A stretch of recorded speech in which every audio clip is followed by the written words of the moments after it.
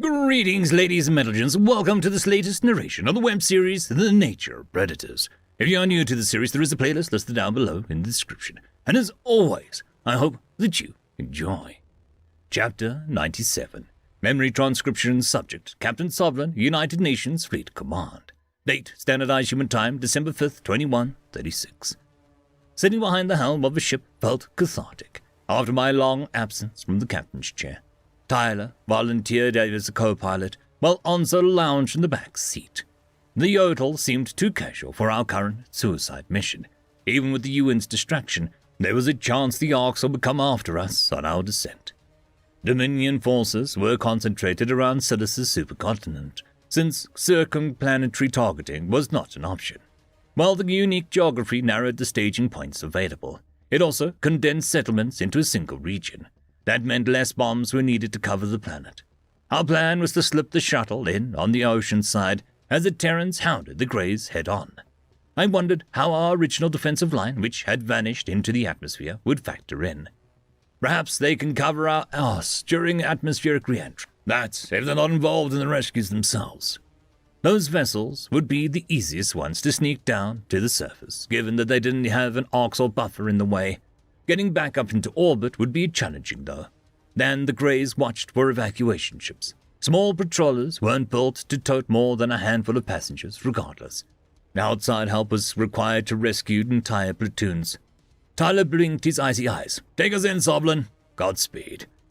"You think Predators would build guns into evacuation shuttles?" I grumbled. "Might be helpful for your trigger-happy pal to shoot anything that moves." "In most events that we're using these, it's a dire emergency and we're abandoning ship. These aren't average transports." Onzo narrowed his eyes. "But why can't we abandon ship with guns?" "I don't build these things. Are we going to sit here and argue about this all day?" This was no time for playful banter. Action was picking up on the viewport. The Terran fleet moseyed in with purposeful movements and ensured that the Arxor spotted their advance. Dominion vessels rushed out to meet the numerically inferior armada, leaving the ocean side open. I increased our acceleration and broke out of our lower emissions glide. Until now, our shuttle had been taking a quiet course to flank the enemy. It was impossible to tell which ship was commandeered by Captain Monahan. Carlos and Samantha were in over their heads alone on sensors, but I trusted our replacements to pick up the slack. The worst Terran crew member was probably more fit for service than the average herbivore. Humans were nothing if not competent in combat. We just needed a distraction to work as planned, to reaffirm the very idea to the Greys. The Terran Armada dispensed a few explosives to attract attention. The Greys took the bait, once their unsophisticated brains zeroed in on the UN's aggression. Backing down from a dual-signaled weakness, the humans and the Arxor were both obsessed with not appearing infirm. Pride was a shared trait between the two predator species, and seemingly our primitive yodel. I was unconvinced Onzo wouldn't run off and get us killed the second we landed. My eyes darted to our data feed. "It seems that our side is getting their snouts bashed in. I hope this is worth it." In close-range combat, the UN was unequipped for the confrontation without resorting to tricks. The humans' front lines were getting picked off several at a time, evidenced by the explosions in the viewport. I wasn't sure how much time they could buy us, so I kicked our speed up another notch. No Arxor had come to intercept our shuttle, and we had reached Silas's high orbit already. My heart was hammering in my throat at all the same. Perhaps my fear was for the crew we'd abandoned. Our minimal numbers couldn't resist the Arxor charge. There were less than 1,000 vessels in the Shadow Fleet. The Dominion had 6 times that ship count at hand, and were using most assets at their disposal. Following their humiliation across the sector, this was personal. Rare instances of teamwork spouted, with the Greys ganging up on wounded Terran craft. "We need more numbers. Surely the UN defensive line is coming any second, right?" Blips blinked onto my radar as friendly contacts emerged from Silas's orbital queue. The Arxor had learned that humans practiced ambush tactics, and their rear flank was ready for a sneak attack. The enemy vessel swiveled around on a dime, unleashing munitions with prejudice. The resurfacing Terrans lobbed explosives back, desperate to stem the tide. The Greys' onslaught was unrelenting, with minimal attention given to any inbound missiles. "Pick up the pace," Tyler barked. "I imagine we're putting all ships back at any moment." I sighed in exasperation. I'm going as fast as I can. Do you want the ship to break apart on descent? Onzo bared his teeth. It is better to get gunned down up here. As the humans say, no guts, no glory. There is no glory in being scattered across Silas's orbit. What is wrong with you? Yeah, I think we need to wean you off Earth sayings, buddy. You interpret them all with the utmost aggression. The blonde predator muttered. Now try again. A predator. Its eyes are forward-facing, and it flashed its teeth. The Yodel utilized a high-pitched voice and faked an occasional stutter. It's an evil abomination. It needs to die. That better, Tyler? You're too much. The primitive was distracting me from my approach, so I shut his antics out of my mind. The shuttle obeyed my commands, its slender frame humming softly. I offered a final bit of juice to the engines, and they answered with a hearty push. This would be a tricky entry, but there was no option to follow safety guidelines. If the Oxel circled over to us, we would be easy pickings. Marcel and Slinek's survival relied on us getting through to the planet. I'd rather take a riskier path and know that I'd done everything in my power to save them. Everyone on board the shuttle was willing to gamble with our fates. For our comrades' good. The thought of the duo on the Oxel farm made my blood simmer. It was an unacceptable outcome. Both of them had suffered enough at my paws. The shuttle blazed towards Silas' azure surface, and I leaned forward with concentration. The Shadow Fleet was putting back while the UN defensive outfit covered for them behind enemy lines. Those re-emerged friendlies followed suit shortly after, dipping back into the Tillfish world's atmosphere. A few Greys gave chase, not wanting to let the Terrans slip under the radar again. 2 Oxel cruisers changing course and targeting us for interception, Tyler growled. I gritted my teeth. They won't catch us. They won't try to follow this descent. My claws smacked the throttle lever and pushed us well past recommended output. We hurtled towards Silas at breakneck pace. While the Oxel clocked in at sensible speeds, their victor lessened the distance between us. But it wasn't closing the gap fast enough. The planet ahead was enlarging much quicker, and our trajectory scraped the edge of the atmosphere. Humans built for durability, so I had to trust that emergency shuttles could take a beating. Actively accelerating into a descent was madness, and even Tyler looked nauseous. The shuttle's frame quivered from the stress, sending jolts through my body. Controls offered erratic responses, and I warred with the steering column. Alarms blared from the main system, warning us of excessive heat. The temperature climbed onto the interior accordingly as hull shielding failed to contain environmental effects. Incineration was an agonizing way to die. An undercurrent of fear ebbed through my veins. I cobbled myself together enough to check our sensors. The Oxel contacts were putting back, and our track on them was spotty. That meant that they were losing us as well. I hurled all the power into reverse thrusters and corrected our descent angle. The harness dug into my shoulders as it restrained me during the sudden shift. Tyler's face had gone ashen, and he squeezed his eyes shut. The massive predator was not enjoying the turbulent ride. The shuttle's velocity slowed, though not before the hull had taken a beating. "I've got it under control," I gasped. "I'm going to bring us in low and fly in the stated coordinates." Tyler groaned. "You unstable, neurotic goated! You were about 2 seconds away from getting us cooked." "No guts, no glory. Sovlin's an honorary yodel after that stunt," Onzo yipped.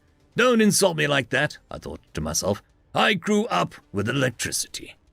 I leveled out the shuttle flight course once we neared the choppy water. The waves were a blur at this speed, zooming by as I gunned it towards our location.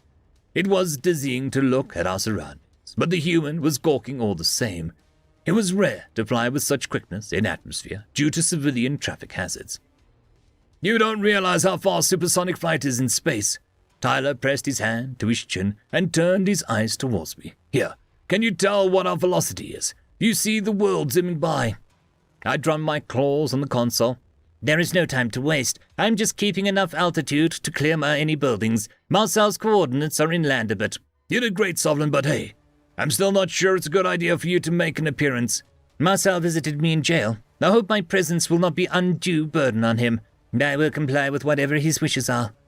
Our shuttle cleared wide patches of ocean, and another yawn crossed Tyler's face. The sensor officer hadn't slept since the battle commenced. I suspected the big predator craved a distraction. He could chat anyone's ear off if he got started on a topic he liked. Perhaps he'd be interested in drawing out his family. The shoreline would be visible within minutes, so he just needed to stay awake a little longer. I cleared my throat. "What's something you did as a child that you cherish, Tyler?" "Right on. Me and my pops used to go out to the lake, rent a boat," the human reminisced. "We'd sit out there for hours and shoot the wind.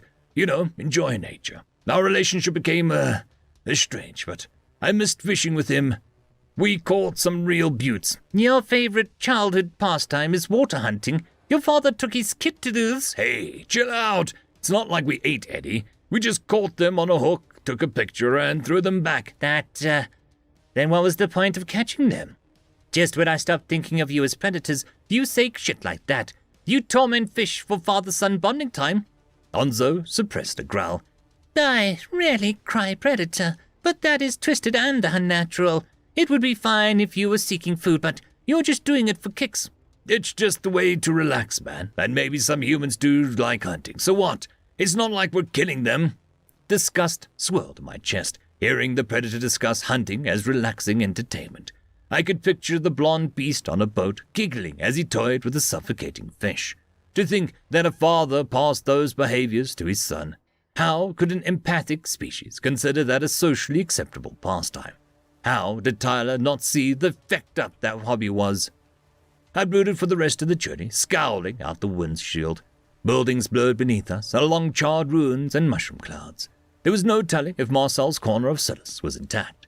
That human, who I knew was vegetarian, would surely recognize the ethical flaws in his packmate's sadism.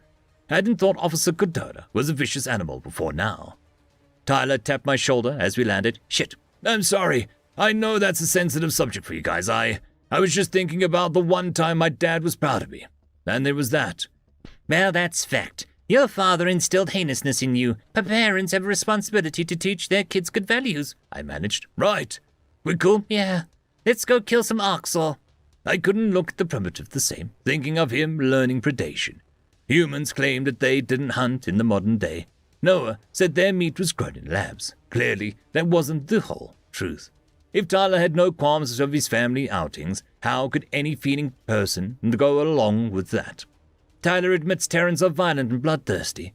Sometimes those base instincts must be given higher consideration than their empathy. Humans police themselves with moral laws. Progress was still needed on these specifics. When hunting was ingrained in their ancestry, it made sense that remnants persisted into a civilized era. The predators just needed the introduction to proper values. I was certain well-meaning brutes like Tyler could learn that animals weren't playthings. I parked the shuttle on a sidewalk in close proximity to Marcel's coordinates.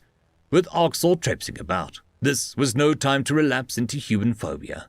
Onzo snapped his gun up and clambered out into the open. I checked my surroundings before raising my own weapon. There was nothing around us, besides the faint glow of dawn's light.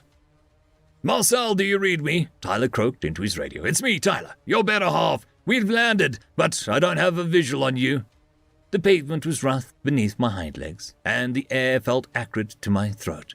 I steered a wide path around tillfish bodies in the street, as did the humans. Terrans were averse to death on the Goju cattle ship, but this was a different response. Tyler had a case of the shakes rather than wanting to puke. His binocular eyes twitched in an odd way. I wondered darkly when his last meal occurred. Muzzle flashes appeared in our periphery, and I dropped to the ground on instinct. The humans herded Onzo into a storefront. I scurried over to them on shaking legs. Bullets peppered our refuge, as Orcs or enemies rallied to our location. The raiders had established a heavy presence in the city. What if they were looking for the Terrans to round up? The blonde human tossed an explosive into the street. Our high-pitched growls echoed through the air. Peeking through the broken glass, I saw mutilated greys soaked in blood. Whatever Tyler deployed sent shrapnel in a wide radius and caught the aggressive beasts off guard. The surviving enemies circled back to regroup, giving us a breather. "Marcel, tell us you're still alive, bro. We're right on top of you, and there's no signs of friendly activity." "Have you relocated?" Tyler panted.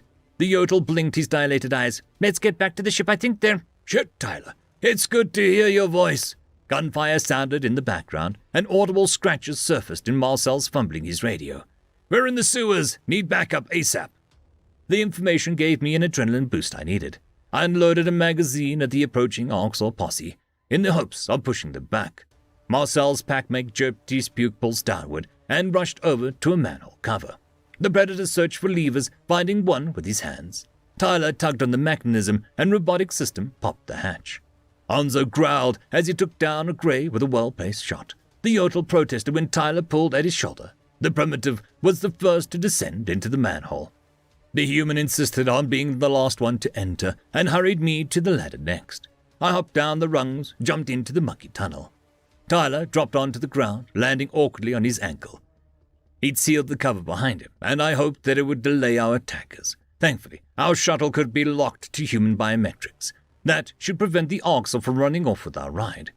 We didn't need the same problem I had with the Harkin's blissful modernity. "My leg is fucked. Double time it, people," the tall Terran barked. "Bonzo, if you've ever wanted to charge in, now's a good time."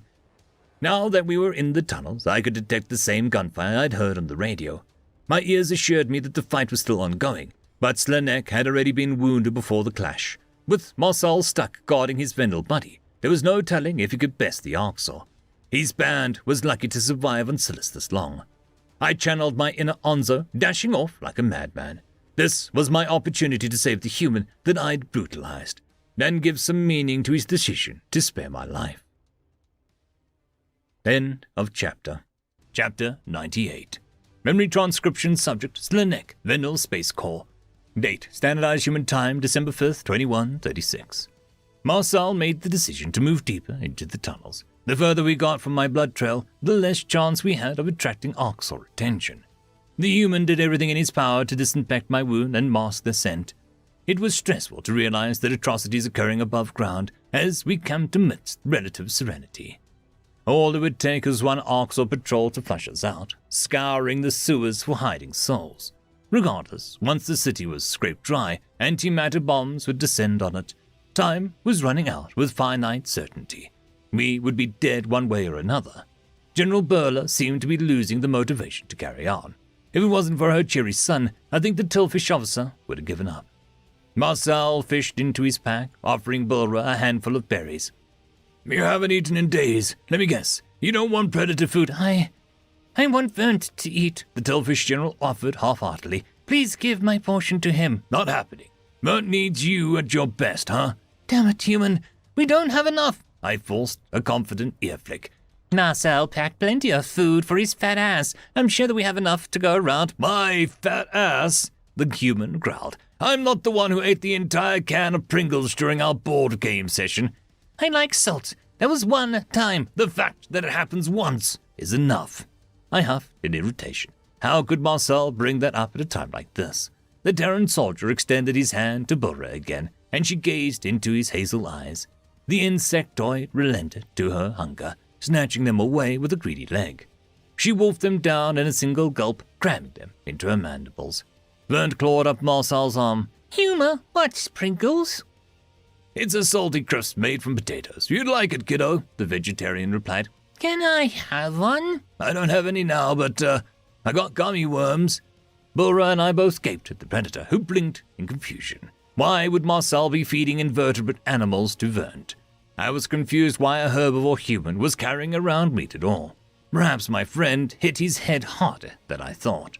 Beyond the obvious moral issues, the cure would cause an allergic reaction within the Tillfish child. He couldn't eat flesh, even if his mother was okay with it. The insectoid general looked at the verge of tears. "Please, don't feed him predator food, Soldier Marcel. I'm begging you." "What? I got the vegan brand." The Terran pulled out a segmented cylinder, which was the color of Zeridian blood. He started to pass it to Vernt before realization flashed in his pupils. Shit! Did you guys think that it was an actual worm? It's just fruit juice and sugar." "That's shaped to look like an animal," I grumbled. "Well, yeah." Marcel hesitated, before offering the gummy worm to the Tillfish child. Vernt accepted the spongy candy and giggled atop the human's forearm. I knew my best friend tried to be mindful of predatory qualities, but even he had a difficult time realizing which facets might offend us. I accepted humans for their flesh eaters they were. It was just as jarring when my buddy reflected that cultural schism.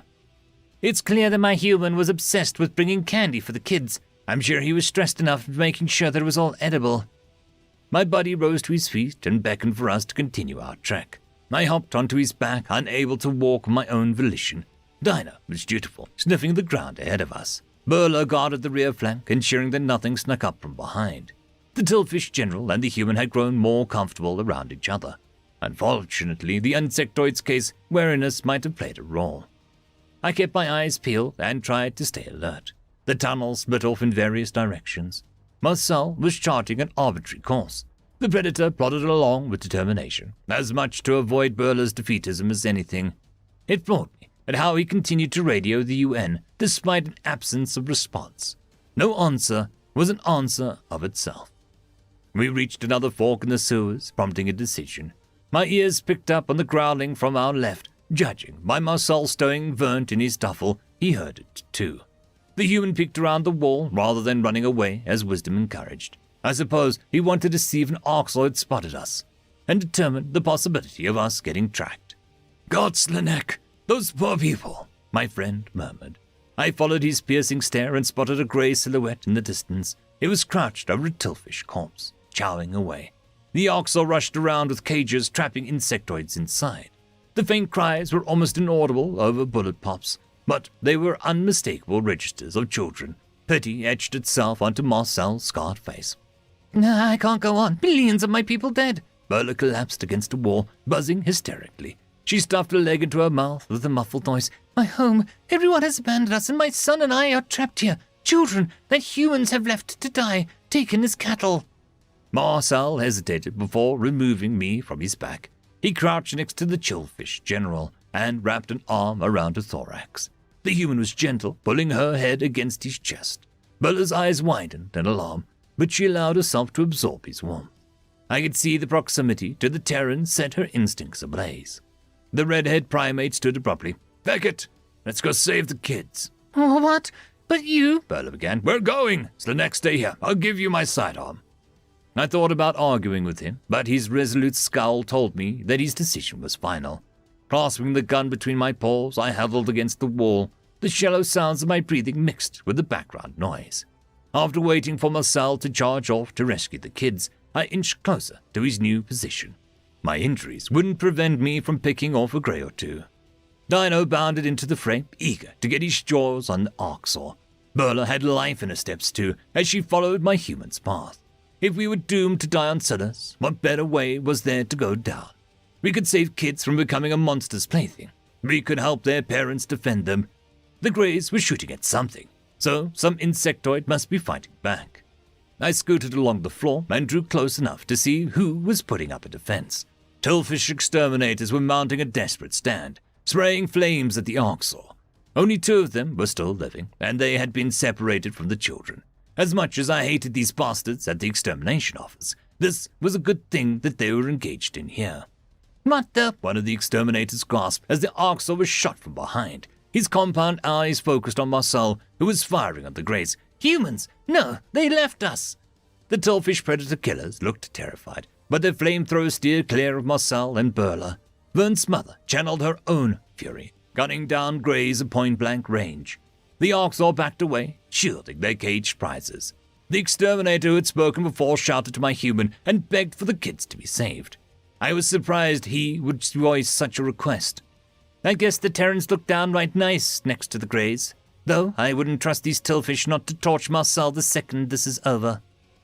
The human lunged forward and ducked behind a fallen Oxor corpse. My friend utilized the Grey's body to absorb incoming bullets. The peril he was undertaking perturbed me, but I was confident that this wasn't a suicide run. However, that changed as Marcel's eye suddenly darted to his pocket. Amidst the gunfire was the vegetarian paging the radio again. The UN weren't coming to our rescue. Tillfish children meant nothing to them. "Have to help," I wheezed myself. "Move!" It took painstaking minutes to advance until I was almost into the conflict zone. My injuries were cause for absolute self-loathing. Why did I have to be wounded liability? Hugging the sidearm, it took conscious effort to map out the battlefield. There were 11 Orcs or total following my friend's kills so far. That was a lot more than 1 human and 3 panicked tillfish to manage. Matters took a turn for the worse as 2 Greys circled down the tunnel. They were heading right for my position, and had evaded Marcel's notice. I could tell from their flaring nostrils that they'd scented me. If I distracted them for a while, that improved my human's odds. My forearms raised the gun, popping off 3 shots. Each bullet missed by a long shot, earning sneers from the Greys. One soldier licked its lips and smacked the gun out of my paws. Absolute terror coursed through my veins. as its teeth hovered in my hair or my throat. I was all too aware of my vulnerability, and my instincts were a suffocating fog. My desire was to scream, but I couldn't open my mouth. "You scared, stupid animal!" The lead Arxor traced a claw across my throat and pressed its other arm into my sternum. "A delicacy like you." A blur of motion appeared in my periphery. A brown ball plowed into the filthy carnivore at full speed, stabbing claws straight into its throat. The Arxor staggered away from me while its knees buckled under it. It gave a disbelieving gargles, sensing its life ebb away a second. The creature clinging to its neck was a Gojid, and my savior looked deranged. The Gojid dismounted, locking its claws in front of him. He met the Arxor's challenge stare and positioned himself between me and the monster. Those rich brown quills sported a pattern that I'd know anywhere. It was one of the last seen trying to execute my friend. Absolute hatred spurred me to my feet, and I screamed in a blind rage. I hurled myself at Sovlin's back, with anger granting me the strength to lunge ahead. The Gojid spines warded me off, but I barely felt its pricks. This monster treated my friend like an animal, placing the shock collar around his neck. The cruel captain inflicted agony for kicks and disfigured him for life. The residual trauma still affected Marcel to this day, no matter how he tried to mask it. "The Arxor, you dumb fuck!" Sovlin hissed. "You can do what you want with me after I deal with it!" A gunshot rippled down the tunnel, and a thunderclap snapped my outrage. A bullet sailed through the back of the grey skull and ended its life in an instant. The kill was courtesy of a Yurtle, who looked pleased with itself. I didn't understand how either alien ended up here, but I was hoping the Gojid would end up in Arxor cage. The Yurtle chuckled to himself. "Too slow, old man. I dealt with it." Pained grunts echoed down the hallway, distracting me.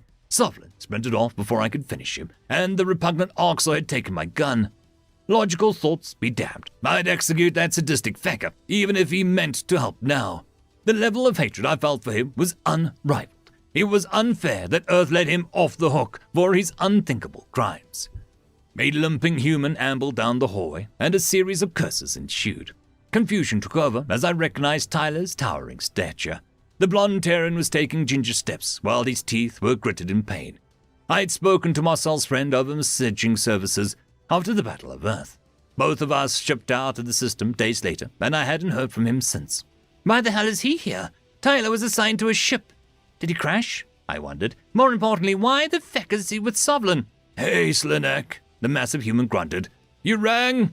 I glowered at the lumbering predator. "What the feck? What the feck?" "I can explain. First off, I want you to know that I did kick his ass. Secondly, Captain Monahan personally requested me for the alien expertise, then placed Sovlin under my command, so really, it's her fault."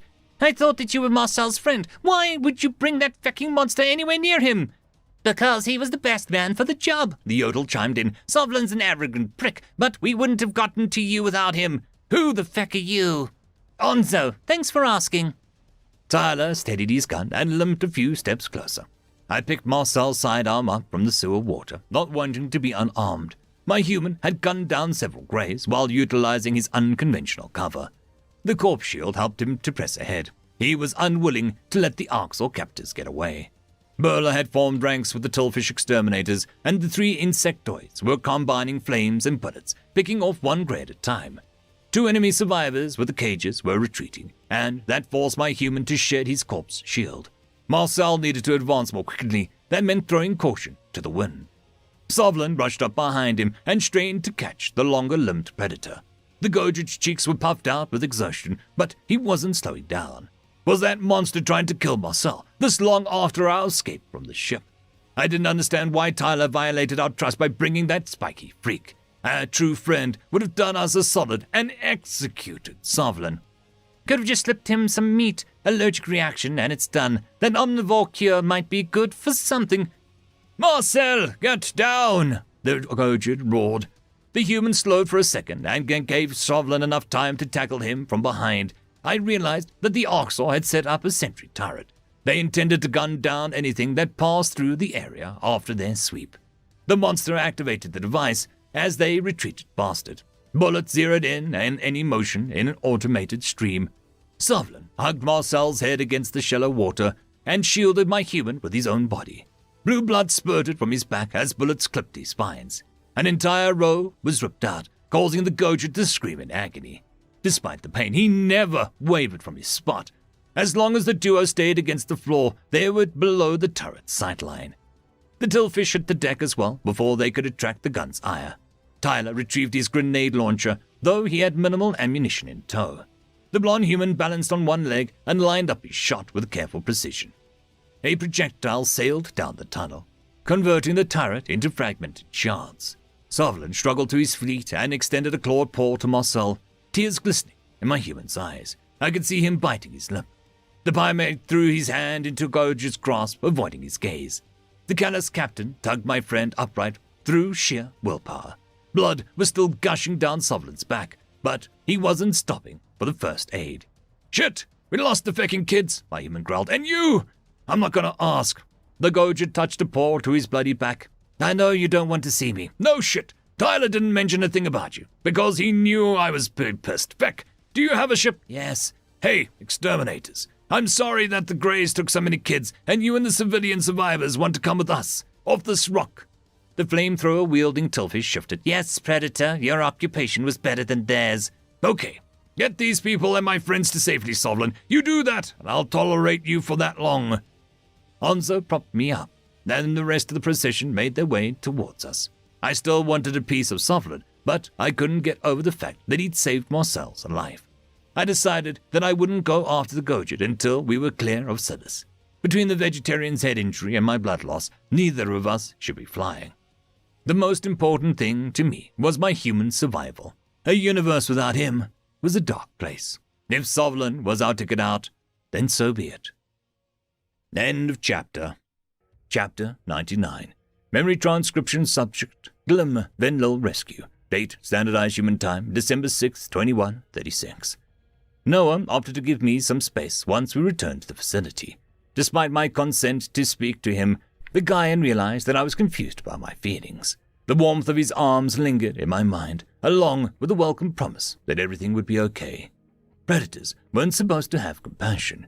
My extermination mentor taught me that their existence was a threat. A human knocked on my door and peeked a helmeted head inside. I could tell from the broad shoulders and rich hands that it was Noah checking on me. My instincts rekindled as he approached, but it was mixed with bizarre relief. Why was I happy that a deceitful hunter had come to visit? "Hi, Glum." Gaian spoke in a gravelly voice and seated himself on the edge of my bed. "How are you feeling?" I swallowed the lump in my throat. "Sad, lonely." "Ah, you miss me, huh? It's been a hectic few days for Tarver and I, but I'm happy to see you too." "Hectic? How?" "We conducted a military raid against an Oxor sector. Word is human forces liberated millions of farm captives." "No, you are bringing them to Earth?" "No. The Mazics owe us, well, the continued existence of their home world. They're handling a lot of the logistics." As sensational as the story was, the Kolshians had spearheaded an attack on Koa a short time ago. The Terrans repelled the offense and supposedly talked the Federation down from orbital bombings. Humans could be rather persuasive, but I found it difficult to imagine them opening a chat mid-battle. Regardless, President Cooper fawned over the United Nations in the aftermath. "I read that the Mazics commissioned a statue of Captain Janice Mahanahan in the capital. The humans protested this act, likely to maintain a humble appearance." I flicked my ears. "Is it true that you'll be building colonies in their territory?"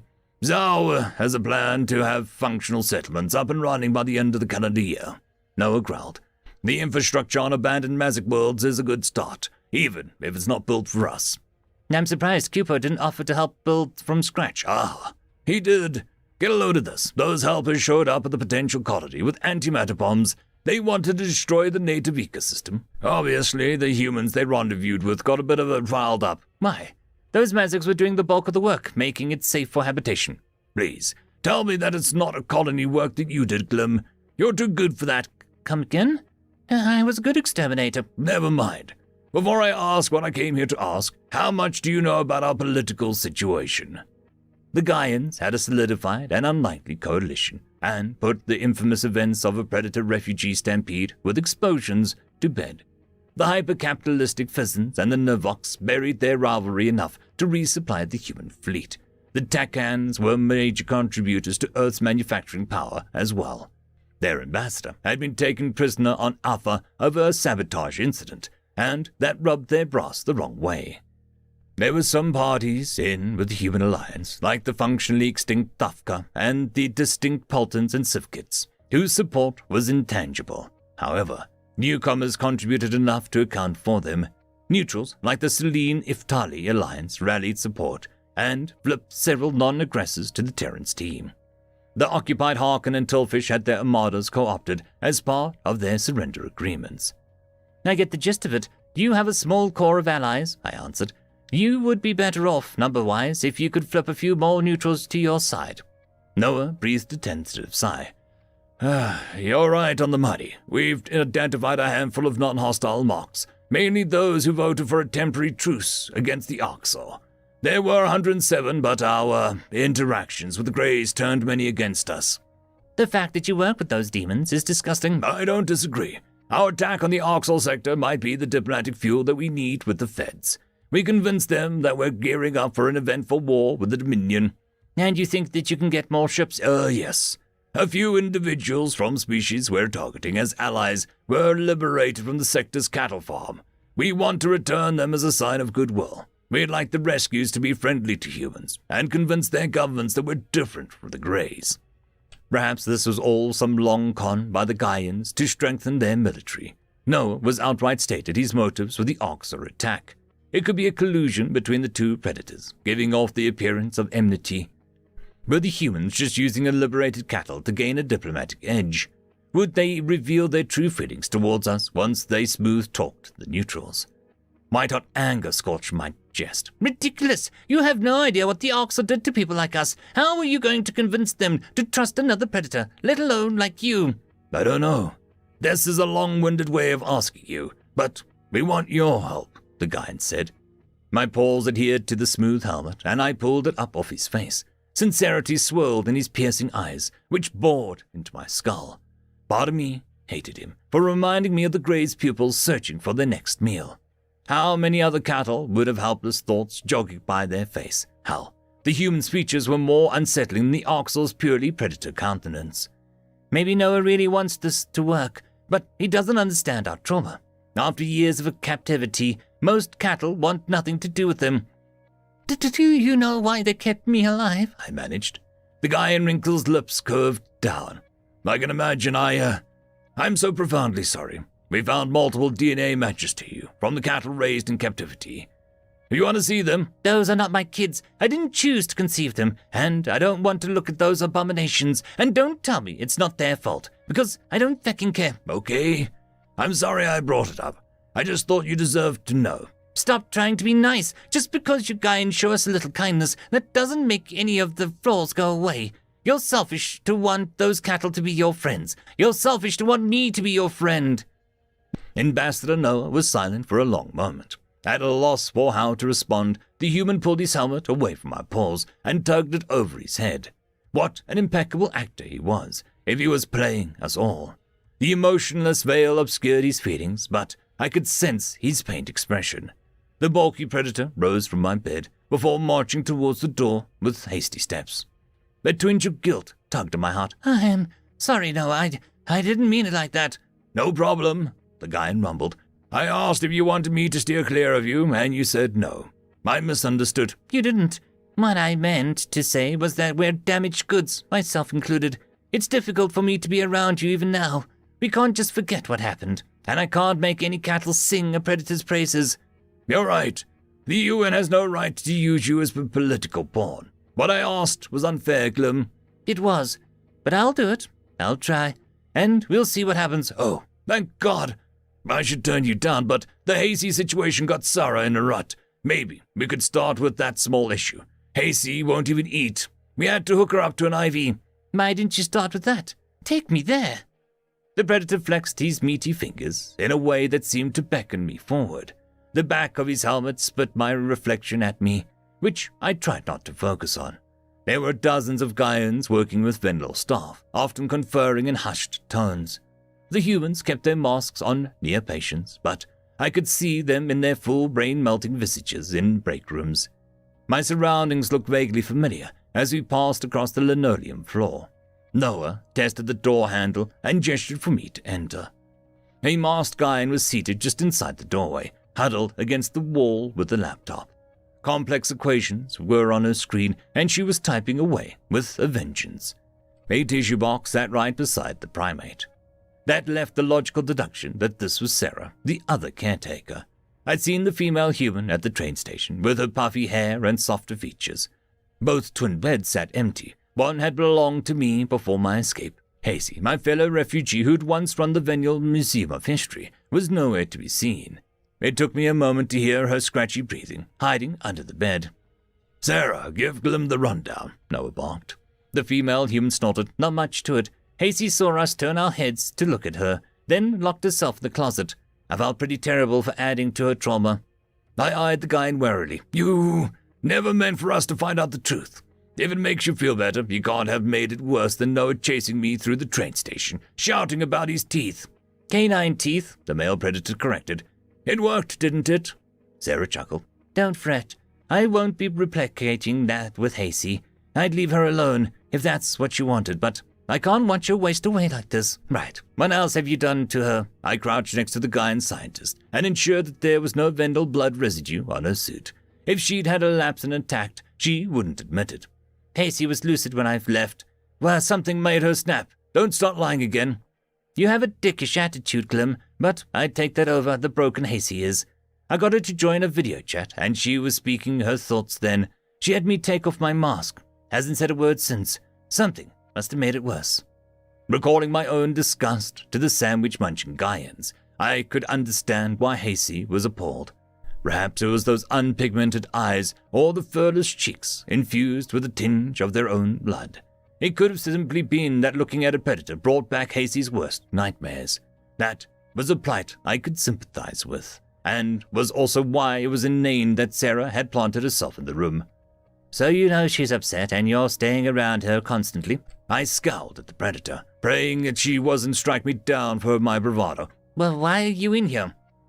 Sarah closed her laptop. "I did give Hazy space for days, but she was not eating or speaking. I thought maybe exposure therapy, just seeing that I wouldn't go berserk, might snap her out of it. Kind of like the exchange program. Those Vendel talked to Guyans weeks before. They wanted to be there." "Yes, I know that. But the principal is there. Get out! Get the feck out of here!" My stomach did somersaults as it dawned on me how aggressive I'd been with the predator. What was I thinking? Screaming orders in her face. This was provoking retaliation. I was certain the thought was playing in Sarah's mind. The human breathing hitched, and she slowly rose to her feet, the laptop tucked beneath her arm. While Sarah was shorter than Noah, she still loomed over me. The male human was lurking behind me, capable of piling on to his packmate's assault. I remember the ease at which he shrugged off my blows at the train station. The Terrans could sling me around like a rag doll and unleash decades of combat mastery on me. For all I knew, mouthing off in their custody was a death sentence. "The Guyans are going to put me back in my place. Pray don't get to boss around superior creatures." Sarah strode past me, helmet angled towards the doorway. I shied away from her, protecting my vulnerable areas. Noah glanced at me before wrapping an arm around his packmate's shoulder. The female scientist ducked her head, and the predators vanished from sight. I gaped in bewilderment, amazed that Sarah just left, exactly as I told her to. My paw strode over to Hazy. I found the Vendel historian with her face pressed against the tile, and staring with unblinking detachment. It reminded me of my Aunt Thimsa's glassy gaze at the facility, devoid of thought. I knelt beside the bed and reached out to intertwine my tail with hers. Hazy screamed as she felt the physical contact. "No, stop!" "Easy. It's me, Glim." I yanked my tail back and lowered my head to the floor. "Remember me? The one that got away?" I thought I killed you. Escape was..." "A death sentence with the Oxor. Listen to me. The Vendel out there are happy. These Guyans allow a decent quality of life, and they passed an empathy test." "Cheated." "Why do you say that?" "If you know something I don't, we need to make a plan. We need to play the game. Hazy, what did the Guyans do?" I know what they are. The second I saw Sarah's face. Human. Terrible." "Yes. Their most common name is human, they told me too." "They didn't tell me. I studied them at the museum." Curiosity piqued my interest, and I wondered what exactly Hazy knew about our caretakers. The Federation had accrued evidence to support extermination plans, Humanity's war-strained history wasn't one that they tried to hide. What could they do more atrocious than being a predator and killing each other? What had this Vendel seen that was so horrible that it stuck with her post-captivity? Just breathe, you can tell me everything. I coaxed her out from under the bed and squeezed her tail for comfort. What did you see at the museum? Well, I wanted to create an exhibit in humans that was about more than just their walls, Hasty explained. The Federation, the fossil archives were happy to send over unfiltered broadcasts. Those monsters act like us 1 minute, but they are vicious beyond comprehension. It's okay. They're not here now. Go on. Where do I start? Describing pure evil. That was what my exhibit on humans was called. Pure evil. I would think that title is reserved for the Oxel. The Greys don't pretend, at least. Humans would talk about marriage and love, but I saw documentation of them physically beating the people they said they loved. They would talk about community, and then talk about the murderers on the loose for unfathomable crimes. They would say that they loved nature, then mount animal heads on their walls. My eyes widened in horror. What? That's not the least of a glim. They treated their own kind like cattle throughout history, selling them, locking them up in pens, and forcing them to toil. Whether they eat us or not, they're prepping the infrastructure now. They already know how to turn sapient slaves, just like the Greys. But Noah isn't like that. The empathy tests make it worse. They feel everything they say they do, then disregard that trait entirely. It makes them better manipulators, and that's why they evolved it. Do you seriously trust Noah? I leaned back on my haunches, thinking for a long moment. Hasty seemed lucid enough to me. She must have been disassociating around Sarah. If she'd witnessed humanity performing such depraved acts, that explained why the mask reveal sent her spiraling. The Vendel historian was willing to consider that a predator might be okay, but not this particular species. Wasn't that telling? Noah admitted that he wanted to use the cattle to gain military assets. How do you know he wasn't pretending to care about you? The fact that you didn't answer immediately means the answer is no, Hasty asserted. I twitched my ear. It means I'm not sure. Are you sure that they uniformly deserved death? As an exterminator, you should have that answer. I'm certain that their presence is a bad thing, and they can't behave like a civilized race for long. There was at least a grain of truth in her claims, proven by the ongoing war with the Federation. Humans needed to suppress empathy to work with child-eating Oxer at all. It was difficult to trust the species that displayed all the right cues, then turned to predatory wickedness without warning. Nonetheless, Noah had been the only steady presence on my homeworld. He comforted me when everything I loved was gone. Maybe the Gaian was exploiting the fact that I had nothing left on Vendel. That shrewd intelligence must have realized that my caretaker was the only sense of stability I had. I cleared my throat. I understand. You need to take better care of yourself, Hasty. You're making them pay more attention to you with all of this. Why? What's the point of anything with humans infesting our home? She hissed. If you're right about their intentions, and they decide us cattle are too much trouble, they'll just skip to the worst phase. You could eke out a few months of happiness for millions of Vendel who've also suffered like us. Then happiness is a lie. This only ends in our torment. It's kinder than the Greys, either way. Please play along with this rehabilitation. If not for yourself, do it for the others. The female Vendel thought for several minutes before mumbling a reluctant agreement. I eased her onto the bed and strode out to find Noah in a daze. Ascertaining humans' true intentions was my top priority. Everything Hasty discussed must be researched. What bothered me most was that amidst atrocities, the Gaians proclaimed their emotional sensitivity. There could be no explanation for that behavior. It would require a calculation to determine whether to broach the subject with the Terran ambassador. Noah stated that he was used to answering dark questions, but some subjects might cross the line. If the Gaians thought I knew too much of their history, that offer to help the cattle accommodations could vanish. The relative freedom I enjoyed now could be whisked away with that.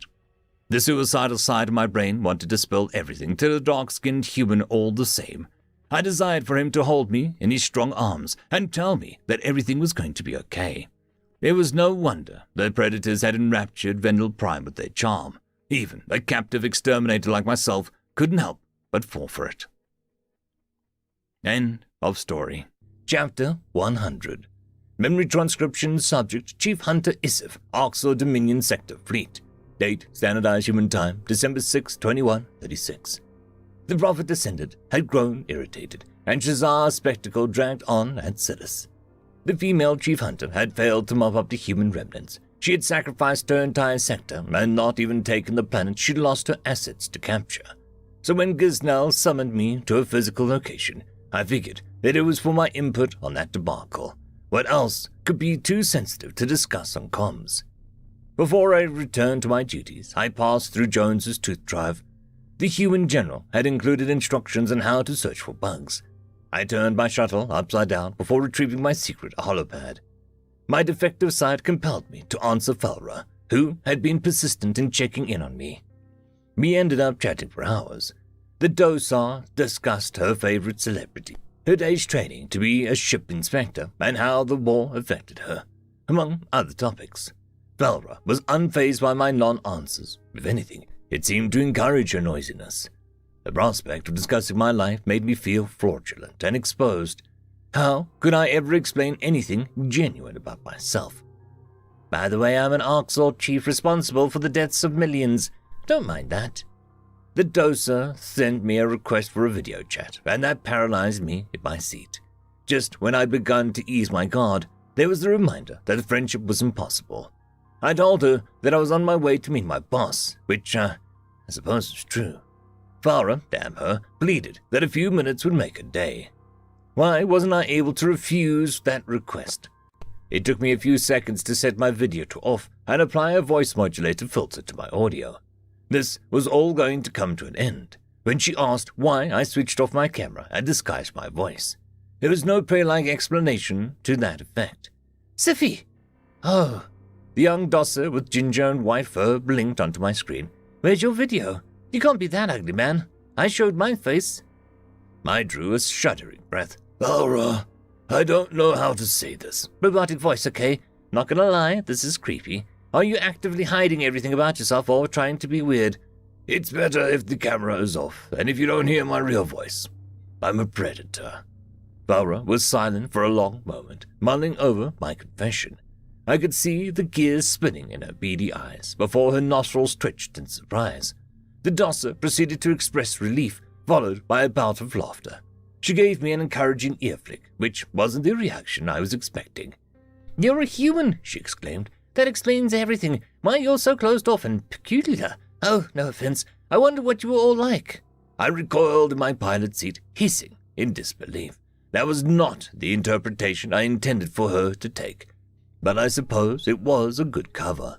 Perhaps that would lend an excuse for my social ineptitude, though it was unfair to the Terran's reputation.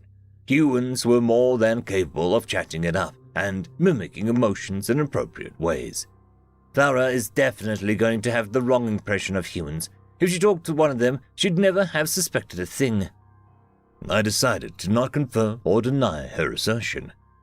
What do you think of humans? Well, I think you'd befriend a species like the Dosser. We can't all be bad. Even the Orcs will recognize that we're crappy cattle, she answered. Oh, and I think that it's a crap that the crow cattle attacked your homeworld. I can see why you would have some balls up talking with an alien. Just saying, wasn't us.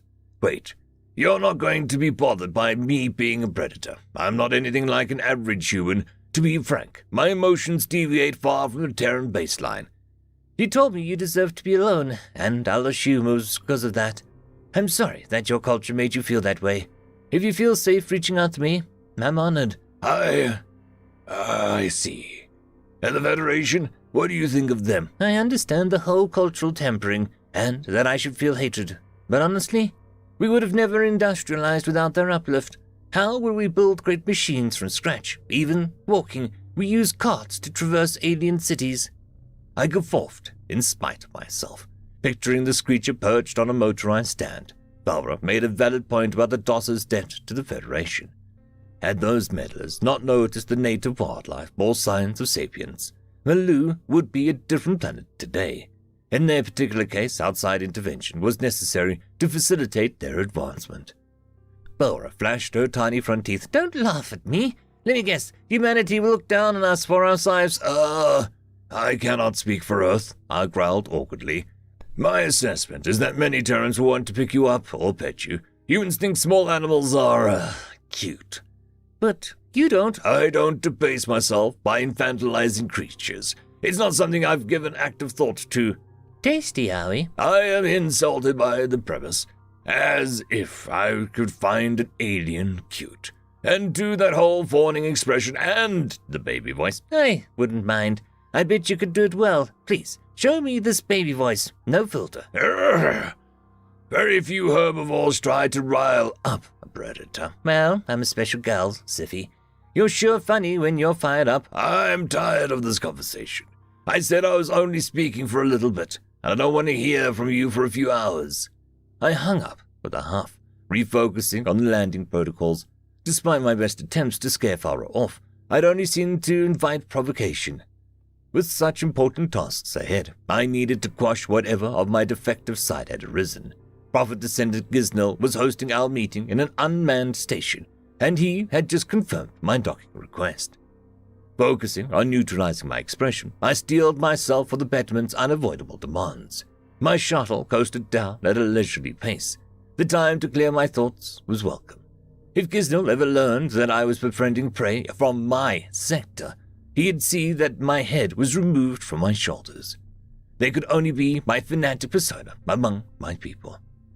Imagine how much better life would be if I were a human. I wouldn't have all of this, baggage to my name. The shuttle slotted in to the docking clamps, and I heaved a weary sigh. At least my disdain for Shazar didn't require acting. If I could persuade Giznil to withdraw from Silas, that would take the weight off of the UN's back. There was also valuable information that I could obtain for General Jones. It was my role to keep the Earth appraised of threats. Giznil was without a normal guards, and I contemplated whether I could get away with killing him. Betterment likely knew who he was meeting with today. He'd be replaced by a descendant not as partial to me. Assassination was a surefire way to blow my cover. I disembarked, dipping my head with respect. "Here, chauffeur. We are alone here," Giznil hissed. "I have important matters to discuss, free of lesser ears." I narrowed my eyes. "Hallowed prophet, drop the Venlet shit. I know everything." The Dominion leader's proclamation chilled my bones, and the debate of whether to strike him down renewed my head. Giznil said on the call that he doubted my loyalty. He didn't believe that I was willing to clash with the Terrans. Perhaps General Jones had been right about me tipping my true allegiance off to Betterment. Was this the moment where I would be executed for my defectiveness? "I don't know what you mean, your savageness," I growled evenly. Giznil bared his teeth. "I think you do. I wondered why you coddle the humans, and I knew it was more than Shazar's report stated. You imitate them and chase after them at every turn. But now I get it. You think they're smarter than us." "I beg your pardon. You heard me. I couldn't make sense of it until I replayed our conversation during the prisoner execution. You talked about maximizing our resources and obtaining entire planets as our catch. I did. But I don't see you think the humans can solve all of our problems. You think they're smarter and they hunt in the optimal way. Those Cerulean pets you took were given to the Terrans to earn goodwill. Tell me I'm wrong, Isif." "No, I suppose you're not. Perhaps this is treasonous, but we could do better. The humans can feed us, and I can make it happen. There's the truth, then. We can conquer the Federation and go on our merry ways, yes? Stronger. Capable." Fear surged my veins, but I met Giznil's stare with a feigned impassivity. The Prophet Descendant was off on the extent of my motives, though he discerned some of the truth. Questioning Betterment was the highest form of treason. I had just admitted that I didn't think the Arxel way was the superior one. My champions were empathetic, leaf-licking predators. Why hadn't he signed me up for execution? "You're right that the humans could alleviate our food shortages, but you're wrong about it making the Dominion stronger," Giznil said. What? That wasn't what he was supposed to say. The Prophet Descendant heaved a sigh. "If we get fat and lazy, Isif, we will be susceptible to future attacks. But you don't appreciate what you don't have to struggle for. With due respect, the humans are a strong culture, and they're well-fed, a warrior culture. The humans have weak individuals, because they have a cushion to provide for them. What happens to betterment when the food problem is resolved? How do we keep the massives on the right path? True one, are you saying that you want our people to starve? Precisely. It keeps them dependent on us and hating the Federation. The prey aren't fully to blame for our woes, but the masses don't need to know that. You mean we don't try to solve the food problem? No, Isif. The prophets and our inner circle have kept the secret close to the vest. Never mention what I'm about to tell you to anyone. Yes? It was difficult to process this rhetoric, but I tilted my head to show I was listening. The Federation had admitted their culpability. When Lyconis discussed the meat allergy serum, was Gisnell implying that betterment was complicit in the cure spread? That was not a logical conclusion, since the volunteers weren't weeded through the culling of the weak. My silence can be counted on your savageness. I am honored, I managed. Gisnell lashed his tail against the floor. Very well. The Federation was fully responsible for the cure, which caused many Arxor to starve. The Northwest Bloc, under the Prophet's guidance, seized the moment to weaken the Morven Charter. How so?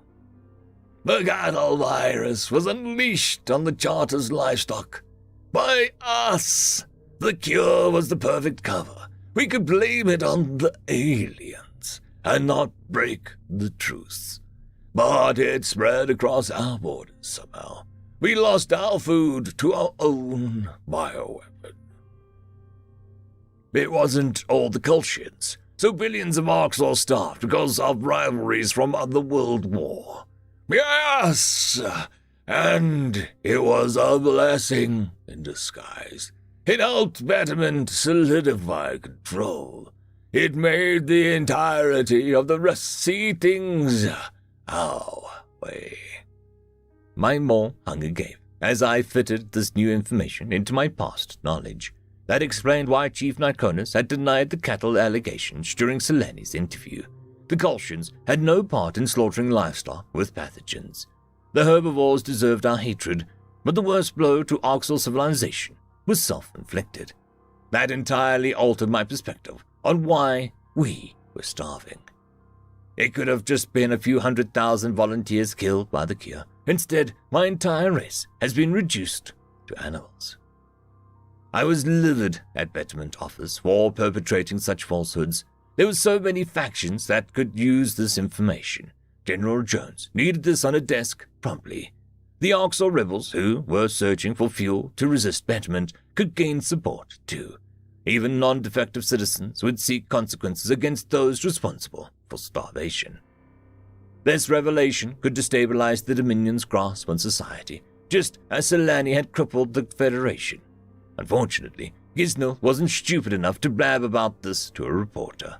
I was his lone confidant, and I had no proof that such claims weren't Terran propaganda. Betterment could dismiss me as a human sympathizer if I spoke out to my peers. So, you see, we need to maintain the balance of power, Isif. If there was a surplus of food, that would spell the end for us. Gisnell concluded. I need you to limit your trade and infatuation with the humans. I forced a neutral expression. Of course, I would not wish to weaken Betterment. He needed only to say as much. Good. As for ending the war, the Federation doesn't want the war to end any more than we do. The Colchians and the Fossil couldn't maintain control over such a large herd without an enemy. They hate us. They wish we didn't exist. Oh, of course they do. But there's a reason they teach the other prey to run away and never attack. If we press the Federation core worlds, I have a hunch they could muster up their numbers all of a sudden. Gisnell's theory made gruesome sense. The longer I contemplated it, it explained why the Colchians mounted a bold-faced offensive on Terran allies, but never went after Dominion worlds and outposts. The United Nations wasn't content to raid a few planets and call it a day, nor did they plot a forever war for control. The humans sought peace and reconciliation, and that made them an immediate threat. Tsar wants to destroy the Federation. Add in and exposing the truth about omnivores. Humans set that in motion.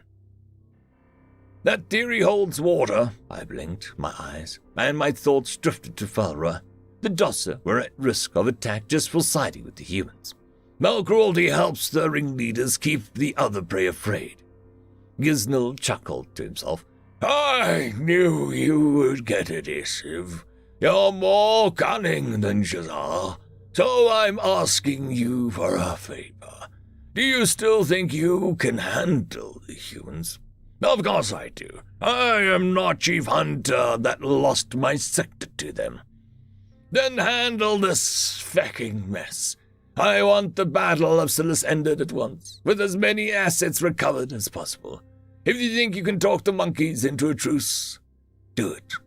Easy enough. It's not my sector, though. What do I do about Shazar's forces? They are your forces now. I'm putting her sector under your control, effective immediately. While you're getting a handle on the situation, dispose of Shazar. It will be handled, Cruel One. I will summon my fleet and leave for Silas at once. The prophet descendant watched with calculating eyes as I clambered back into my shuttle.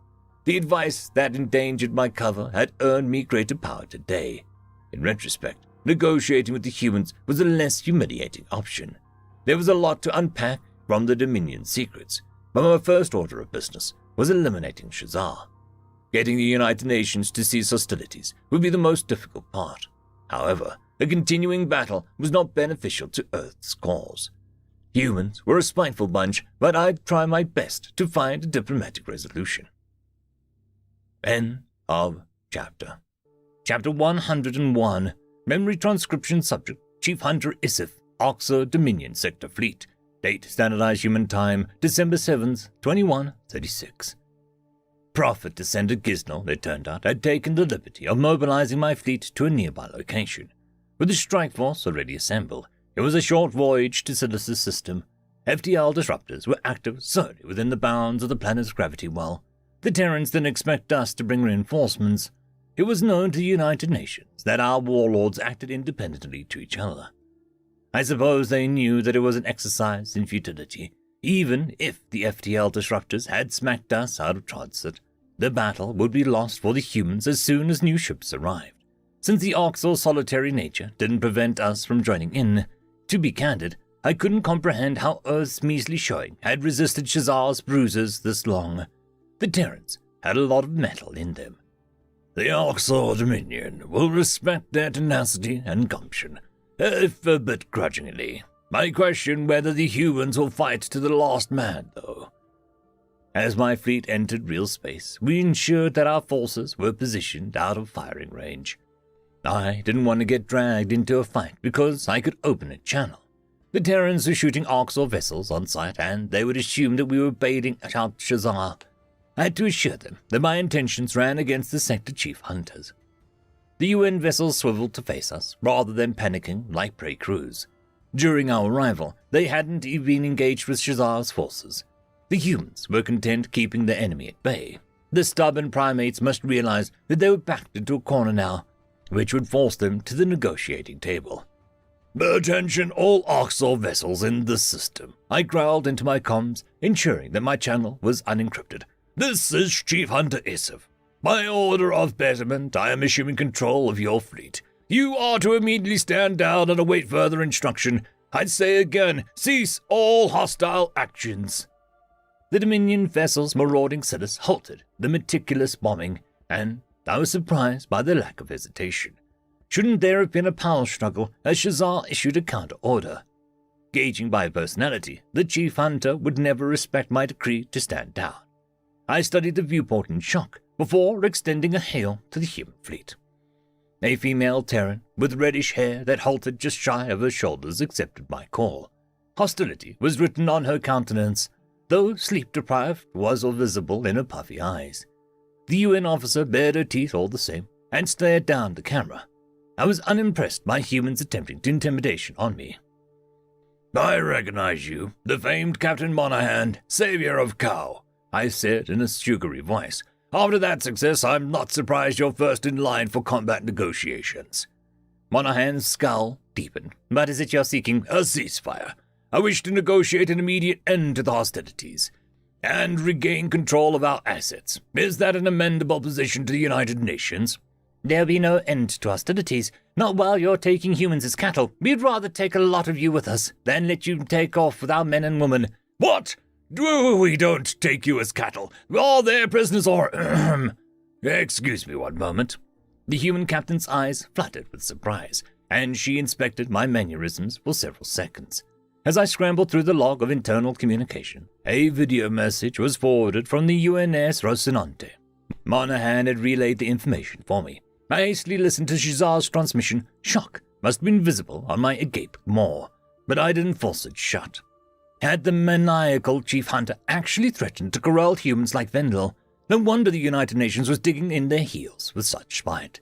That also explained why the sector's Dominion forces compiled with my takeover. Shazar alienated her own troops by trying to eat fellow predators. After the Terrans fended off such an overzealous attack, there was no way of classing them as prey. An average soldier knew this action wouldn't be condoned by betterment. It flies against our entire ideology of superiority. It's next to cannibalistic.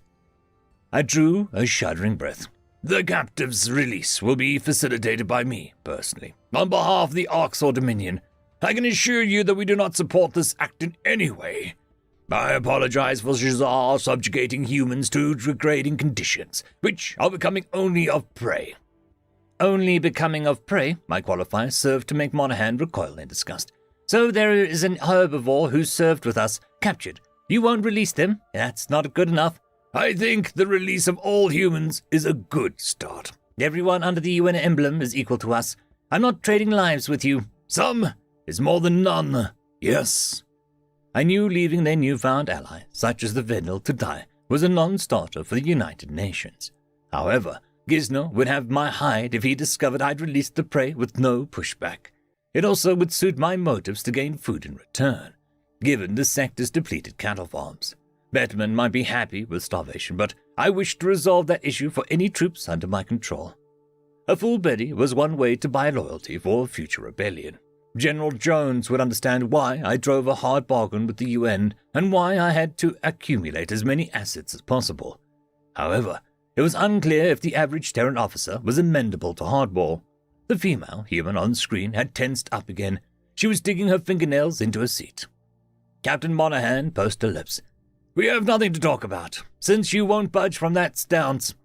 If you don't like my offer, you could make a counter, I said. I'm just supposed to guess at what you want. Make it worth my while, and I'll consider returning your prey creatures. I don't know what you want. I presume to bomb Silas unimpeded? The Tillfish attacked your cradle world. You asked us to retaliate against your aggressors. There's no take-backs, as you say. I find your attempts to distance yourselves from this fiasco immature. The United Nations will never condone genocide. We're not on their level. That was a regrettable gamble in which we had no choice. You were quite happy to accept my ships, human, when I saved your Earth. Don't let your short memories fail you now. There would be no fleet to fight Shazar and her sifkit-brained ensemble without me. The Terran captain's glower faltered. That was you? Yes! I rescued your species from a functional extinction. I had you at my mercy, and I let you be. I think you will find that my policies align with your interests. So I'll state my demands forthright, but you are going to listen. For Earth, I will humor you. Our devastating losses could have been worse. Much worse. The medals pinned to Monahan's uniform had tipped me off to her participation in humanity's last stand.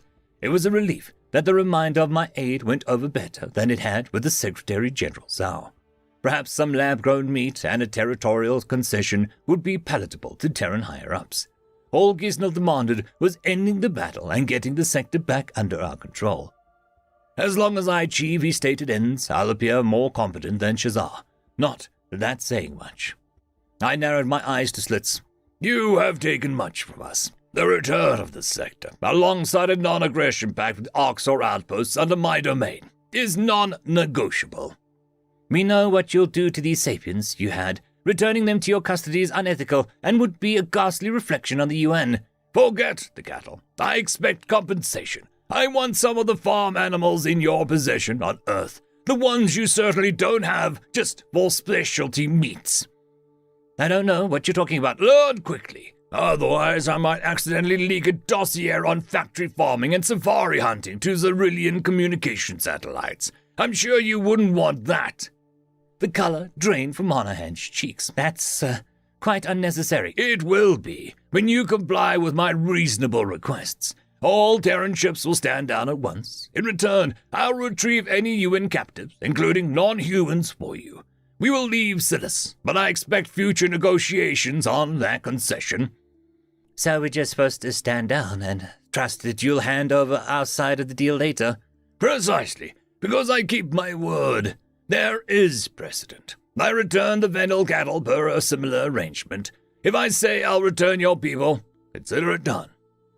What about the Tillfish civilians? They were under our protection. You people make no sense. Fine, you can have your human-killing bugs, but there better be more heads of cattle that we get back than we gave away. I'll take that into consideration, Issav. Is that all?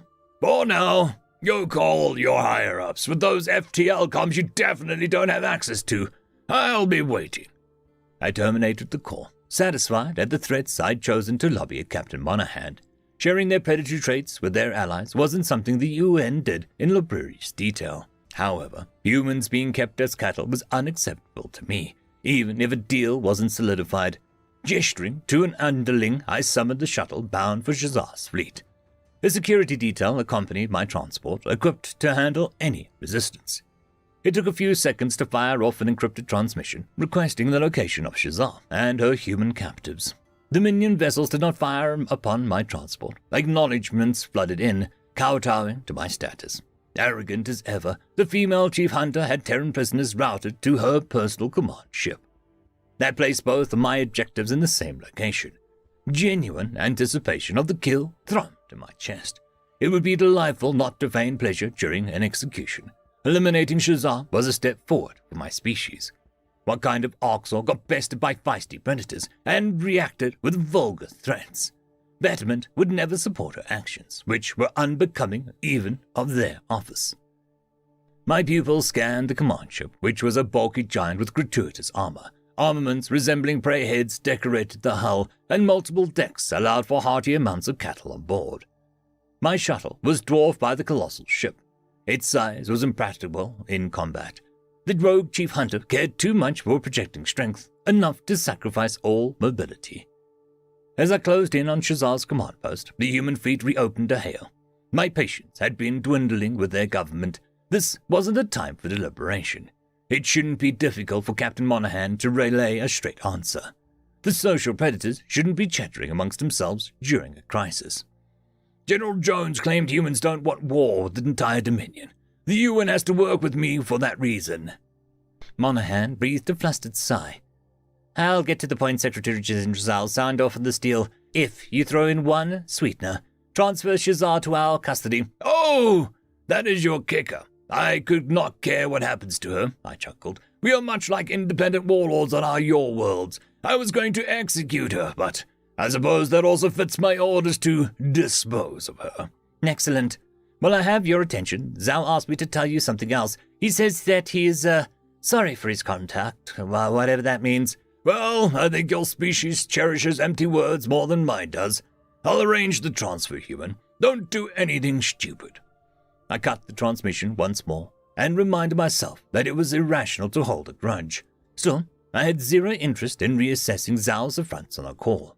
General Jones had misled him, but that didn't erase the fact that he treated me like an animal. If the UN leader saw all Oxor as savages, that wasn't something that I intended to forgive. lightly. And again, if I considered it with sincerity, Balra would say the same things about me, and worse. My friendship with the Dosa was a grave error of judgment. The fact that she assumed any cordial predator was a human spoke volumes about our repute versus theirs. Everyone thought that we were monsters who deserved what happened to us. Considered that our plight was somewhat self-inflicted, they might be right. A jolt rippled through the shuttle as we latched onto Shazar's command ship. I gestured for my security detail to raise their weapons. My paw hovered over my sidearm as well, but no gunfire greeted us upon entry, nor was there any sign of hostile intent. Instead, a wall of guards had the disgraced Chief Hunter on her knees. Her right eye was bloodied and swollen shut, which presented some obvious questions.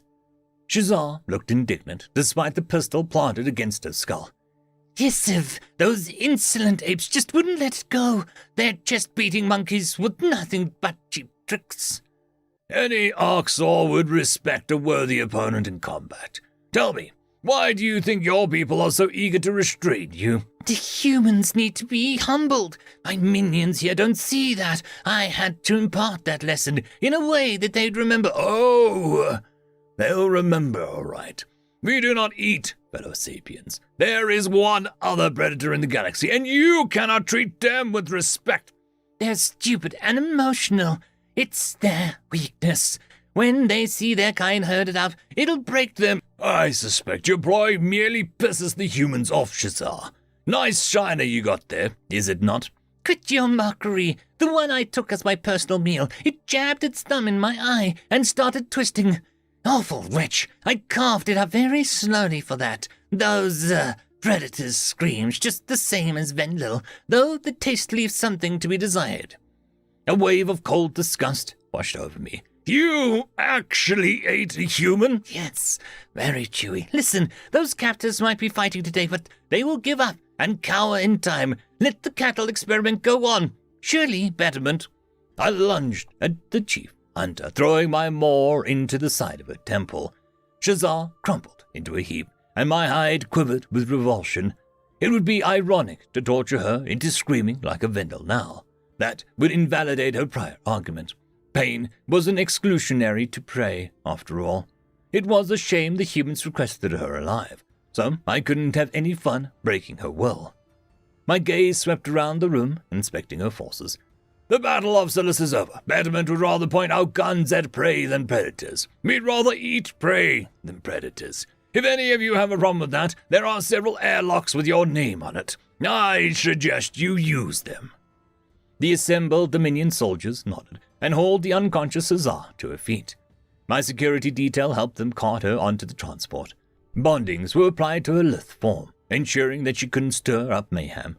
I debated how to return the human cattle without having them gouge out our eyes.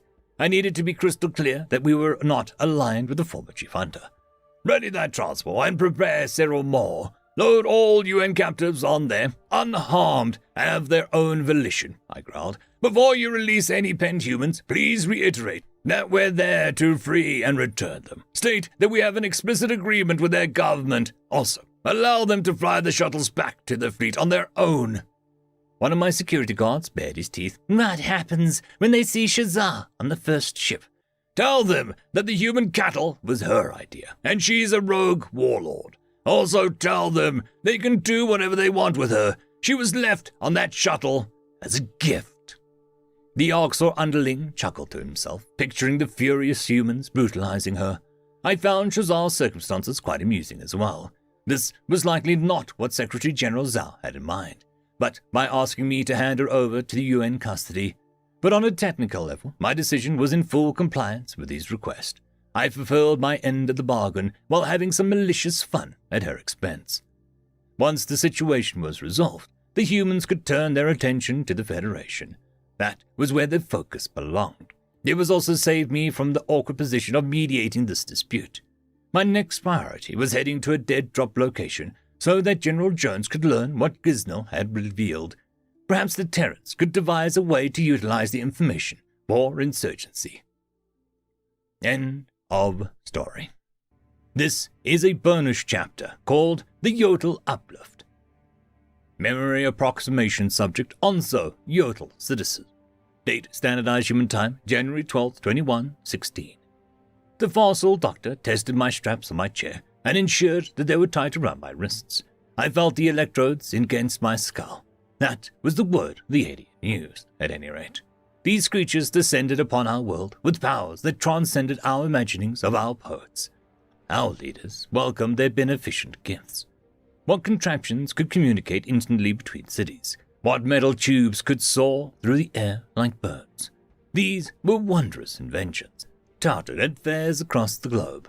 The Federation swooped in and imposed their will on our society. Thanks to them, the technology became accessible to the public within a year. I had been captivated with the aliens' presence, seeking to understand them. The Colchians that spoke over the freely distributed television boxes told us much, yet little. They showed us images of the galaxy, which was an imposingly vast stretch of stars. As an adolescent, I was full of vigor. There was nothing I'd like more than to contribute to building ships. Onzo, age 14, enlisted Federation engineer. The fossil tapped his clipboard. Do you know why you are here? By the time anyone saw their dark side, it was too late to expunge them from our society. It started with the animals. The Federation called them an infestation. Aliens of all shapes and sizes poured onto our world, burning wild beasts across the continent. We had domesticated some pest killers to protect our crops, but those were also scorched inside our properties. That was the first blow. I recalled tilling the rich soil and the hot sunlight beating down on my back. My mother and father sat in their rocking chairs, sipping fruit juice. The Federation had promised that their farming techniques would require minimal manpower. Automatic devices would bear the brunt of the work, rendering people like us obsolete. My younger brother Mona was sitting in Mama's pouch. The family hensa was sitting on the stairs with the lazy tail swishes. The carnivorous critters came up to our knees and had long been friendly to Yodel settlements. They would imprint on particular individuals, sticking around when fed. No farm was complete without their watchful presence. The unnatural rumbles of machines bumped down the cobblestone road. The Federation promised to tear such streets apart, but they hadn't gotten to our little village yet. The idea of them modernizing our town captured my imagination. Perhaps they could have had the magical candles they called light bulbs. The stores in the city had them when we went to sell our goods. The aliens have finally come. They're going to give us gifts beyond comprehension. Papa's going to be able to grow twice as much food, maybe more. I dusted my paws off. You should get a truck, Papa. It's much faster than riding the steam trains. All of the stuff is unnatural, Onzo. My father bore a look of apprehension as the aliens' vehicles neared our farm. I'm not comfortable riding a combustion-powered device. Perhaps it is too much change for an old man. When we were little, there weren't even trains. It was boat or foot travel. That's why we rented the land near the harbor. My mother chimed in. At the time, my parents' inability to keep up with the times was a point of contempt. I was ready for the future, for innovation. The Federation thought the Yodel were ready to fight the Oxor, and I was itching to bash their face in. It was thrilling that they were driving up to my residence now. Perhaps if I proved that I was strong, they would accept me like my friends from school. Imagine gallivanting off into space and helping the war efforts. There was true evil out there, which was a call to arms for all of us. Papa didn't want me enlisting, but staying home forever wasn't an option. How would I feel about little Mona being in some sick bastard's cattle pen? The Oxor weren't going to find easy prey in us. Papa, can I be the one to greet them? I pleaded. My father flicked his ears. Fine. Just be careful, son. I rushed up to meet the aliens, excitement on my face. My heart sang to understand the inner workings of their contraptions. Before anyone could ship out, we needed the Armada. Surely, Papa understood there was no danger as an engineer. The Federation could use a person like me. I was willing to work my ass off. Extraterrestrials in metallic suits leapt out and ignored me with clear disinterest. They were wielding flamethrowers, signaling each other. The signs they adopted were foreign to me. It would take time to compare their meanings to Yodel nonverbal communication. The occasional point was directed to our hensa. Hello, I joked to keep up with the aliens and flicked my ears with excitement. Do you need engineers? I want to be just like you. And Nevok acknowledged me with a half-hearted sigh. Yeah, you can come back with us, though I have little hope for a primitive like you responding to instruction. I stopped in my tracks, the wind taken from my sails. The Nevok broke away from the group and guided me hastily to their truck. My father squinted at me, asking where the aliens were taking me. In my eyes, it didn't matter how they belittled us. Of course, such an advanced species thought that we were lowly creatures. What was important was that I was going with the aliens. I could prove them wrong and earn my place in their ranks. Kill that predator! Another Federation officer roared. A few of them waved for my parents to come to them. The pair obliged reluctantly, though they protested what the aliens were doing. The Hence's binocular eyes gazed at me, a trusting look in her pupils. I gasped in horror as pain danced through its irises, and she pleaded with me. The herbivores I wanted to be just like were bathing her in flames, slowly melting her alive. The exterminator snapped around as a gunshot sounded beside them. Father was crying, and he dispatched a bullet through Hence's head.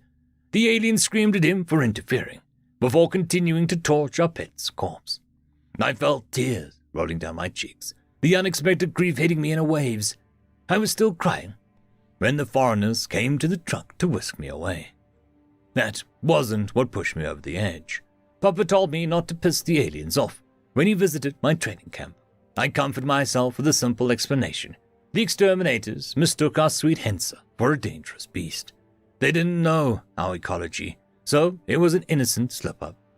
Whenever I tried to mention Hensas to my Federation trainers, they would scream me down. The fossil doctor scratched his floppy ears.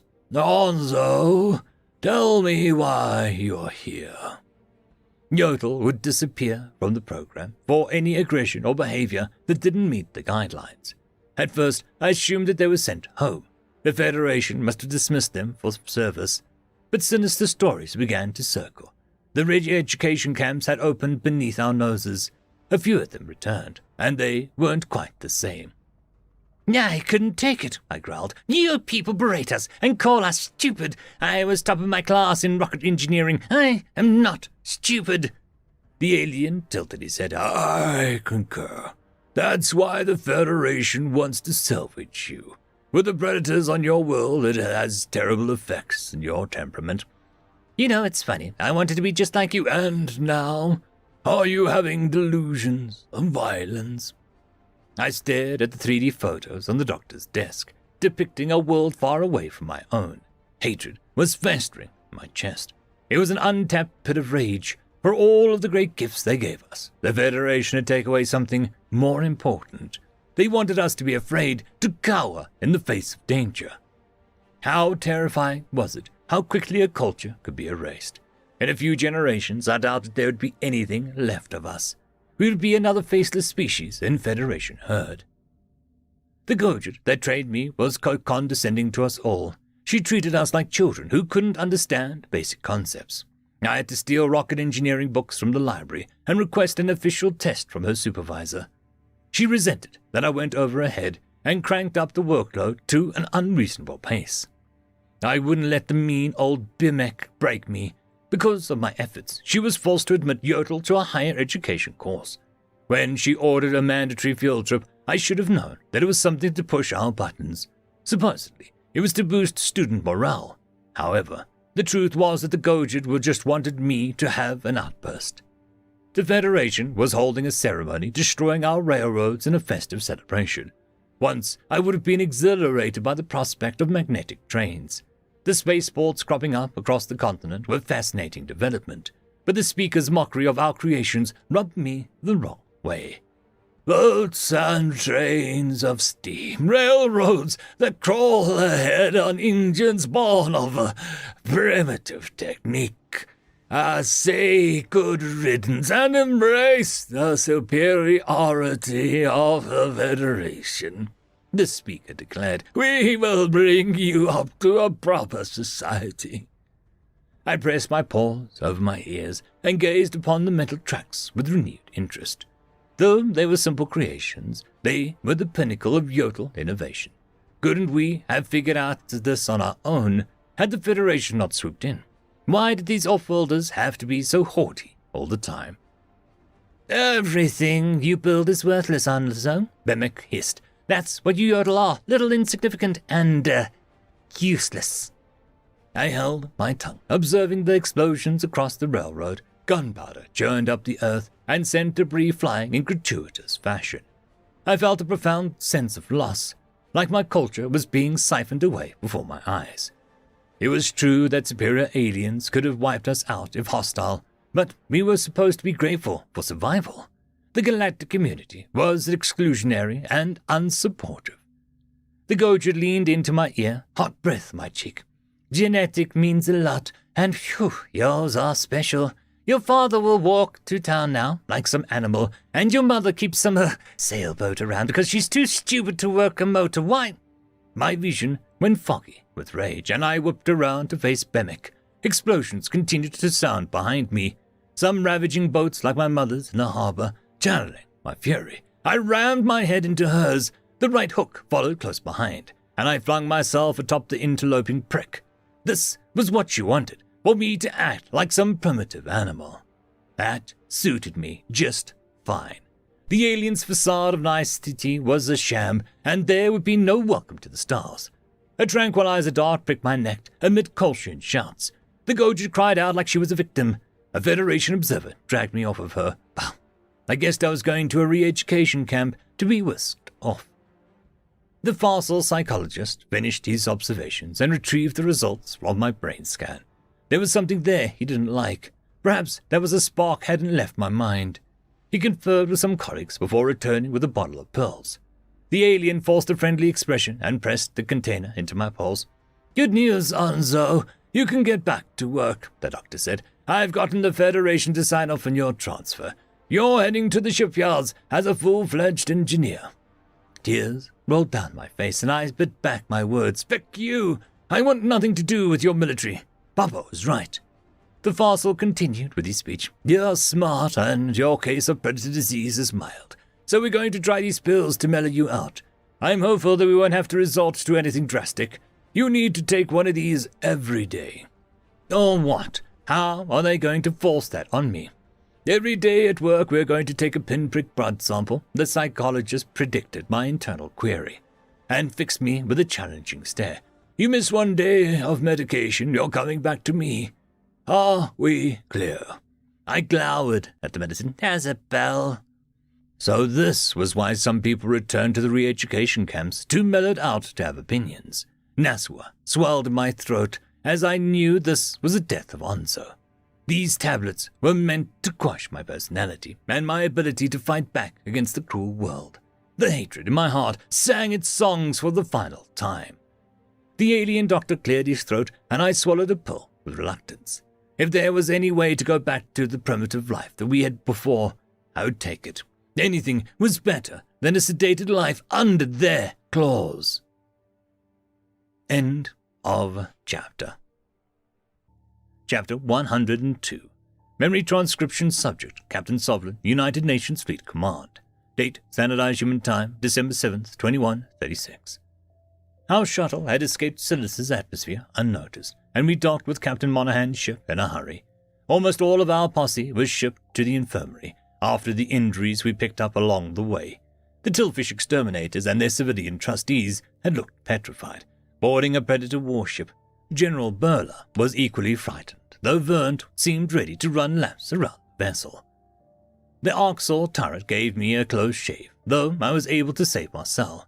The human doctors informed me that my damaged spines would never regrow, due to the degenerative condition.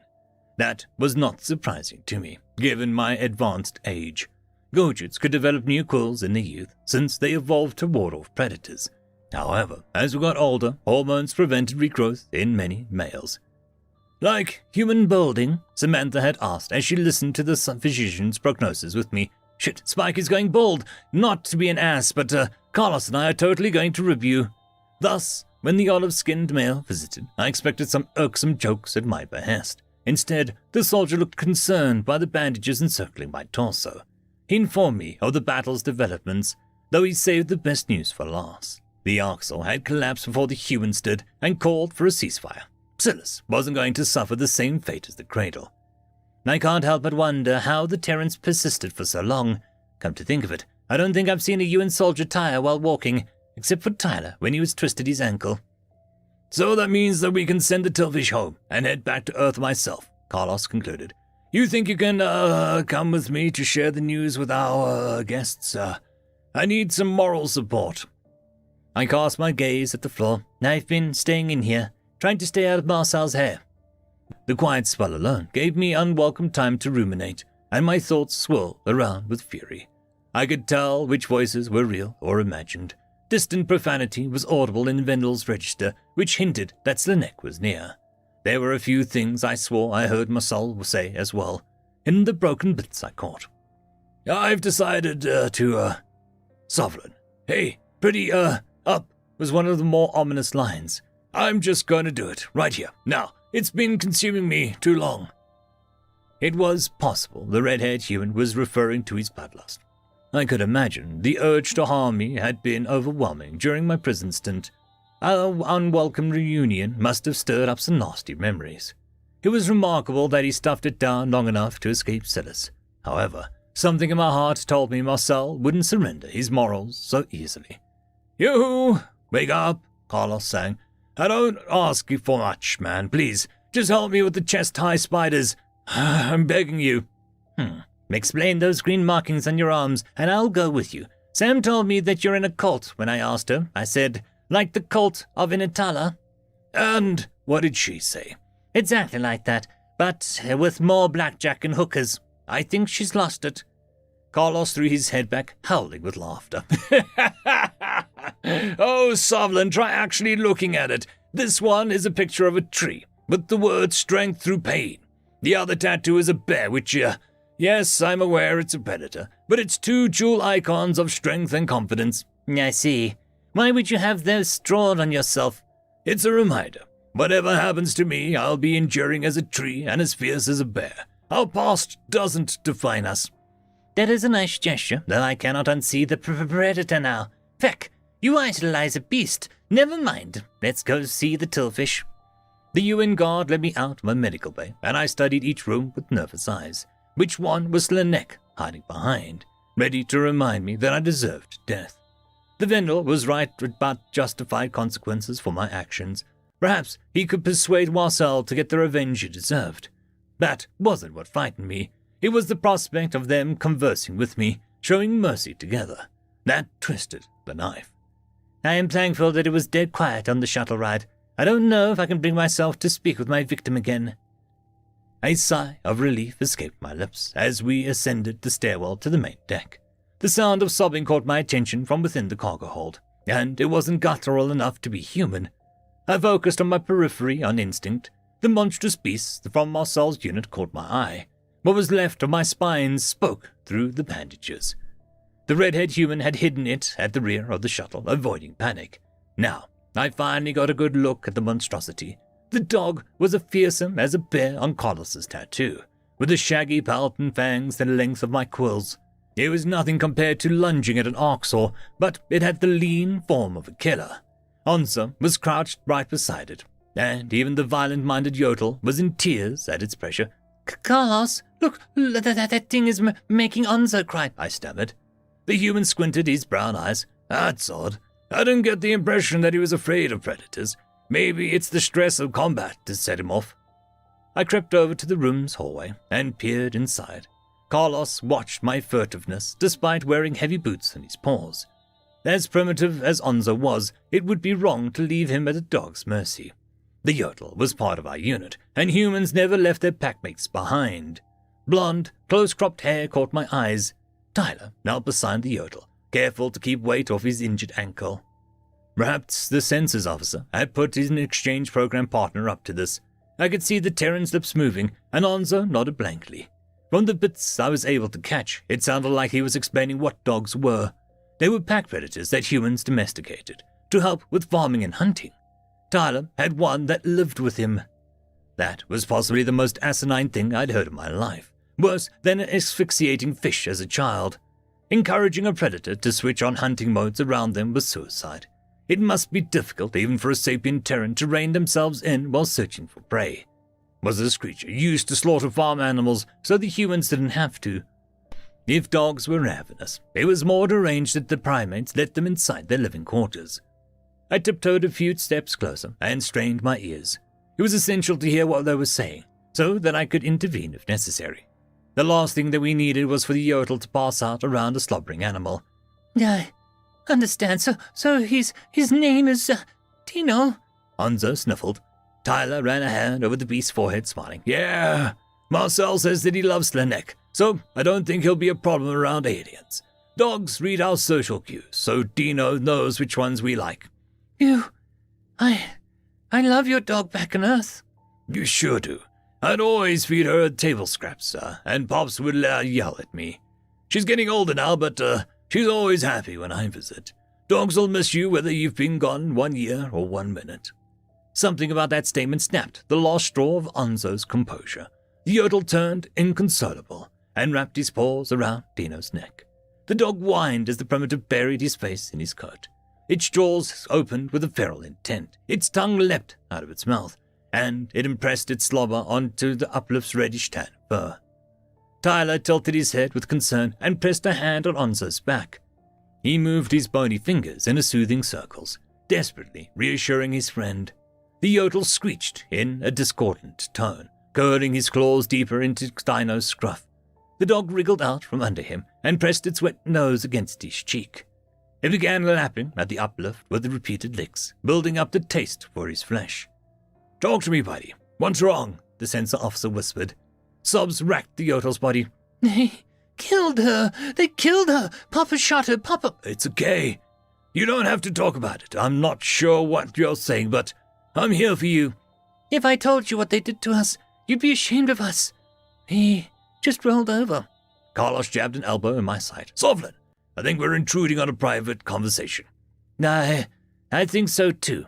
Sympathy clutched my heart, seeing the brazen Yodel on the verge of a breakdown. Let's move on. Don't worry, I'll do the talking. The human and I stood backward, though I shot a glance back at the desperate primitive. Tyler had pulled the Yodel into a full embrace, and his form looked massive next to the herbivore. I hoped the blonde Terran had everything under control.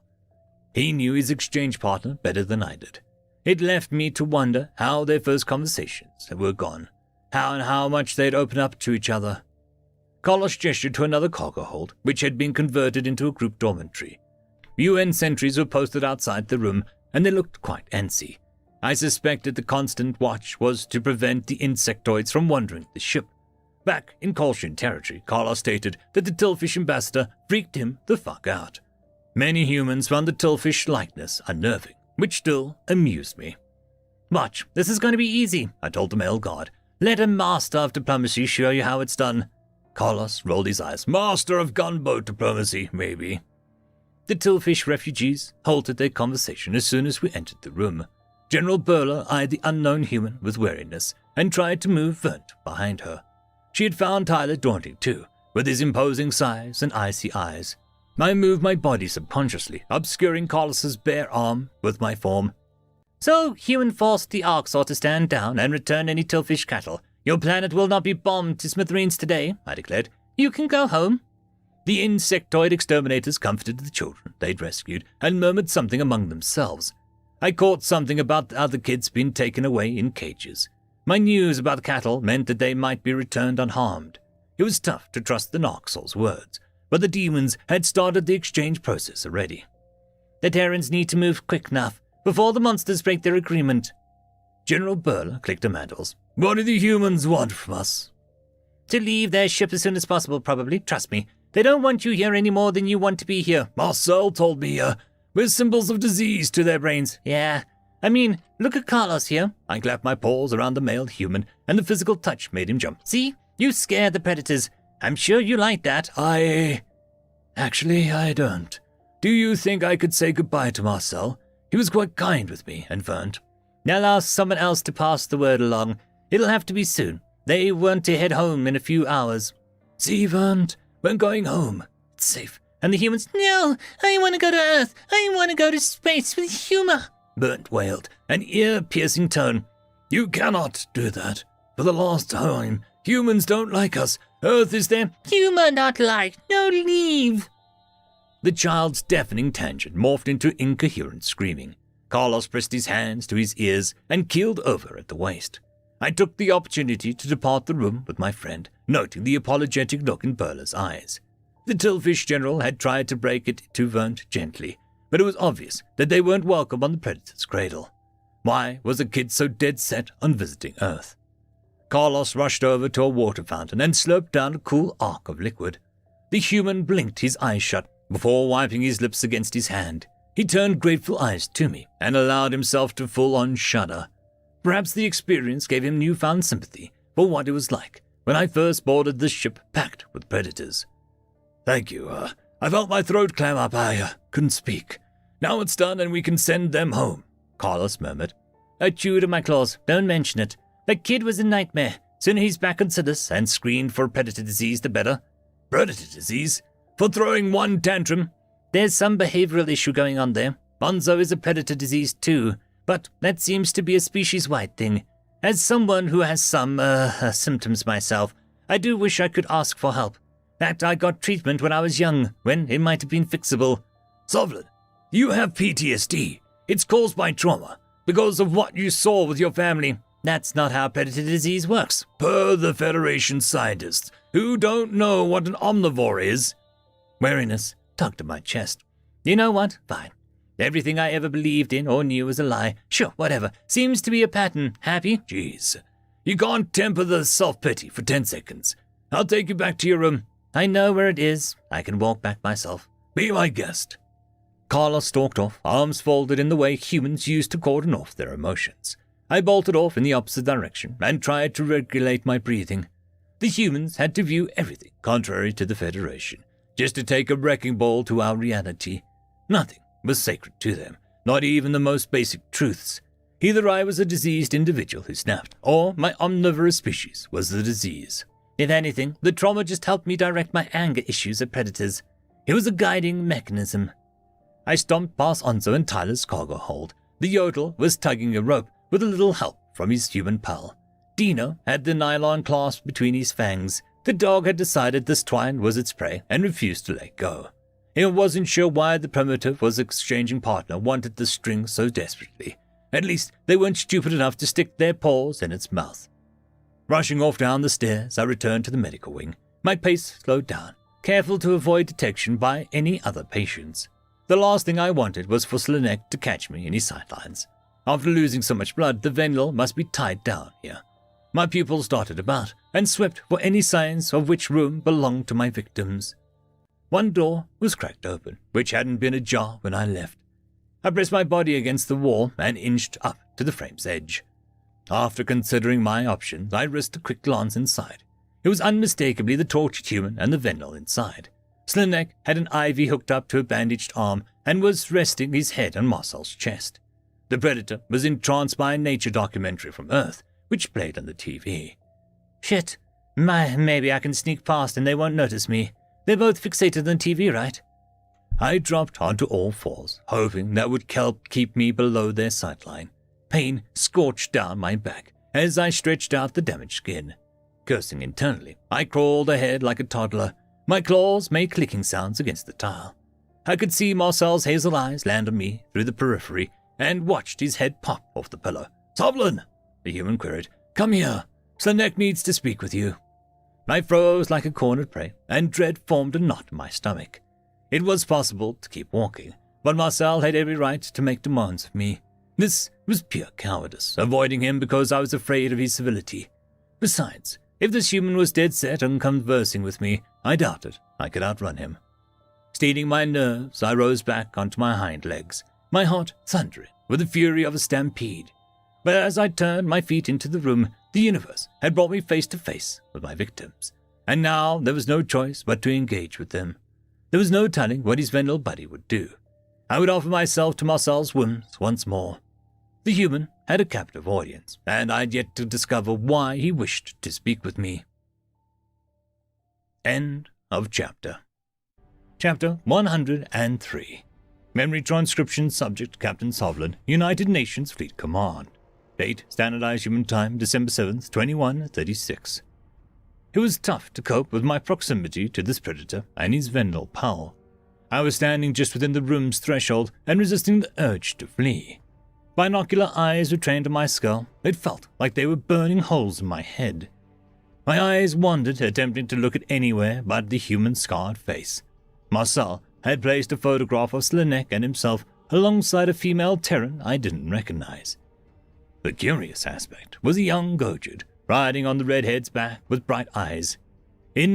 My victim was tickling her wrists, twisting his hands over his shoulders. Even in a still photograph, I could tell the child was squealing with happiness. Why were Marcel and Slanek taking pictures with the young Gojid? Didn't the redhead human despise our species? Just looking at the child must remind him of my likeness. I wasn't sure why he'd volunteer with our refugees. Perhaps it was an attempt at coping for him. But the fact that he kept it as a selected photo. Marcel thinks of his time with the Gojid as a kid as a happy memory. How can that be? My throat felt like it was made of sandpaper. The Gojid, who is she? That's Nulia, my adopted daughter, Marcel replied in an even voice. Slanek and I rescued her on the cradle after she was abandoned in a stampede. She's back at home with my fiancé now.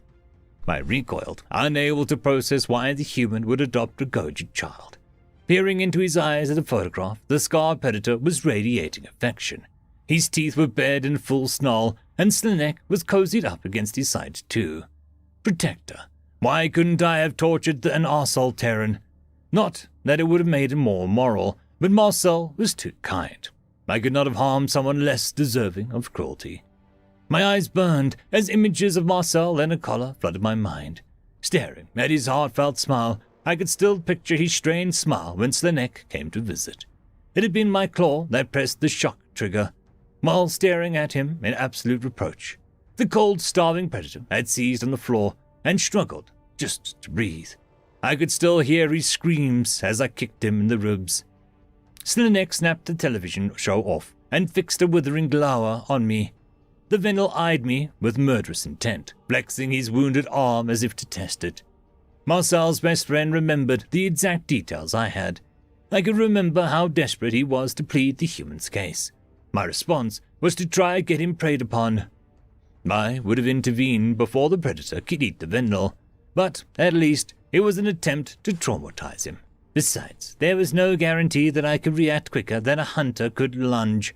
Poor Marcel must have resisted such terrible thoughts just looking at Slanek. It felt immoral to sympathize with the predator's bloodlust, but I knew that he could unhelp basic biological urges. Marcel chose to die rather than eat his friend, and that was a remarkable show of willpower. The fact that he hadn't enacted revenge upon me showed he was a good person. His love extended even to Gojid children. The red-haired human shot Slanek a pointed look.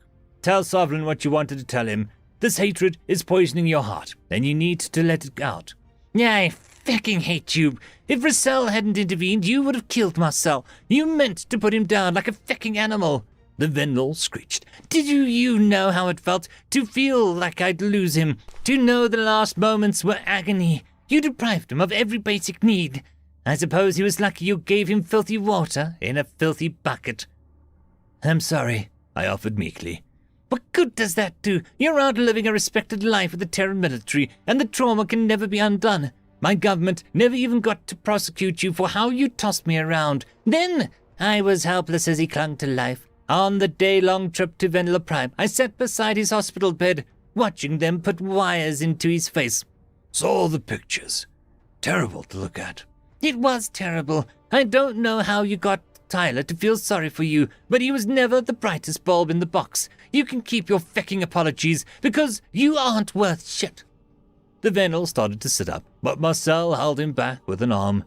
Slanek wriggled against the restraint, yet, for some reason, the human wouldn't let him charge at me. The prey alien reached for his IV line, and the predator intercepted his paws with nimble reflexes. I'd never seen a Venal bare his teeth or act with such aggression. There was no question I deserved special animosity. Even the galaxy's weakest race wanted to bash my face in, and I couldn't blame him. Everything Slanek had just said was true, down to the fact that I would have murdered an innocent creature without Russell. The tears poured out from my eyes, and that only enraged the Venal further. I pressed my face into my paws, wishing that I could fall into non-existence. "Relax, buddy. It's okay," Marcel whispered. Slanek pinned his ears back. "Stop! I should be comforting you. He did it to you. You're the one who has to live with the trauma. You're the one who is permanently disfigured." "Yes, and I don't want you harming him." "You told me in the hospital you wanted Sovlin dead. You were fantasizing about it." "It wouldn't make anything better, Slanek. I've been trying to make peace with what happened to me since I learned that his family was eaten in front of him. Sovlin saved both our lives, and I don't wish harm upon him." "You said you didn't want to see him. You were pissed that he was here on Celis." "I was pissed. I am angry. I'm hurting. I'm hounded by memories when I look at his face, and I forgive him." What was left of my spines bristled, and the world collapsed in on me. All I wanted was for Marcel to take those words back. They stabbed at me like daggers to the chest. I couldn't breathe, and every part of me screamed against that forgiveness. Everyone in the galaxy knew that Slanek's interpretation was the correct one. I didn't deserve mercy, and my life should be forfeit for my actions. How could the Predator just forgive what I had done to him? "No, you can't do that," I croaked, fighting for air amid the narrowing of my vision. His hazel eyes stared directly at me. "No, I can. I won't forget what you did, but it's time to let it go. I choose to feel compassion for you. I choose not to be a victim, and not to let hatred control me." Marcel stated compassion, packed force of a sledgehammer. Those simplistic words echoed in my mind, boring against concrete certainty that I must never find peace. Without self-loathing as my purpose, there was no guiding star to light my dark path. Forgiveness stripped my life of all meaning. There was no reason to persist another day. Why should I get to live when I couldn't protect my family? "You just said you were angry." Speech spilled from my vocal cords, as if born on their own volition. "You wanted me dead. That was good. Why would you just forgive me?" "Simple. I was playing with Nulia, and she overheard me talking with Lucy. She said, 'Marcel, you're mean when you talk about Samhain.' Kid was right. I was consuming me, because I hadn't let it go. The thought launched me. It couldn't be that simple for a predator to cast aside his vitriol. The words of a child who peered into his heart caused him to forgive old wounds. Slanek snapped his tail against Marcel's earlobe. "Listen to yourself. You're letting him get away with the sadism again." "I don't control his actions. I control mine.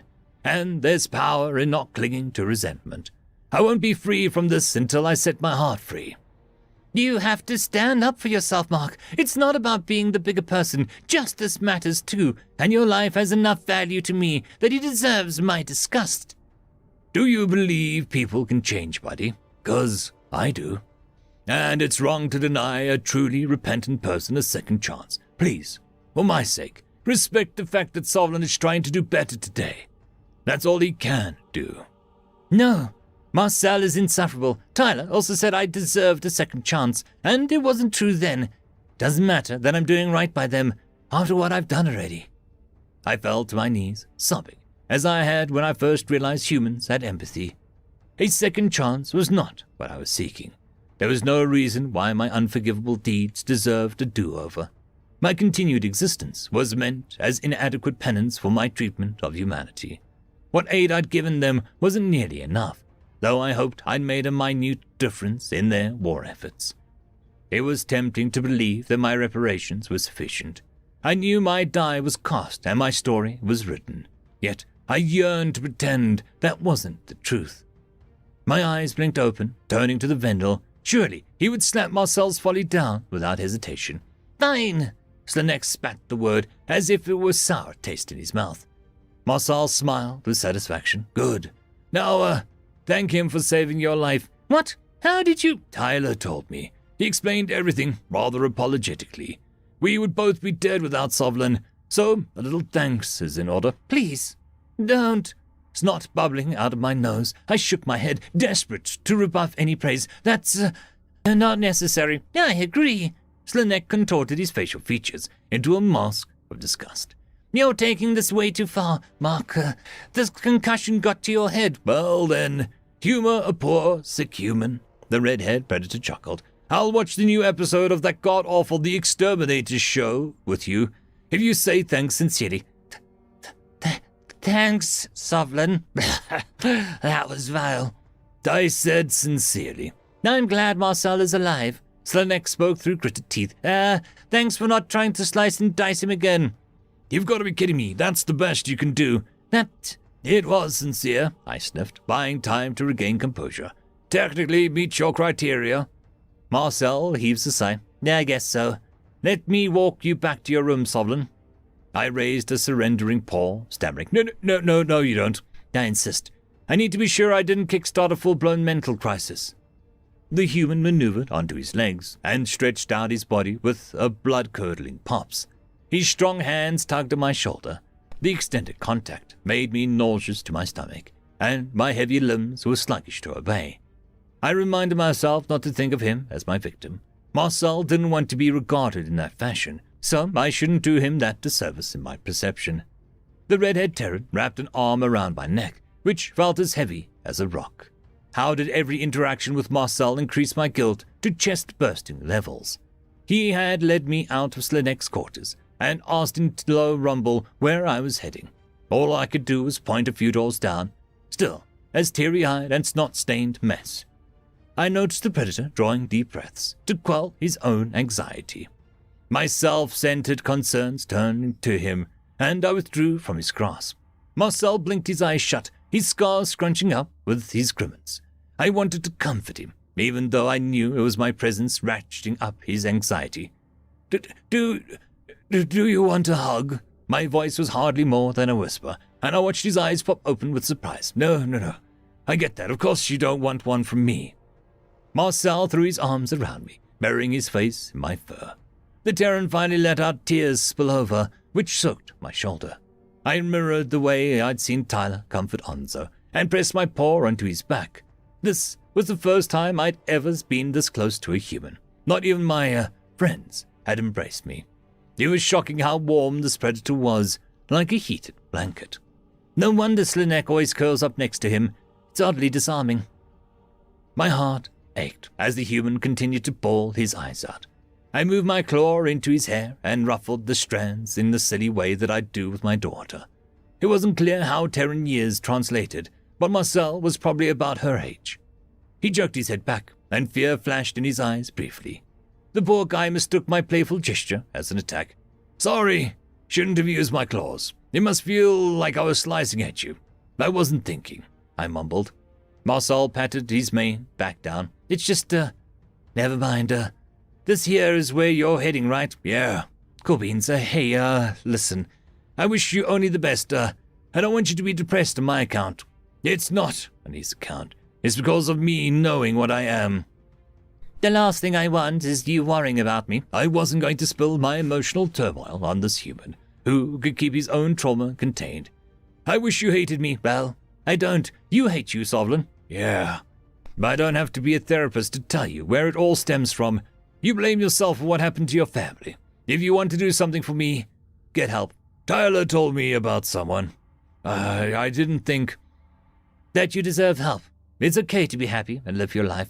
You're not going to pay off some self-imposed debt to me by being miserable. I averted my gaze.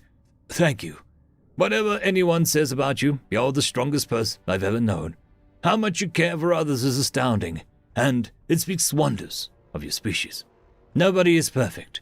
I just hope when it's all said and done, I leave the universe a better place, Marcel said.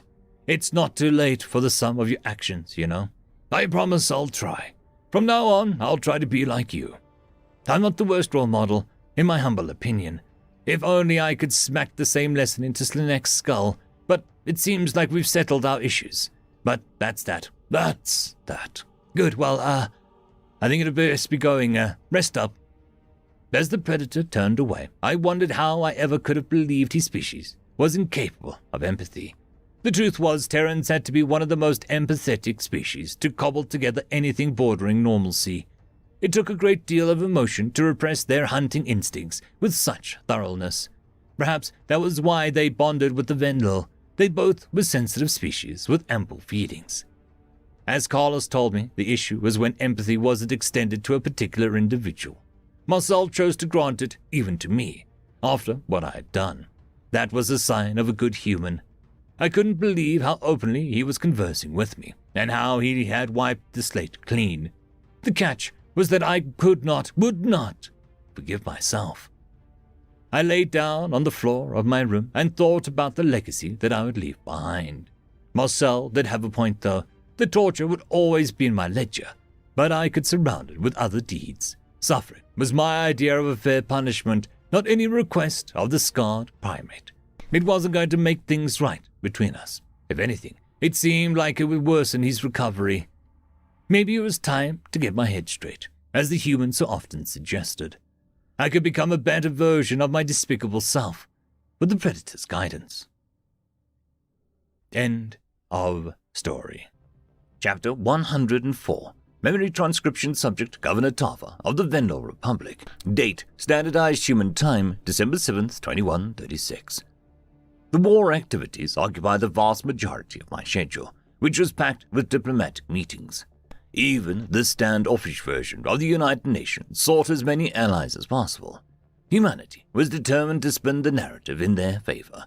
There was a battle being fought on every communique and every broadcast sent out over the airwaves. The liberation of millions of cattle, ironically, from the sector that included the Crow-cattle, was a great victory. Springing an Orcs or chief hunter from Sol-based prison hadn't been my plan for the past week. The recollection of sharing a shuttle with Isif sent shivers down my spine. But in the moment, confronting him had been natural and easy.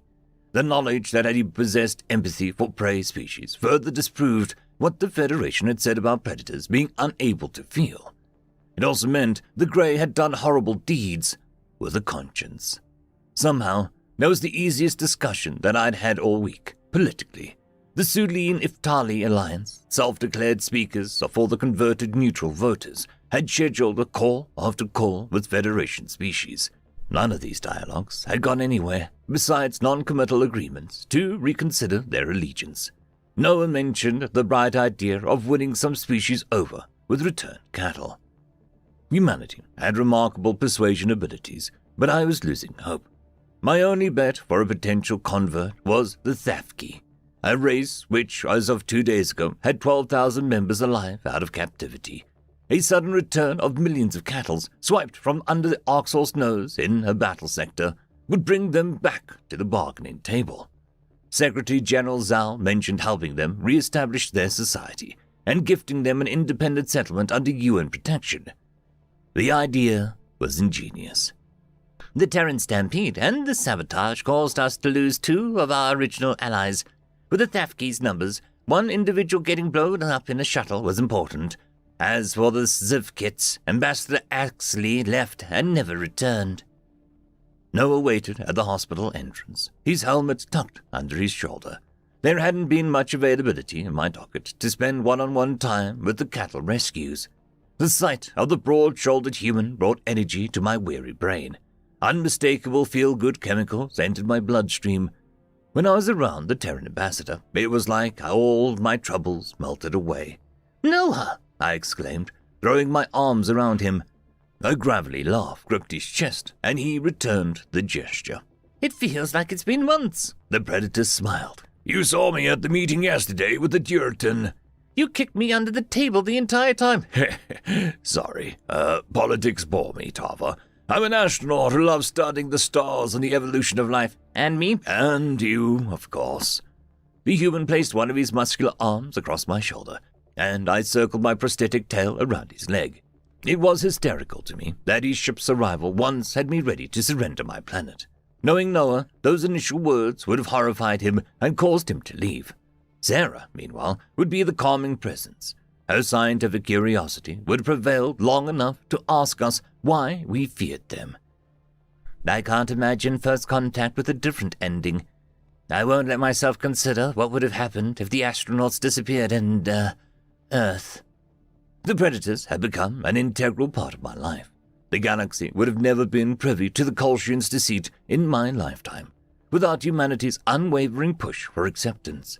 I thought that I could never find someone who made me happy after my marriage failed following my daughter's death. Noah's emotions were indistinguishable from my own at times. I cared about and experienced his feelings. The Terran occupied my thoughts at every waking moment. He said the sweet nothings that made my heart flutter, and did all the chivalrous things from his own culture. Our dynamic was proof that humans could feel love and be loved. "How is Glim? You told me that when you were riding back from the Kaggle Falls that he was warming up to you," I said. Noah's face fell, and he steered us into a break room. Glim was the only Venal rescue on this side of the hospital, but the humans wandered without concealment. I had no idea how we were going to share the news with the other cattle. The Gaians would have more lapses in their covers soon, if we didn't divulge the truth. No offense to our friends, but they floundered at not acting predatory.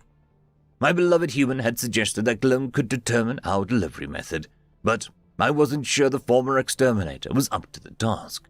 He had screamed at Noah's appearance mere days ago at the train station. "Hazy happened. Glim got her to open up, since she was unresponsive to us," the Terran ambassador said. "Sarah and I watched on a security feed, and Hazy seems to have, studied us. Our exterminator pal's been detached and unforthcoming since. I could address Glim's concerns, but I want him to ask me himself." I blinked in confusion. "What exactly did Hazy say?" "That she ran some exhibit on humans called Pure Evil, Tava. We did all the things she mentioned: abuse, cruelty, slavery, murder, and 1,000 other things. Perhaps even you would recoil at Hazy's compilation there." "Ah, that exhibit. I know the one, Noah, but I decided I didn't need to ask about it. Humans came here trying to be better, and I commend that. The rest of the galaxy has our dark secrets too, which we don't have the honesty to be open about." "I thank you for that understanding. But to Hazy, she has irrefutable proof that the human race is rotten. The Federation only recorded us at our worst. That's well established. How do we fight that? How do we win?" "Show her the best side of you, as long as it takes, no matter how she treats you. It's exactly what you've done with all of us. Despite everything that you've lost, you didn't lose yourself. I feared that you would." "What about Glim? I showed him everything already." "Now Glim needs to see the worst of you. He needs to reconcile those lows with what he was starting to believe. He must accept humanity at its ugliest to love you at your best." "Peck, it's exhausting to be blamed for everything any of us have ever gotten wrong. To know that I'm one wrong word away from all of my efforts unraveling." I peered into his brown eyes. "Not with me. Now, as far as the Deerton, I might have my speechwriter draft you something. Maybe portray humanity as shepherds of the cattle. At least they agreed to a second talk. You are the face of Earth, so..." Tava, I don't want to talk about politics or Glim. I want to talk about us." My heart skipped a beat as the predator squeezed my paw. His eyes had taken on a pleading quality, and I could see the lines on his forehead. When Noah was focused on me, the rest of the world faded into the background. Who knew that a human could be so hypnotic? The Terran cleared his throat. "I know that we've gone out a few times. Hell, I even cooked you dinner at my pad, and you pretended the canned asparagus tasted decent. Those are good memories. But I want something more." "Noah, I'm busy. I'm sorry that I talk about work so often, and that I'm not more available." "You're the leader of an entire planet. I understand that, but, I want to be official. I want to take you to Earth and use the UN's bottomless diplomatic funds on a fancy dinner for us. I want to whisk you around the city in a posh car and share my culture with you in style. The two of us. As an item." "Official? People would laugh at us." "I don't care what anyone thinks. Let them laugh. I had to travel across the galaxy to find someone who understood me, who was driven and compassionate. I want to spend my life with someone who completes me." "There's so much going on, Noah. The war, everything at home, the galaxy upended." "That's why I don't want to waste a second. I want to show you where I trained to be an astronaut, and the park where I found constellations with my dad. I want to put a hammock on the beach and watch a sunset together. Mostly, I want to be with you." Noah's hand drifted to my shoulder, and then cupped my head. I didn't understand why humans loved face-biting, but those predator instincts were old news to me. There was no fear from him moving closer, even as his warm breath set my heart on fire. For all of the death that humanity's arrival heralded, it was their bonding ability that defined their species to me. Love and emotions helped them triumph against adversity, as the entire galaxy opposed. A mortified scream traveled from the doorway. "Help! Noah is eating Tava's face! He's biting her!" The predator leapt back and raised his hands in confusion. Glim was parked in the doorway, having watched enough of our private moment. The Vendal's ears were pinned in horror, and tears swelled in his eyes. His legs skittered on the tile as he backed away. Glim thinks he just saw proof that humans want to eat us. Clearly, he missed the context. Great. Noah and I are together. Humans bite on the mouth to show affection, I said flatly. What? You're dating him? A series of emotions flashed across the exterminator's face. He seemed more mortified than before. But he looks like a shaven runt. Noah rolled his eyes. Vendal flattery is as strong as ever. You know how to make a man feel special.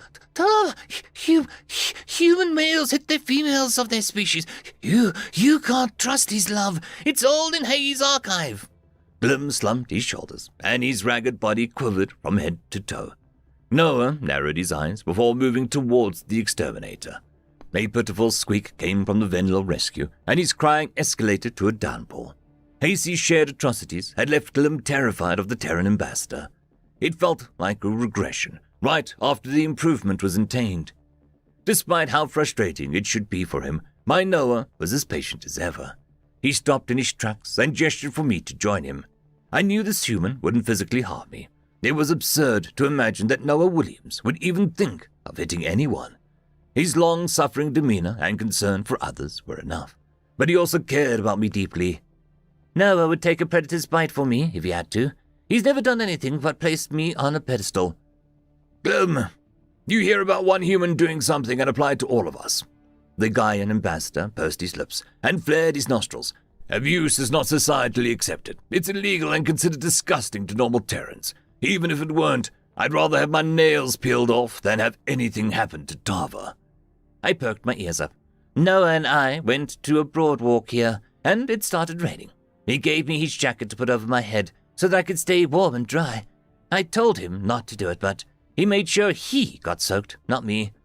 They're just pretending to be nice, to manipulate you. Hasey told me about the humans trading each other like property. Something changed in Noah's expression. My ancestors were the ones that treated like goods and shipped across the globe inhumanly, with no regard for basic dignity, worked, beaten, and assaulted to the breaking point for centuries. Don't you dare bring my name into it. What? I tilted my head to him in concern. I didn't know any of this. Of course not, because look where I am today, Tava. I'm proof that we're not the species from Hasey's capsule. Things can change. Humanity has changed and admitted the barbaric mistakes of our past. How can you just accept that? What was done to you? The rescue stammered. Oh, you shouldn't accept injustice, Glim. You should feel sick and angry at everything in Hasey's exhibit. I do too. Well, why? Why would humans treat your own people like possessions? It wasn't dissimilar to the Federation spiel, wrapped in a veneer of science and morality to infer lesser attributes on people who looked like me. Rationalized bigotry isn't an Earth-exclusive ideology. Glim recoiled. What are you talking about? The omnivores deserve to be saved and cured, right? Predators' lives are worth nothing. I'm not engaging in a whataboutism. It's horrible, and that's unequivocal. I'm just saying, we're all guilty of the savagery. The Vendal exterminator's shaking head ceased, and a tinge of relief dotted his gaze. I wondered to myself if Glim thought he'd face punitive actions for touching these subjects. Noah's points had struck a chord, even with myself. Humans weren't the only ones who could be blind to their own hatred. Evil was rooted in a web of complex lies that transcended the individual. I don't want to be manipulated, the Vendal wailed. I don't want you to be pretending, using me. A frown stretched across Noah's face. I just want to help you, Glim. I wish it wasn't so hard for you to believe that. We're scoring you points in the war. I switched my tail. The humans wished to end the Orcs cattle farming long before they were at war with the Federation. Their generals had plans to free you, which were sidetracked by constant plots against Earth. Exactly. Hazy thinks we're vicious pretenders, and she won't let us tell her otherwise. But even if you don't trust me, you know there's more to us than, pure evil. The rescue fell into a stony silence. You knew? Of course we did. We were worried about Hazy, and we couldn't risk her hurting herself. Noah hoped that you would trust him enough to ask him. You did well, I jumped in. I want to Feel safe. Glim croaked. I can't convince the other cattle when I haven't convinced myself. It took all of us a long time to trust them. You've had a few days, from knowing only that predators are evil. I can tell you Noah has the deepest sympathy for you. The predator chuckled. And Noah can vocalize his own emotions. I'm here to support and comfort you, Glim. You can talk to me about anything, and I want you to know that I will never lie to you. So listen now. You are safe. Even if I don't help the other cattle? If you want to help us, that's your decision. You are in control of you. Stop calling yourself cattle. You are a person with autonomy to us, and no human is planning to subjugate you. Not now, not later, not ever. Okay, not cattle. Gaians. Caretaker. Glim was desperate for Noah to not be proven a monster. I could see it in his eyes, plain as day. The human advanced once more, and the rescue allowed himself to be embraced. Hazy was another issue, but one rescue was willing to see through the ugliness. It mirrored my own realization on that first interaction that the Terrans had a beautiful side to them. If the predators could work past their worst moments with the former exterminator, there was hope to get it through to the other rescues. To me, this was a positive omen for the program's future success. It would be an enormous boost to Earth's diplomatic standing to get these liberated souls on our side. End of chapter. Chapter 105.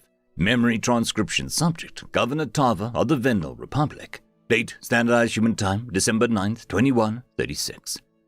Negotiations with the Duritan homogeneity were ongoing, though the last 3 days all ended the same. The moment Ambassador Noah brought up lending their auxiliary support ships to humanity, the galaxy's other sapient avians balked. The Dirtian were recognizable for their curved bills, which stuck out like Pinocchio's nose, according to my beloved human. They didn't take kindly to the UN suggestion that those bills likely evolved to spear prey. The Dirtian also told me that the Vendel presence on the call was unnecessary and shut me out of today's meeting. I would have rather been with Noah at the governor's mansion now, but I trusted him to take care of himself. I simply knew that if the talks fell through, the Terran ambassador would lump all of the blame on his shoulders. The United Nations needed to turn one of the military alliance's only voters. Their constituency contained most of the Federation's powerhouses. Earth can't fully commit to the offensive action until we have the resources to support such maneuvers. Zhao would never run the risk of his homeworld being counterattacked. Visiting the rescue's hospital offered a way to pass a few hours. It distracted me from my inability to get the endangered Tafki to send a representative, or to get the Dirtian to anything but chit-chat. Were all of these diplomatic efforts wasting the Terrans' time? There were only so many times humanity would extend a hand in friendship and have it snapped away. At this point, it was for practical reasons that they tried it all. Glim had stabilized and was busy drafting talking points for Noah. The human ambassador had another unenviable task on his plate. We planned to reveal the Gaian's true identity to all the saved Vendel tonight. There would be mass panic once it was apparent that the masked bipeds were predators. This was a trial run for our larger ambitions, and with other races rescued from Shazar's sector. I'd taken it upon myself to monitor Hazy, who'd remained an emotional wreck despite the Gaians leaving her alone. My concern for Sarah also lingered. The female human had been absent from the facility ever since Glim snapped at her to leave. But now I spotted the curly-haired scientist taking aggressive strides down the hall and carrying a massive stack of papers. Her binocular eyes were frantic. Slow down, take a breath. I rushed out of the security room and grabbed Sarah's forearm. You're back here. What are you doing? The Terran waved her postcard-sized papers.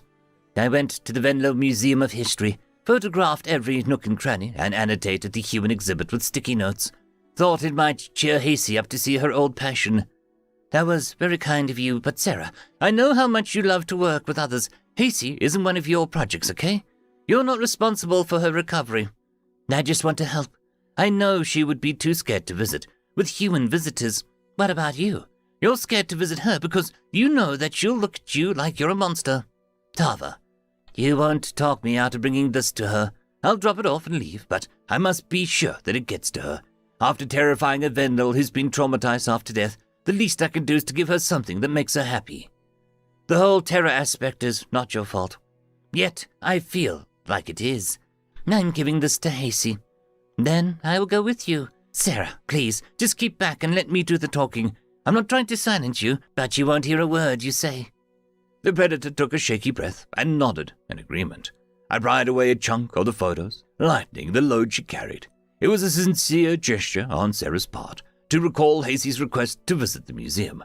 However, with what we knew now, it was for the best that the Gaians hadn't allowed the rescues to roam free. Hasey wasn't thrilled about the Terran's invasion of Vendel Prime. Little had taken her dispirited state of mind. Perhaps seeing exhibits that existed before her captivity would offer comfort. It was a slice of something familiar, which had once fascinated her.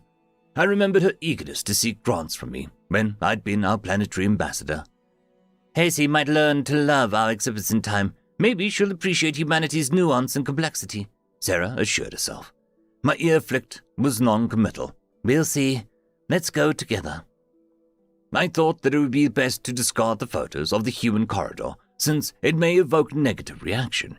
Hasey seemed like the type to see her museum as defiled, or to see an objective look at the Terrans as a biased undoing of a pure evil work. There was no polite way to tell a friend not to showcase her species, though. My advice was to demonstrate humanity's good side to Hasey. It's possible Noah passed my message along. I should have been more careful with my words. Sarah fitted a mask over her face and extended her wrist in my direction. Catching on, I wrapped my prosthetic tail around her arm. The Terran astronaut complained that their metal replacements didn't offer the soft, bushy comfort of my natural appendage. It was the sentiment that countered to the Predators. I was grateful that they didn't treat me differently for my disfigurement. My paw wrapped around Hasey's door handle, and I pushed my way inside. Sarah stood behind me, all but hiding behind my shorter figure. The Predator's pulse had quickened beneath my metal tail, which its touch sensors picked up on. The Vendel rescue receded into her pillow, freezing at the Gaian's appearance. I think Hasey hoped Sarah had departed for good. Hi, Hasey, the Terran scientist said softly. I'm sorry for bothering you now, and I'm sorry for my poorly thought-out exposure therapy. I'm not trying to scare you. Hasey didn't reply, but I could see her teeth chittering in her jaw. My tail uncoiled from Sarah's arm, and I gave her an encouraging ear flick. The human approached with cautious steps, clasped her photos with tentative fingers. I set the pictures that I'd removed from the stack on the mattress, and the scientist placed the rest on top of those ones. I gave Sarah a pointed look, reminding her that I should handle the conversation. Hasey, Sarah did something very nice for you. She knows that you love the Museum of History, so she photographed the entire building for you. You can see everything that's there now, just like it was in the old days. I don't want anything from a human, the Vendel coughed. Now come on. I know that you want to see the museum, and you don't want to be around human visitors to do it. It's up to you whether you want to look at the photos. But now, you can. Manipulation, stop! Nobody's doing anything with ill intent toward you. We just want to help you. See? We're leaving now. I reaffixed my tail to Sarah's delicate wrist and backed out of the room with her in tow. Hasey pulled the covers over her face, waiting for the Gaian to recede from sight. My heart felt heavy as we retreated into the hallway. The human slumped his shoulders, and I recognized that pouting posture from Noah. It would be harsh to tell the Predator my honest opinion, but I thought Hasey was a lost cause. There was no way of making progress with someone who refused to listen. The historian was entrenched in her opinions as much as my next words would sting.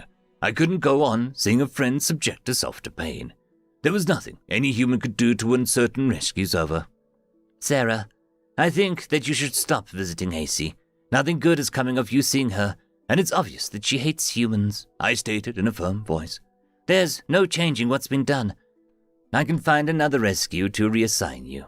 I don't want another rescue, Sarah stomped her foot in frustration, pitch climbing frenetically. I want my friend that I played Jenga with and hugged before she went to sleep.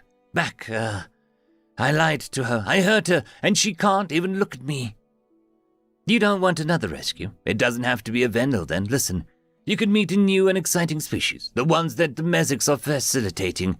A scientist like you could brainstorm strategies to rebuild the Thafki's population, or perhaps be the bigger person, and that aids the Crocattle. It is ironic that we saved the species that led the extermination fleet from the cattle farms. It sure is funny. You know there'll be a shortage of Terran volunteers. Your help will be quite needed, and... Emergency raid sirens resounded through the hospital, a tone that every Vendel knew far too well. Sarah seemed familiar with the warning, and her eyes stretched wide in alarm. Panic swelled in my heart as I reached for my holopad. Dozens of messages from General Cam lit my feed. I should have been keeping an eye on my notifications. Inbound signatures of indiscernible make, heading for Vendel Prime. Our new defenses should thwart them with ease, but there's a possibility of a few missiles slipping through, Cam wrote in his first message. We don't have the ship garrison we once had, despite humans standing at the helm. All civilians should be sent to bunkers. Sarah leaned her masked head over my shoulder and stared straight at the holopad. Humans were wonderful at focusing on what was in front of them. Still, I couldn't imagine having their narrow field of vision. Using binocular vision goggles at the very Museum of History tour Sarah had photographed, I had felt blind. The world had been a claustrophobic mess, and every person snuck up on me. The scientist used the visual translator to pass the text meaning and recoiled at once. The once illegible Vendel script now imparted its grey meaning. I hoped Sarah could keep her wits, because I was losing my own. We've got to go, I stammered. There's no telling how many ships are coming, and it's probably the Arxel. Did it betray us? Sarah, let's go. The human drew a shaky breath. I'm not leaving without Hasey. Every second we're here, our risk of being caught in a stampede or bombed. Sarah wasn't listening to my response. Her legs were dashing in the opposite direction of the exits. My ears could pick up another Gaian scrambling to retrieve their rescues. Even in my fear-stricken state, I recognized that bringing the former cattle to a bunker would be a problem. They'd see human refugees unmasked, and there wouldn't be a chance for the plan reveal. There were going to be a panicked trauma victims locked in an enclosed space with predators. This was a worst-case scenario. I hoped the Gaian volunteers offered explanations now, before the truth became evident. It was difficult to collect my thoughts, but I was cogent enough not to leave Sarah to her own devices. I managed to chase after her, retracing the path to Hasey's room. The human was collecting the photo stack off the bed and stuffed the images underneath her arm haphazardly. Without hesitation, Sarah reached for Hasey. That elicited an ear-piercing shriek from the Vendel, who thrashed around in panic. I had enough sense to fetch a mild sedative and hand it to Sarah. There was no chance the historian would cooperate with the predator carrying her. The scientist jammed the needle into her vein and scooped the forcibly relaxed Hasey up. I wrapped my tail around Sarah's leg, just in case I lost control. The last thing I needed was to get separated from her and get swept up in a stampede. The human muttered reassurances and jogged in the direction of the exit. Where is your car, Tava? The Terran barked. I studied my reflection in a mask. The driver should be waiting at the pickup area. If he didn't panic, I'm not sorry. I usually have control of my instincts, but hawks or raids are traumatic for me. I know that, Governor. You're doing great, okay? I've got you both. The Predator's warm stability coaxed me along into the outdoors. UN security personnel who lurked in my vicinity ever since the memorial stampede greeted us, and they had just been rushing into the building, determined to evacuate me after I kept them waiting. Sarah allowed them to assist with carrying Hasey, and I let the humans herd me to my car. The Terrans roughly pushed my head down, and since the back door was already open, I dropped into a passenger seat and tried to steady my breathing. Vendel Prime was under attack by unknown assailant. We had to reach a bunker at once. I also needed to establish communications with my people in order to make relevant decisions. The UN security guards dove in after shoving Sarah and Hasey inside. I huddled against the human scientist and shot a concerned glance at the rescue. This was not going to be a pleasant experience once we were all caged inside a bunker. That was assuming that the three of us could get to safety unharmed. How close is the nearest bunker? I asked the driver. The Vendel flicked his ears. For 5 minutes, ma'am. I'll do my best to avoid pedestrians. I cast my gaze out the windows. Sarah removed her mask. Given that the security staff weren't obscured from the occasion, it was selfless of the human to return for Hasty. I hoped that Noah and Glum were able to get to safety as well. The Terran ambassador could hunker down in the mansion's bunker at least. Glum's fate was reliant on the other caretakers getting him out. My frightened brain pondered the reason for our attack, until we learned more about our assailants and the confrontation had played out. There was no determining why Vendel Prime was under siege. If anyone could protect the civilian populace, it was our closest allies. Humanity wasn't going to let our homeworld suffer easily. All we could do, stuck on the ground amidst a major metropolis, was fast-track a route to a shelter. End of chapter. Chapter 106. Memory transcription subject Governor Tava of the Venlo Republic.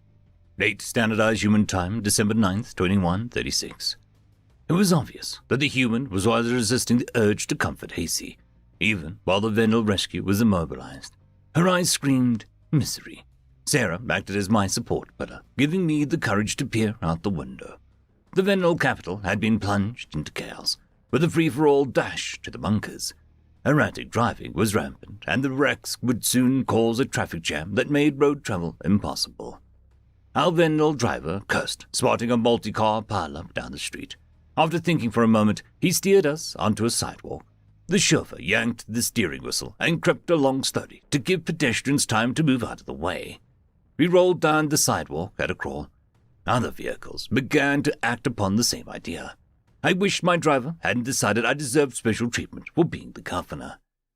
The crowd congregated in our path, and I noticed a few humans amongst those walking. The predators remained their normal selves amidst the chaos, evidenced by them shooting middle fingers at our car. One Terran even slammed the hood of my vehicle, though he stopped when he recognized me and Sarah. Word traveled that Tava and the Odyssey astronauts were in the passengers, and the pedestrians parted. We swerved back onto the road, past the massive wreck that would have delayed us.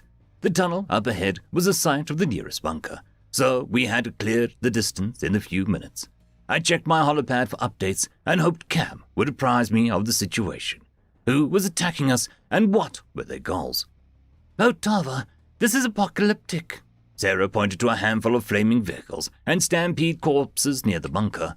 "There's so many dead, for no reason at all. Where are your emergency services?" I heaved a sigh. Honestly, this looks like less stampede casualties than usual. There will be no responses from EMS until the lockdown is past. They're trying to get the bunkers, same as everyone else. People are going to bleed out in the streets, not getting medical aid. Someone has to help.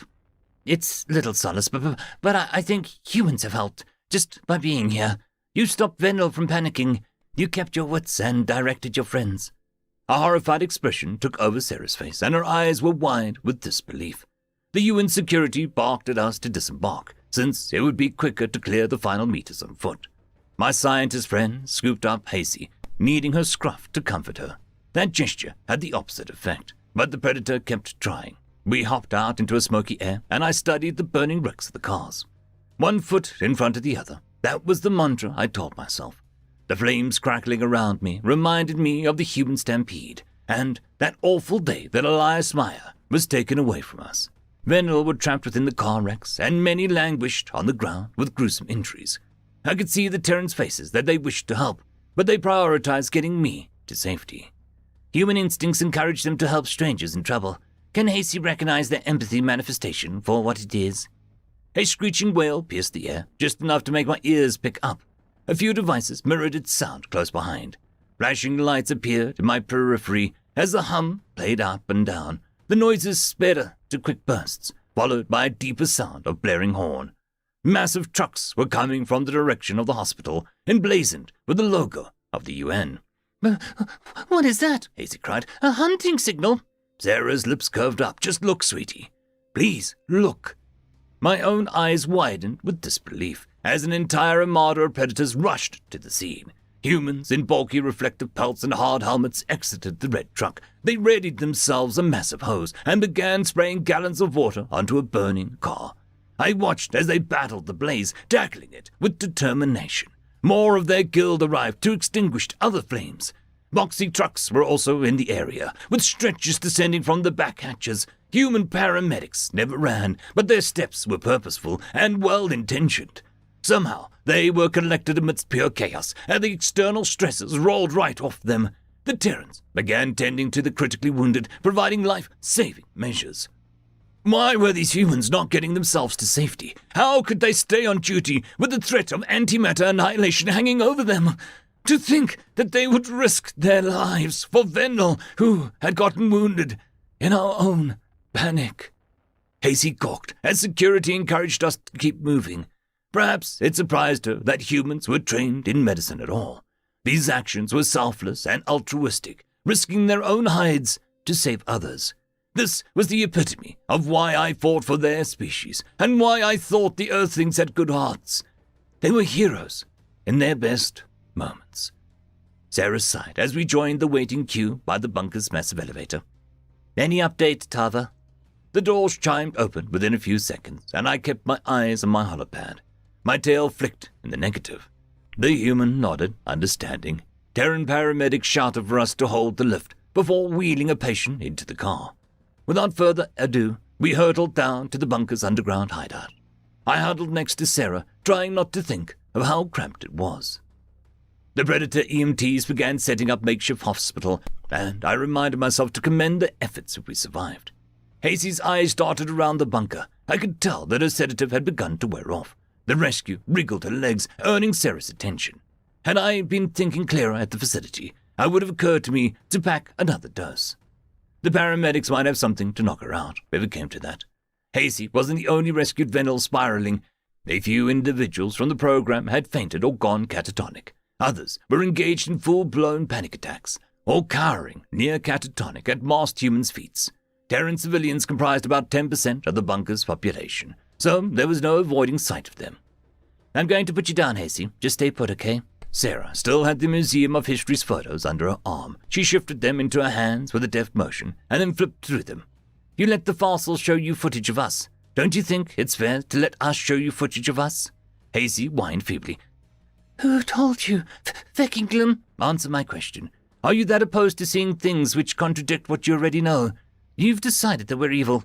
Hasey, you thought it yourself. All the way back then, there's more to humans than wars and violence, I said. Sarah latched onto my contribution. You heard us talk about all those good things, love, community, nature. You just saw evidence with your own eyes of our desire to help. Let me show you a little more proof. Let me show you how we present our history. The Vendel rescue trained her eyes on the paramedics who were giving blood transfusions to an individual with critical wounds. Her gaze wandered as if she were counting the number of Gaians in the room. Hasey noticed that some Terrans were scared. Many were crying or showing signs of distress. Human children clung to their parents, and even a few Vendel were comforting the Predator's young. One Earthborn kid tugged at his mother's pelt. Not again. I want to go home. Please. Manipulation, Hasey asked, pointing at the child. It doesn't want to resist its hunger again. Can't be scared. Sarah fiddled with her girls. I'm scared shitless too. This brings back a lot of memories of being caged in a bunker for days on Earth. As billions died. And we didn't know if we'd be next. It was traumatic, and that kid doesn't know if this is any different. The human scientist tugged out 2 photographs and passed one to Hasey. The rescue cringed, touching the same paper as Sarah. I leaned over the Predator's shoulder, inspecting the image. It was a timeline of early civilizations on Earth, including ancient settlements and hunting methods. Ancient philosophers were depicted, along with temples and pyramids. How do you think that humans would define the start of civilization? Sarah asked. Hasey choked on phlegm. First hunting tools. No. Read the part at the top of that exhibit, Hasey. A healed femur. It's the earliest sign of civilization. Why? Because it takes months to recover from that injury, and requires help from others to survive. That is how humans define civilization. Helping others. Well, when did the wounded people stop being left to die human? A few decades ago. The first archaeological evidence of a healed femur was from 15,000 years ago. Someone had to care for that person and nurse them back to health. We never stopped caring, Hasey, not even in our darkest moments. Whenever you look for compassionate heroes amongst humans, you'll find them. That is my promise to you. Huddled in a bunker with thousands of others, I absorbed that lesson alongside Hasey. It was a nice benchmark to ascribe to a civilization, a scientific way to quantify when a species started caring. The Vendel historian squinted at the photograph before handing it back to Sarah. Her ragged frame was quivering while her voice was still fraught with terror. Hasey cleared her throat. "What was the other photo?" "It's the exhibit of our accomplishments as a spacefaring species. It applies to the Vendel and every alien race. It's proof that we reached out in open friendship long before we knew that there was anyone out there. You think we're terrifying predators, but really, we're sad, lonely primates, screaming into the void." "But please explain." "We sent manned missions to our moon in the name of progress. We sent rovers to explore the planets within our system and took images of every orbital body. We love knowledge, Hasey. We'll run to the end of the universe for a drop of it. But none of that searching turned up anything." But you didn't give up. You say you invented FTL on your own." "We did. I'm proud to have been on our first planetary survey mission, but before that, we would scan the skies for signals from aliens. We sent a probe out of our solar system with information about our home world and greetings. It's called Voyager." The Vendel Rescue inspected the blurb about the Voyager probe, and I squinted with equal fascination. Seeing humanity's innocent curiosity had wiped away my dread, despite the threat of imminent attack. Images of their planet, music, sounds, and nature, a mathematical schema was sent to the stars. Greetings were also recorded from 55 Earth tribes, wishing peace and good health. The UN Secretary-General of those early days had inscribed words of peace and friendship, which I could envision Elias Mayer himself stating. I could hear them spoken in Elias's voice, acknowledging that Earth was but a small corner of the universe, putting forth humanity's desire to learn from alien cultures and their willingness to share from their own library of knowledge as well. It wasn't going to reach any planetary system for 40,000 years, Hasey, long after any of the humans involved in it could benefit from the manipulation, Sarah said. The simplest explanation is that we wanted friends, and that we wished you well before we ever knew you. Hasey threw the picture down. "How can you prove that you didn't invent this, or compile it after making contact with Vendel?" "You can calculate where Voyager is today as well as we can. The weathering of time should be evident on it. Actually, the UN wanted to encourage Tava to go pick it up. It was meant for aliens to hear, and there couldn't be a better recipient than our first friends, who would be, sentimental for us." I chuckled. "I'll do it. Well, assuming that we don't all die today." "Tava, my God, you can't go around saying that." "I'm merely accepting the possibility. I'm hopeful it won't come to that. But if the end is near, I am thankful to spend this time learning about the species I love. It would be an honor to give your Voyager greeting a proper look-over." "It's beautiful," Hasey admitted. "There's no reason to tell so much about yourselves and open yourselves up to scrutiny, to danger." A wistful sigh was all that I could muster. They reached out to the stars and expected the galaxy to do the same. They couldn't help themselves. It's simply who humanity is as their species. My holopad buzzed, alerting me to an incoming message. I snapped my focus away from Sarah and ignored stares from across the bunker. The human and I were recognizable figures in Vendel Prime.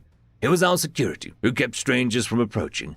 The people expected answers from me, and I hoped that I'd have them soon. "Call me at your earliest convenience," General Cam had texted.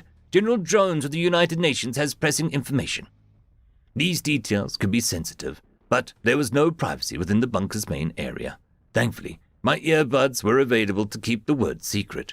I dispatched a video communication to Cam at once, bumbling with keystrokes. The Vendel military officer appeared on screen, a worried glint in his eyes. He added Jones to our call, and the high-ranking human studied me with the usual bravado. The Predator flashed her teeth. "Governor Tava, thank you for allowing me to phone in. I wish it was under more pleasant circumstances." "But what?" Heart-wrenching concern permeated my awareness, and my thoughts leapt to the gorgeous settlements of my homeworld. "Is Vendel Prime safe? Where our cities hit? How did the battle go? And who is attacking us and why?" Cam raised a placating paw, a human-esque gesture he'd absorbed. "Vendel Prime has not been hit by any missiles at this time. There are a few hundred ships seemingly hailing from Alpha. We've taken care of most of the Kolshian bastards, and we should be able to clean up the rest without issue. So, we can stop them short of orbital? Well short of orbital range, ma'am. Our advanced warning systems did their duty, and our defensive fleet outnumbered theirs by a substantial margin. Though in humans being humans, the Kolshians got panicked. I'm hopeful that we can give their all clear within the hour. We just can't rescind the emergency until the last enemy is dispatched. I understand, and it's a weight off my chest. Thank you, Cam. It's not how well their attack went that concerns me, General Jones interjected. It's why they went through with it in the first place. It wasn't with the intent of succeeding. I tilted my head in confusion, unable to decipher the Predator's meaning. Perhaps Sarah would grasp an attack meant to fail. I couldn't see the objective, other than a spiteful revenge spurred by fight instincts. Then again, it was positive news that the Vendel Prime was unlikely to suffer any damage today. The last thing I wanted was to tell my citizens that the Federation harmed our home. Also, how could it be herbivores and not the Arxor assaulting our space? It was difficult to process what Cam had stated. Though I didn't allow myself to dwell on it, I realized that the Vendel Republic was a treasonous enemy to the Kolshians. Siding with humanity put us at odds with Federation by default. It was simply unlike the tentacle manipulators to go on the offensive. Pray only defend what is theirs. Isn't that their view on warfare? Why the sudden aggression? I swished my prosthetic tail. I'm not certain what point they're trying to prove, General Jones. I'm only happy to hear that the ships lie in ruin, and that you have protected us again. Allow me to share some intel that was passed along our novel FTL comms. Each of our allies is reporting a similar incursion in their home system. All failures, none with a convincing show of force. That leads me to believe that the Kolshians were testing our defenses. This was just a recon. But what does that mean? Please, tell me if I should worry. It means shit is about to hit the fan. The Kolshians are assessing the weakest targets and also gathering intel for the planning stage. The intelligence community on Earth analyzed the most likely targets, and Venlil isn't high on the list. However, I don't think preemptive buffs to your defenses could hurt. Okay. We have upgrades you gave us, and we'll bring in more ships. We'll help you too, since you're the priority to the UN. But humanity can't protect everywhere at once. We need goals beyond defensive measures, a forward strategy, if you will, and that means earning more allies. I sure hope the Dirtian or someone comes around. I'll keep my ears peeled on that matter. Thank you for the information, Generals. I'm going to calm down the people here and try to fix the fallout with the cattle rescues. Many saw your faces for the first time. That's a good idea. Well, we don't need domestic situations arising for you. The United Nations and its subsidiaries will be in touch. Please keep us appraised of any developments. General Cam, Deputy said. Take care, Governor. We'll see you soon. The call fizzled out to a blank screen, and I pondered what I'd learned. My mouth moved to inform Sarah, Hasey, and the bunker's other occupants that we would revanquish the incursion. However, the words were passed along on autopilot. From the sound of what General Jones discussed, the Kolshians were bringing a massive force to our alliance's weakest link. The Federation was attempting to regain control forcibly, after humanity scored 2 crushing victories. I feared that another planet could become a casualty of this war before the tide turned. There were no positives in dead civilians on any world. It was up to the Predators to ascertain the Kolshians' game plan and to get ahead of their next move. End of chapter. Chapter 107. Memory transcription subject, Chief Hunter Isif, Arxor Dominion Sector Fleet. Date, Standardized Human Time, December 12th, 2136. A diplomatic resolution to the Battle of Silas didn't solve all of my problems. Regaining organization, as well as finding places to pull the fleet without infrastructure, mandated a bit of time. Bringing Prophet Descendant Giznold into the loop was also a priority. The last thing I wanted was betterment breathing down my neck. The leader was chagrined by my unorthodox approach to disposing of Shazar. With hostilities terminated and internal orders dispensed, I found an opportunity to slip away. The nearest airdrop location was a human module on a border of Yodel space, inside what was once Shazar's sector. Nerves had gotten to me, since this was my first engagement with espionage. What was General Jones going to do with the information? Would humanity's actions reveal me as the source? Against my better judgment, I booted up a call with Falra during my travels. The Dosa seemed intrigued by my days-long absence from messaging service, which I excused as opposition from the UN military to a business proposal. It was technically true. Our discourse had stretched into the late hours of the night when she was forced to depart for a few winks. Rest wasn't a terrible idea, though my own sleep was broken. Farah couldn't call during her shift as a mechanical inspector, though she texted the majority of the time. She was close to finishing her day's work and was eager to hop on a call afterwards. I warned her that I had important matters to attend to soon. My ship had Jones's outpost in sight. However, as usual, the doser was unfazed by my excuses and unrelenting in her demands. "You know, I don't usually respond this slow, SciFi," Farah texted. "We have been swamped with Silas ships docking for repairs. I saw a real live humans at work today, many of them by sneaking a peek at the quarantine lodgings. You guys are gigantic." I snorted to myself. The doser was never short with the unsolicited details about her day-to-day activities. If she thought that humans were massive, the Orcs' size would astound her. Despite our slouching posture, we could loom over the primates if we so desired. It mystified me how the Federation could compare us and the Terrans, and see predatory features in tree dwellers. "Well, I suppose you should be working, not on here chatting," I answered back. "Don't get into trouble on my account." The doser typed back furiously, for "Crying out loud, SciFi. Show a little curiosity. Ask some questions if you're interested in what I'm saying at all." "Fine.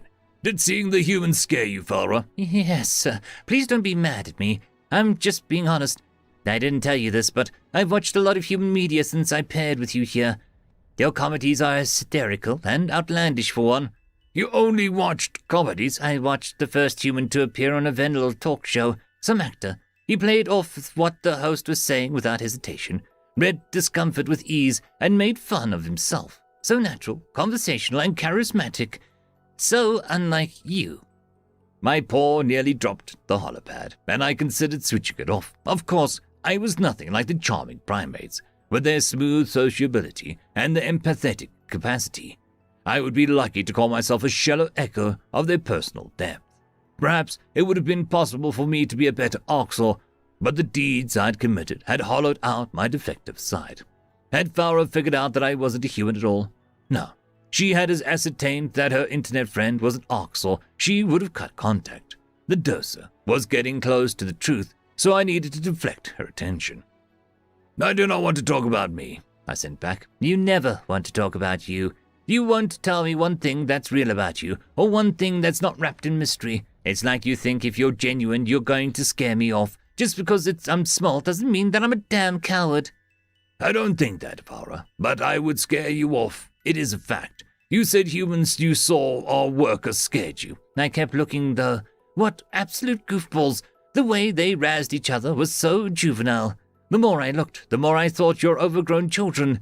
But not you." "I'm not like them." "Answer me an honest question. Do you have predator disease? Don't take it the wrong way. I thought there were harmless strains of predator disease, which isn't exactly a popular idea here."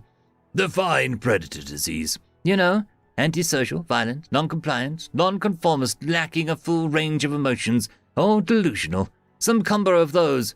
"Those are unrelated attributes. You can call me non-conformist and leave it at that." "Okay, SciFi. I'm not judging you. I just want to get to know you. I want to understand you." "You cannot do either of those things. Don't you get it? I am not a good person, Farah. I've thought about little but my own survival for decades. I'm not prepared to interact with people like you, or to censor myself as humans do."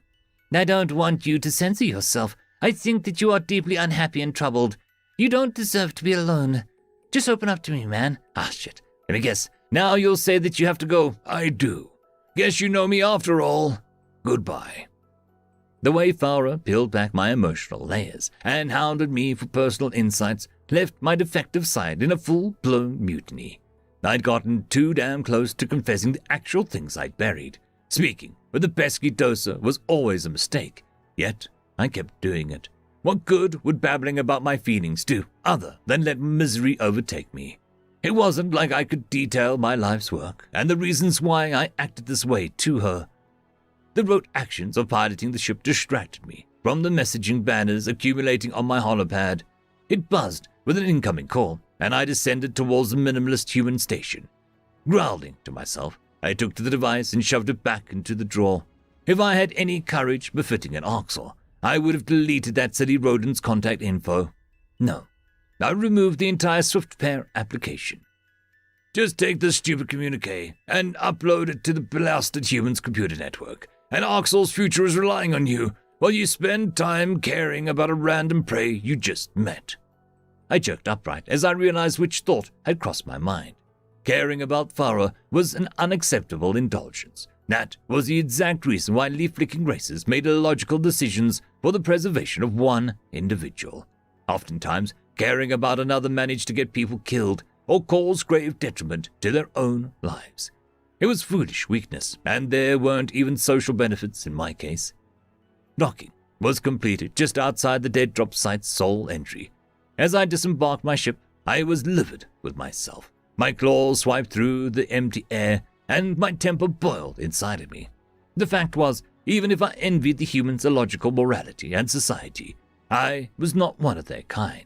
Their weakness needed to be purged at once, before it ruined me. Begging Tava, with those stupid ideas, I really need a friend, I ranted to myself. The airlock hissed open at my arrival, granting me access to the one-room space station. I'd stormed through the docking tunnel in a haze, and I couldn't wait to return to my ship. The point of my operation was to end the cruelty and starvation of my people. Revealing Gisnel's plot was a way to up the ante. It could stoke the flames of open rebellion. The data drive in my grasp felt heavy from its importance. A green light flashed on a wall camera, likely activated by a motion sensor. I leaned closer to the computer display, tracing a claw across it. There were multiple ports, but I needed to find one tailored for my specific hardware. Perhaps General Jones or one of her henchmen had the sense to leave accessible instructions. Wait, did humans even know Oxor script? The lone computer monitor blinked to life, and I wondered if it was triggered by my presence as well. My pupils lit up, seeing the feed of General Jones's face on my screen. It was possible that this was a pre-recorded message with instructions, which would be an efficient decision. However, the primate's eyes seemed to be following my movements. "Is this live?" I queried. The human dipped her head, dust-colored bowls cut waving slightly. "Yes, Isiv, this is a real-time communications feed." "The point of a dead drop is to have no contact with you, yes?" "You are correct. Don't consider this standard practice for our discussions, but I needed to speak with you. The motion sensors tipped me off to your arrival. Thank you for coming, by the way. Oh, and before you ask, this is a secure and private feed." "Noted, General. I had nothing to do with the captured humans on Celis." "But you had everything to do with Chief Hunter Shazar arriving in multiple pieces dead, and not answering any questions. Zal wants intel, not a pair of home-made oxel skin boots." I suppressed a laugh, somehow managing to keep a straight face. The liberated Terrans had done as expected, exacting their revenge on the cruel Oxor. It was a fitting end for her, after the gruesome death she'd given to a sapient predator. I had been looking forward to executing her myself. Outsourcing the work tempered the pleasure, though the outcome was still satisfactory. "How could I possibly known that humans would kill their own prisoner?" I asked, baring my teeth. "I sent her with Zal's people, just as you asked. This seems like the problem is on you." Jones narrowed her eyes. "Isif, you knew exactly what would happen." "Ah, if this is what you needed to speak to me about, perhaps I have nothing to share with you after all." "It's not. I'm just warning you not to play games with me in the future. There's bigger things at stake than your personal vendettas." "Consider it your payment to me for helping you, yes? Shazar called me elderly. She's also a cannibal who interrupted my sector." "I'm aware of her history, but her insights would have been valuable to the United Nations. If you want to overthrow the Dominion long-term, sacrifices must be made. With that said, I would love for you to brief me on what you came here to share." "Gisnil told me the Oxor unleashed the virus on our own cattle.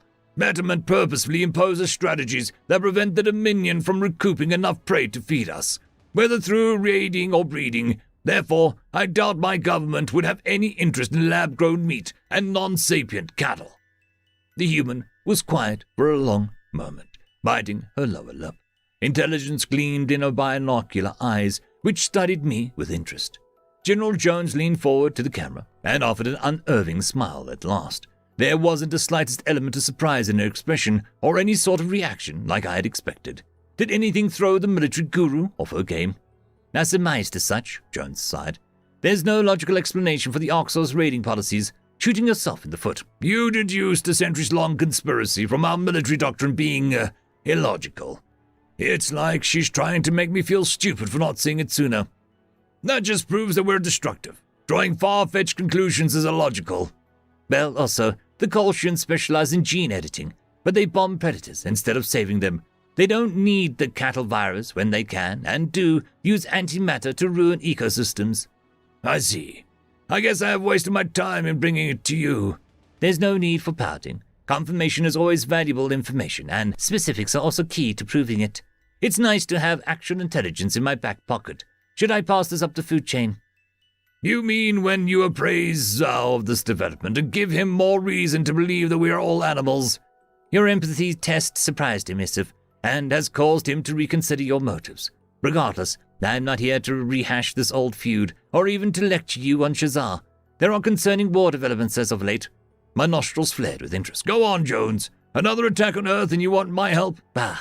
We wouldn't ask for your help in that circumstance unless we were truly desperate.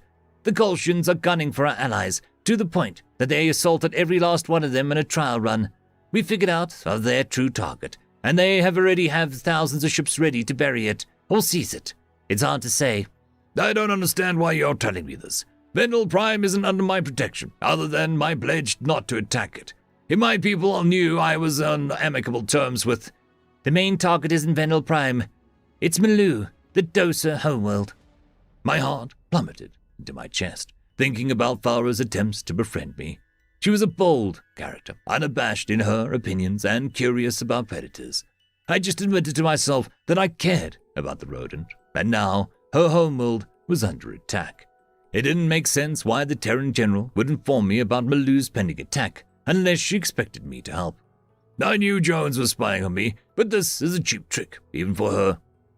So the Federation wants to take back what they've lost. Indignation sparked my chest as I weighed this manipulation attempt. And why would you think that I care about the Dosa homeworld? The human shrugged. It's a Federation objective in your sector. Bringing Oxal ships to their aid would prevent the Kolshians from branching out to the galaxy's fringes. You are the one playing games with me. They're your allies, not mine. Send human assets to save the Dosa, since you seem keenly aware of their plight. I wish we could. Malu is 2 days' travel from Earth. Our assets cannot reach it in time. The Kolshians had their ships en route and waiting. But you have forces there. You yourself are half a day from it and could get there in time. You are fucking insane. What would the Dosa even think of my arrival? I suspect one in particular is whose thoughts you care about. I'm giving you information. What you choose to do with it is your own prerogative. You would be equally upset with me if something happened to your friend and I didn't tell you. You admit... Farewell, Isif. Stay in touch. General Jones had the audacity to hang up on me, and I punched the computer screen out of frustration. The glass cracked against my hardy paw, sending sparks flying. My tail lashed with outrage. I stalked out of the habitat in an emotional frenzy. My feet steered me back onto my ship with more urgency than I could admit. I fished out a holopad and determined that I had to warn Farah of the inbound attack. Perhaps she could get out of Malu's system and survive, without military interference. The Dosa ignored my call attempts, and her avatar had gone offline. I checked the chat logs in a panic, reading her final message. Hey, Siffy, the humans who docked here just received warning of an incoming attack from the Kolshians. There's not many of you, and their ships are here for repairs. It's not good. Evacuation ships were apparently considered, but the first few were sent out, didn't get very far. The Kolshians have FTL disruptors, and they're not letting anyone slip away. The humans advised us to shelter in place in a docking station. I'm scared. Please talk to me, Siffy, please. I'm so scared. I'm sorry for prying earlier. I really need you now. Tell me it's going to be okay. I don't have much time. They're going for our communications first. If I don't make it out of here I want you to know that I've enjoyed our chats. Every weird, reclusive moment. I stared at the last message in mute horror, and an odd burning plagued my eyes. A strange sorrow clamped at my chest, one which I could not bury. It was a sad commentary that an internet friend, an herbivore I'd known for a few weeks, marked the closest I'd ever felt to someone. Hadn't I just cautioned myself about the illogical, harmful actions that attachment caused? My defective side clamored for me to act on General Jones' imperative. Perhaps I would have considered the idea even without the human's input, just hearing Fowler plead for my presence. The doser was the first person to care about me, even though she'd hate me once she knew the truth. Leaving her to die when I was the sole party who could help wasn't an option. With a shaking paw, I booted up my internal communications. The communique to send a full fleet to Maloo and to treat the doser as protected friendlies was dispatched before I could rethink it.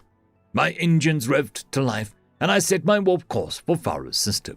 Reason be damned, this foolish chief hunter was coming to his friend's aid in a hurry. End of chapter.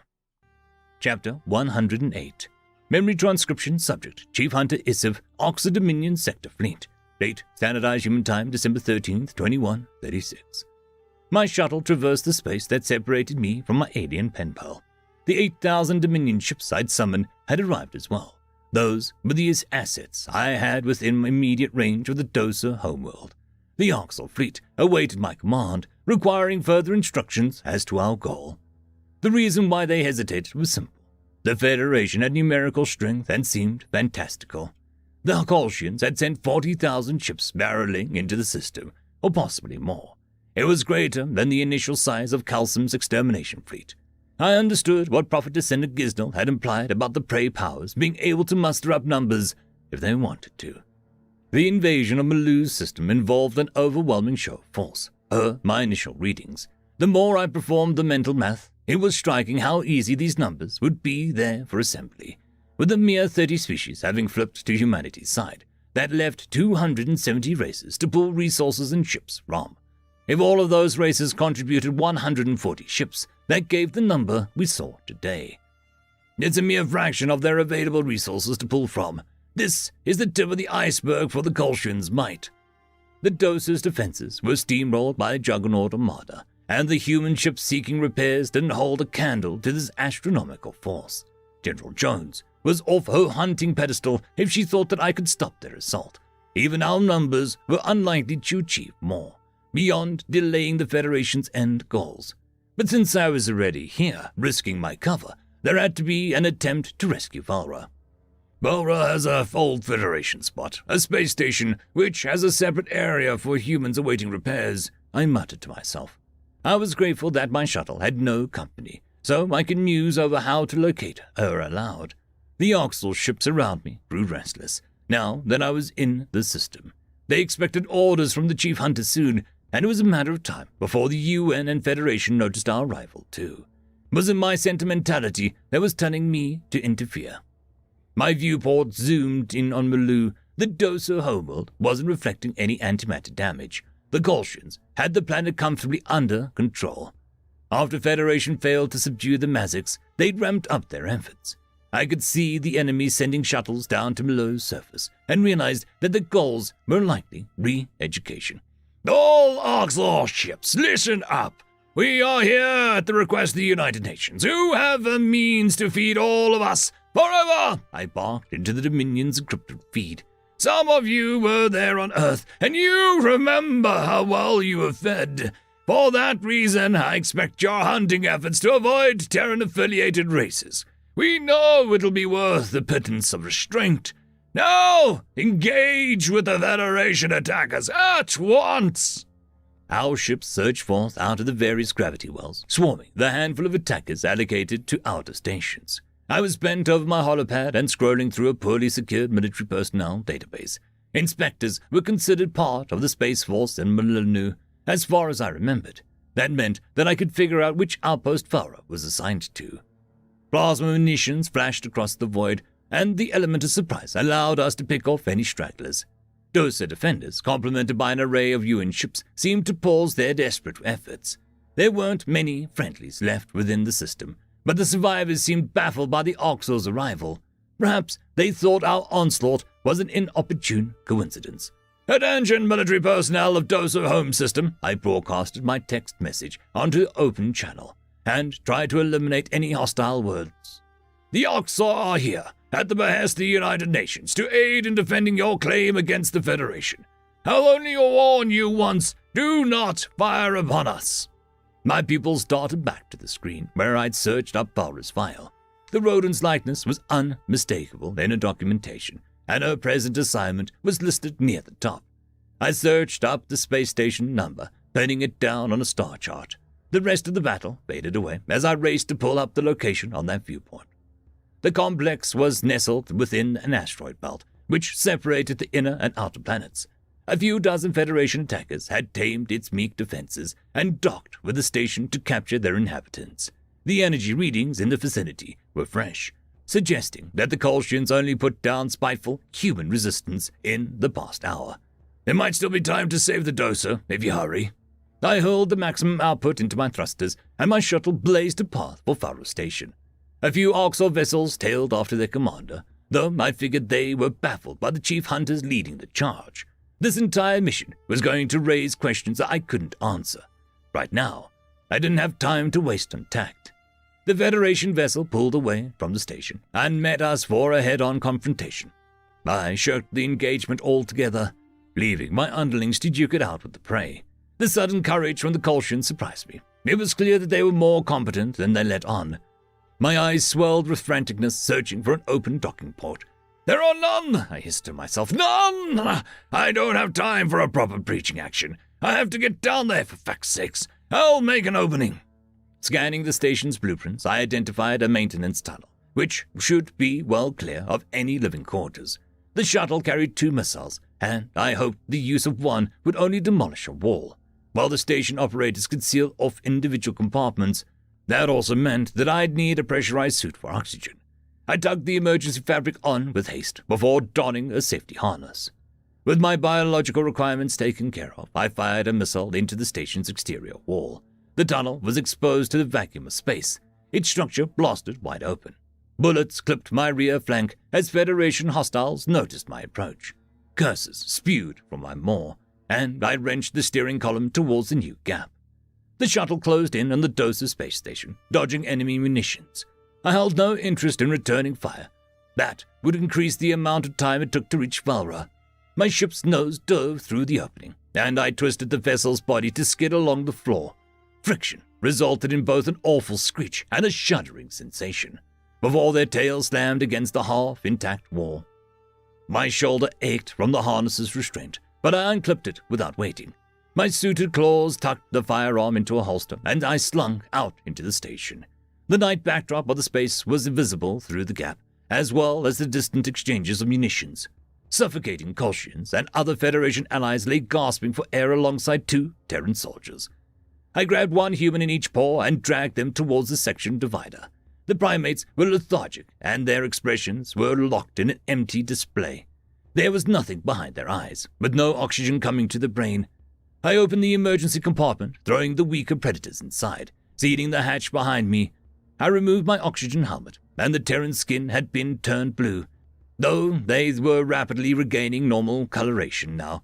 "Hi!" I swished my tail as politely as I could, and allowed the humans a moment to breathe. "Chief Hunter Issa at your service. Sorry about the, unforeseeable depressurization. What are your names?" One primate began reaching for her service weapon, and I hissed in irritation. My gun was out of its holster in a second, pointed at her in warning, and her hand remained frozen in place for a long second before she submitted to my threat. I bared my teeth, a formidable warning rather than amusement. My tongue flitted between my teeth. "Ah, you guys look like fresh reinforcements. Let me guess, the United Nations sent you from Thal, right across this border. You never saw direct action since Caesar's plan for a swift takeover of Vasilis was a failure." "Go to hell," the female coughed. "So I was right, I take it. I'm here as an ally. Where are the Dosa civilians? I promise I'm here to get them out, not harm them." "Everybody knows your idea of getting them out is a cattle farm."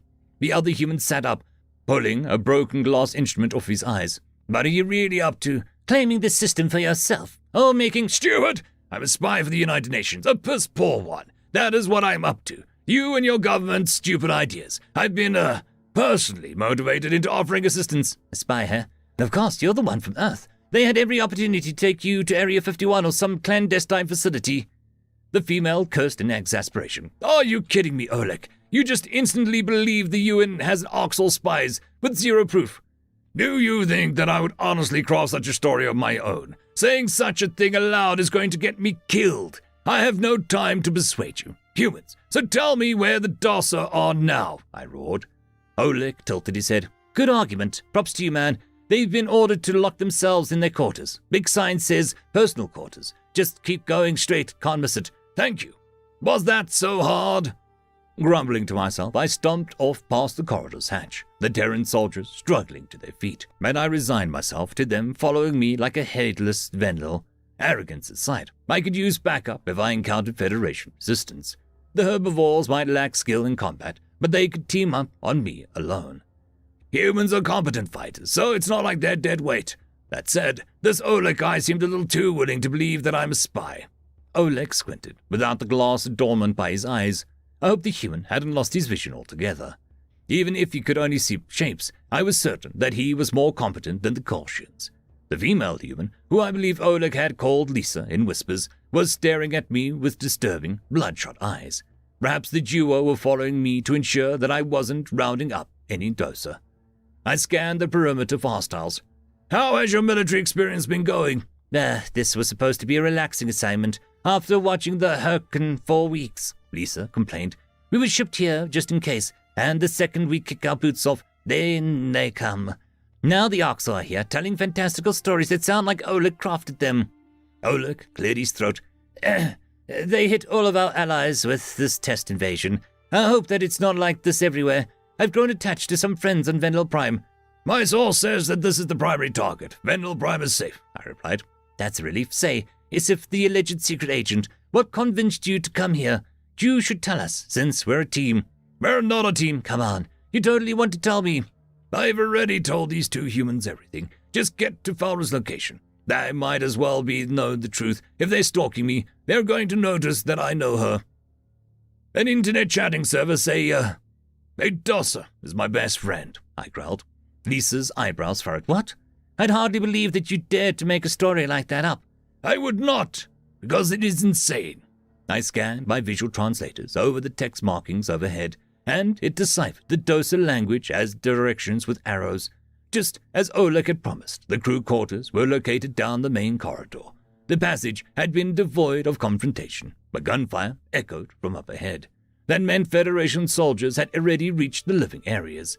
The Kolshians must have sent forces down from two angles. One boarding party had been held in the maintenance tunnel that I detonated. The other likely attacked from the other side, charging straight from the hangar bay to the quarters. Splitting up human defenders was rather tactical for a species that didn't know the meaning of the offense, allegedly. Which one is your supposed pal? Lisa pointed to a piece of paper, which I assumed contained room assignments. Also, I see a few dozen Kolshians and count 3 of us. Maybe we should rethink our strategy. The prototype visual translator had no trouble with the roll call, which listed Farah as room 219. I committed the Dossa symbol for the number to memory, knowing her life depended on it. My firearm wavered in my paws, and I dropped into a hunting crouch. The humans crept along as well, lining up enemies in their scopes. My pupils scanned each door for the number, while I ensured that my steps were silent. I could see cerulean and violet Kolshians moving between rooms and exiting with sedated Dossa. All I could hope was that Farah wasn't among those already captured. It would be next to impossible to spring her from the Federation re-education party. My gaze drifted several doors down the hall. One room past where the Kolshians were now. I pointed with a claw. That one! My whisper was almost inaudible, but the humans understood the message. These Terrans were rather cooperative. I wondered if it was since they could gang up on me the second I made a move or was found to be deceitful. The primates often had a strange way of showing gratitude for saving their lives. I'd hauled their oxygen-deprived bodies from the tunnel, yet they were likely calculating ways to kill me. I can respect it at least. Unless I try to backstab them, I doubt they'll try anything stupid. Fighting the Federation is enough for now. Right now, the 3 of us needed to get past the Kolshian posse. The enemy's soldiers stood between us and Farah's door. The thought crossed my mind to use the Terrans as a distraction, but I knew that they'd see right through such suggestions. How were we going to reach the Dossa friend without alerting the invaders? A firefight seemed like the only solution, so I gestured for us to charge. My claw depressed a trigger, and I nailed 2 cautions in the back before they could react. Oleg and Lisa joined in on my fire, peppering any soldiers that couldn't find cover. The Federation got their bearings in a second and hurled bullets back in our direction. We dropped down closer to the floor, crawling closer to Farah's door. Most hostiles had ducked inside a room where they were currently raiding, but a few had moved on to the next quarters, room 219. I scurried past the first door, feeling static electricity as a bullet whizzed over my spine. Lisa's offered suppressed fire as visually impaired Oleg scrambled after me. The Federation had gotten to target ahead of us, but I couldn't stop. I fired desperate shots at the advancing soldiers. No! No! You're too close to let anything happen! Panic clamped in my heart, seeing 4 cautions kicking down Farah's door. I could hear a shrill scream, which lacked in power or grit. Adrenaline flowed through my veins alongside a deeper emotion of concern. I rounded the doorway in a fluid motion and used my nostrils to pounce at the Federation lackey. My body was acting on pure autopilot as I tore one soldier's throat on instinct.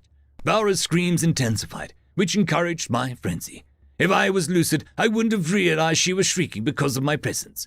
However, in my haze, all I could see was 2 cautions cornering her. Another was tracking the rodent's movements from further back.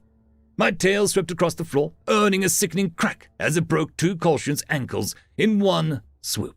The enemy tracker turned his gun muzzle towards me, and I punched out a fist on instinct. My appendage connected with bones while a scent of blood hit my nostrils. Vision sharpened as the scent made my eyes dilate. I just shattered a caution's windpipe and spine with a single punch. The duo with broken legs started to move, but Oleg rushed in to stop them from engaging. It was tempting to finish the helpless cautions off. However, enough of my awareness returned to realize I'd sickened Farah. I strained to bottle the adrenaline, drawing ragged gasps. Human, help me! The doser managed to cry. Oxor. Ola's eyes narrowed with suspicion. I thought you said she was a friend. I grunted, struggling to formulate coherent words. The blood was still rushing in my ears, causing my claws to twitch. It's complicated, is it not, Farah? How do you know? Additional horror lit up in Dosa's gaze. Her terrified brain arrived at the truth. Something told me that she'd placed a name to the Oxor, who was towering over her with a maniacal snarl. I possessed a keen awareness of the blood slathered across my claws and every scar and tooth fracture I had. The human watched from the sidelines, discerning enough of the subtext. Farah swayed on her feet. SciFi? Yeah. The doser's eyes widened further than should be possible, and passed out onto the floor. End of chapter. Chapter 109. Memory transcription subject, Chief Hunter Issav, Oxor Dominion Sector Fleet. Date, Standardized Human Time, December 13th, 2136. The fact that my appearance horrified Farah left me shaken. The primal rush of adrenaline quelled to something manageable. Bullets assailed the room's wall as I was cornered alongside the doser and a near-blind human. The unconscious Kolchians, whose legs I'd broken, were tied up to a desk as well. Oleg flashed his teeth, laughing at the absurdity of our encounter. The urge to roar in his face struck me, but I kept that bottled. With the gentlest touch I could manage, I scooped up Farah's tiny form. Her ginger and white fur felt puffy beneath my paws. Oleg marched over to me, snatching the doser out of under my claw. The human opened up his knapsack and stuffed the herbivore inside. As much as it stung to have my friend taken away, I knew the primate was best equipped to carry her. The Kolchian soldiers were camped in the adjacent room, back in the direction we needed to travel. The 4 mangled corpses and crumpled bodies in the room were my handiwork. It was a shame that Farah had witnessed the full brutality. I'd known from the moment we spoke in the chat that she would hate the real me. Interacting with her had been foolish, especially allowing myself to get attacked. So she's your friend, huh? But she didn't know you were an Oxor, Oleg shouted over the gunfire. My eyes formed menacing slits. Human, of all people, should know what it's like to be judged by your species. Also, it's none of your fucking business. If she was your friend, you would have told her. I just wanted to talk to someone. Fuck you! The Terran soldier rolled his eyes and scratched the brown fuzz in his chin. Oleg's fur wrapped around his lip in what the humans dubbed a moustache. It made his flushed cheeks stand out more. I imagined Batman would have culled someone like him, with vision defects that limited his daily function. What good was a hunter without depth perception? I didn't trust him to protect Farah. You have to cover for Oleg and Farah, and assuming Lisa has been gunned down, you have to protect her too. If one of the humans gets shot, the other won't leave them. I moved a mirror across Farah's room and used it to get a peek of our attackers. Lisa was scooching back across the hallway in the process of reloading her weapon. There was no crimson blood on the human's clothes, which was a positive sign. She had been skeptical of my intentions, so I wasn't sure whether I trusted her to be on my side. Why did you believe my story so fast? I hissed. Your partner isn't so sure. Oleg shrugged. It checks out. I knew they were up to something, or else, how did they get the Arxor to save Earth? That was my doing. Let's get Lisa and retrace our steps. You're only saving one doser. There's others here. The last time I saved some Ceruleans from the cattle farm, they cried and screamed at me. Wouldn't believe for a second that I didn't want to eat them. I'm here for my friend.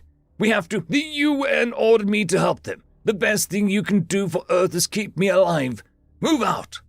I didn't voice any of my concerns about Oleg's blindness. He seemed to be physically adequate otherwise.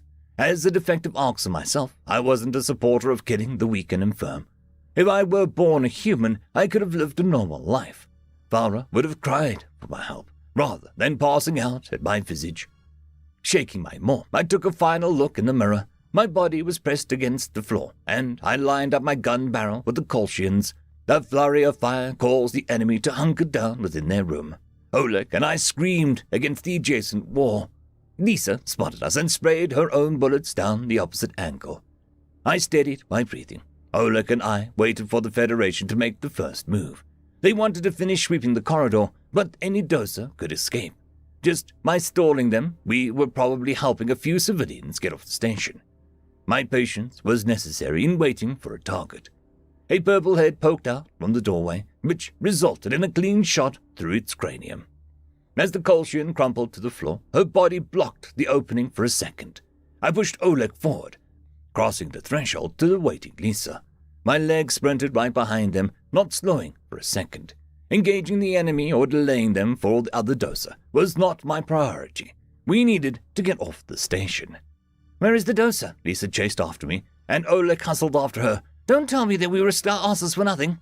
I struggled to speak between pants. Farah is in Oleg's pack. No, my shuttle was still operational when I left. Your shuttle? The one in the blown-up tunnel which took a nasty tumble? You ask many questions and offer no solutions. We almost suffocated back there. I don't even remember how we got in that room. And I kept you alive. The two peacekeepers were hot on my heels, not tiring as we hurried down the hallway. Even with my longer legs, the humans were beginning to outpace me. My breaths were labored, and I was grateful that we reached the sector divider. The Colchians hadn't attempted to pursue us, so it should be a clean getaway. The Terrans followed me into the emergency compartment, and their gazes displayed apprehension. I recovered my oxygen helmet, slipping it back over my head. The primates had no such safety precautions, so if I were a more ruthless Arxor, I could kill them in the airless area. They were dependent on me for survival. I don't trust Oleg and Lisa not to turn on me in the shuttle. My past experiences with humans haven't been all pleasant. The cruel, self-centered thoughts felt as heavy as a rock in my mind. Farah was safe in Oleg's bag, and I wasn't going to let the doser wonder what I did to the Terrans. I wrapped my claws around the two human shirt collars, ignoring their protests. Opening the airlock with my tail, I dragged them a few dozen paces to my shuttle. The primates would be crewing my shuttle, and that was the end of it. The four of us boarded the shuttle, and I tried not to fixate on what I would say to Farah when she woke. The battle for Maloo had not gone in our favor, just as I anticipated. There was a shock value in the Arxor fleet coming to the doser's aid, but the Colchians had brought the largest fleet in living memory. The typical strategies we employed to make the skittish Federation flee weren't having their usual effect. When the cowards didn't run off, their numerical advantage was insurmountable. The United Nations' efforts were concentrated on escorting evacuation ships rather than holding the system. The fortunate news was that the Federation were not bombing the planet. Their ground occupation meant this wasn't a life-or-death contest. we could compile a greater number of ships and return to take the planet back. However, the Oxor intervention needed to draw to a close. Messages from the prophet descendant Gizno had flooded in, demanding to know why I defended Malu. He demanded that I withdraw all forces from the system, or he would send someone to dispose of me like Shazar. My execution was still on the table, especially if my rescue mission became known. All Oxor ships, Betterment has ordered us to pull back. These Dosa are not worth significant losses of this caliber. I looked back at my data feed, surmising that our ship capacity had been halved. The Federation count had dropped by a few thousand, but our forces would be depleted soon. Cover any Terran allies retreating from the system. If you can get off parting shots at the Federation, do it. A weak squeak filtered into my ears, and my head whipped around. Valra had been placed atop a wadded-up blanket. Her tiny whiskers had been twitching in her slumber. Lisa was sitting next to her, wearing one of those asinine vibes that humans caved to. A small part of me wished there was a mask that could hide my face. Even if I covered my optical receptors, the serrated teeth were a deal-breaker. Human, the Dosa croaked. Where am I? Lisa pursed her lips with sympathy. You're on an evacuation shuttle. How much do you remember? Valra's eyes rolled back in her head, and she nibbled on her lower lip. I could tell that she was running through the details of the Federation attack in chronological order. It was apparent when she hit the terrifying moment, when I burst through the door to save her. Perhaps she didn't remember that the ghastly Oxor had used her pen pal's name. Gray snapped Kolshin's neck, she squeaked. Said it was SciFi. The Dosa's pupils surveyed the room, alight with panic. I quickly swirled around in my chair as her gaze landed on me. I wanted to melt into the floorboards and cease my existence then and there. For some reason, her terror felt like a knife wound in the chest. What I told her on the messaging service was correct. I deserved to be alone. Lisa cleared her throat. Isif can't hurt you. You don't have to look at him. Valra sniffed. Isif not. SciFi is a nickname given to me by a Gojid child, I growled. A refugee who was taken by a human, someone I cared about on Earth. Great. Now you've admitted your affection towards Nudia, too. You're losing your grip. Sitting here now, the stupidity of my actions slapped me in the snout. Mobilizing an entire war fleet to defend the Dosa, all because of a few internet chats with a false premise, was insanity. Valra hated me, and she had every reason to. Her first impression of me was when I killed 4 Kolshians with natural weapons. The species she was actually intrigued by was sitting next to her, comforting her over me. The Dosa buried her head in the blanket, nose twitching. Tiny tears leaked from her eyes, and her sides rose and fell in shaking intervals. The human seemed to pity her, from what I could glean. Oleg was peering over the top of his book, per the visual translator. The title read, Why the United Nations Really Funded FTL Research. I had a vague curiosity as to the contents on the pages, but this was not the time to ask. I don't even think he's actually reading it, given that he can't see. He's just pretending not to stare at Valra.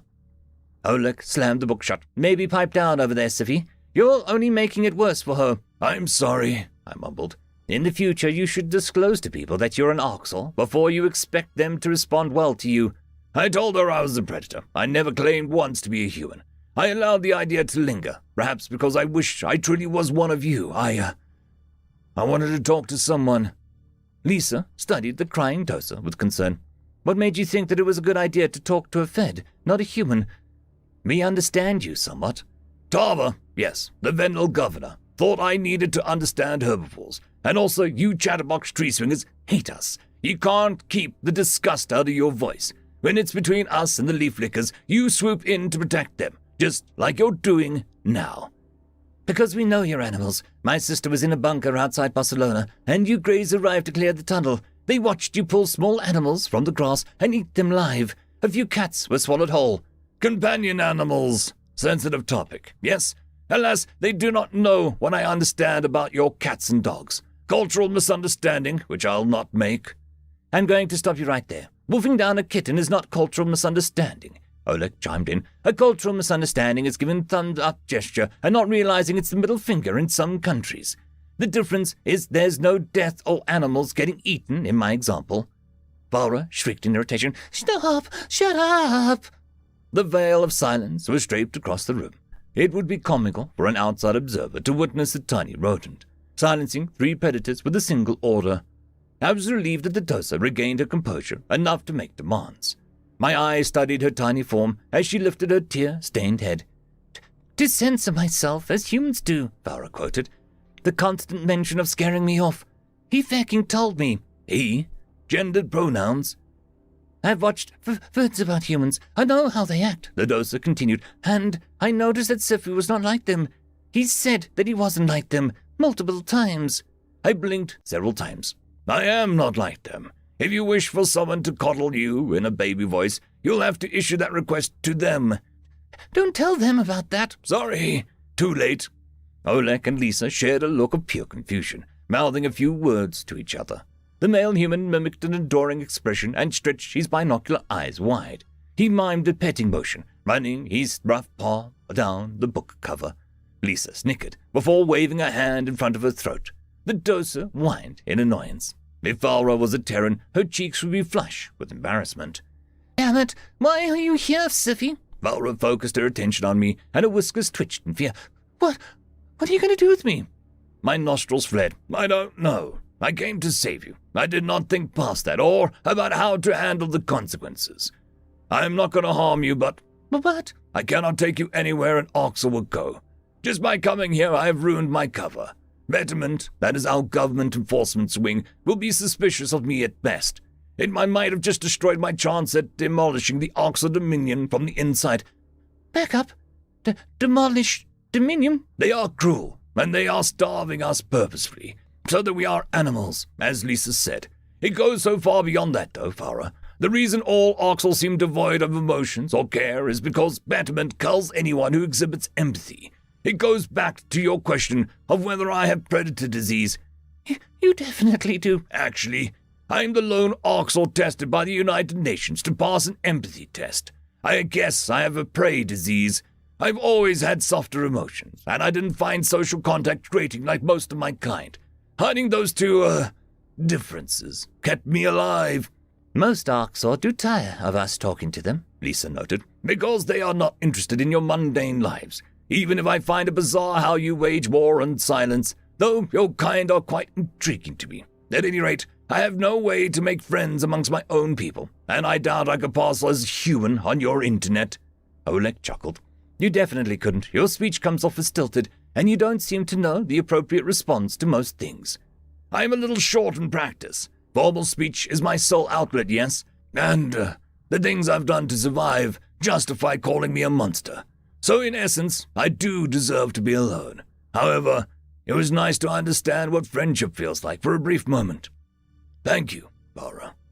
I turned my attention back to the cabin controls, satisfied that I'd said my piece to the Dosa. She had been an excellent friend while our doomed relationship lasted. It was time for me to accept that my isolation was fated.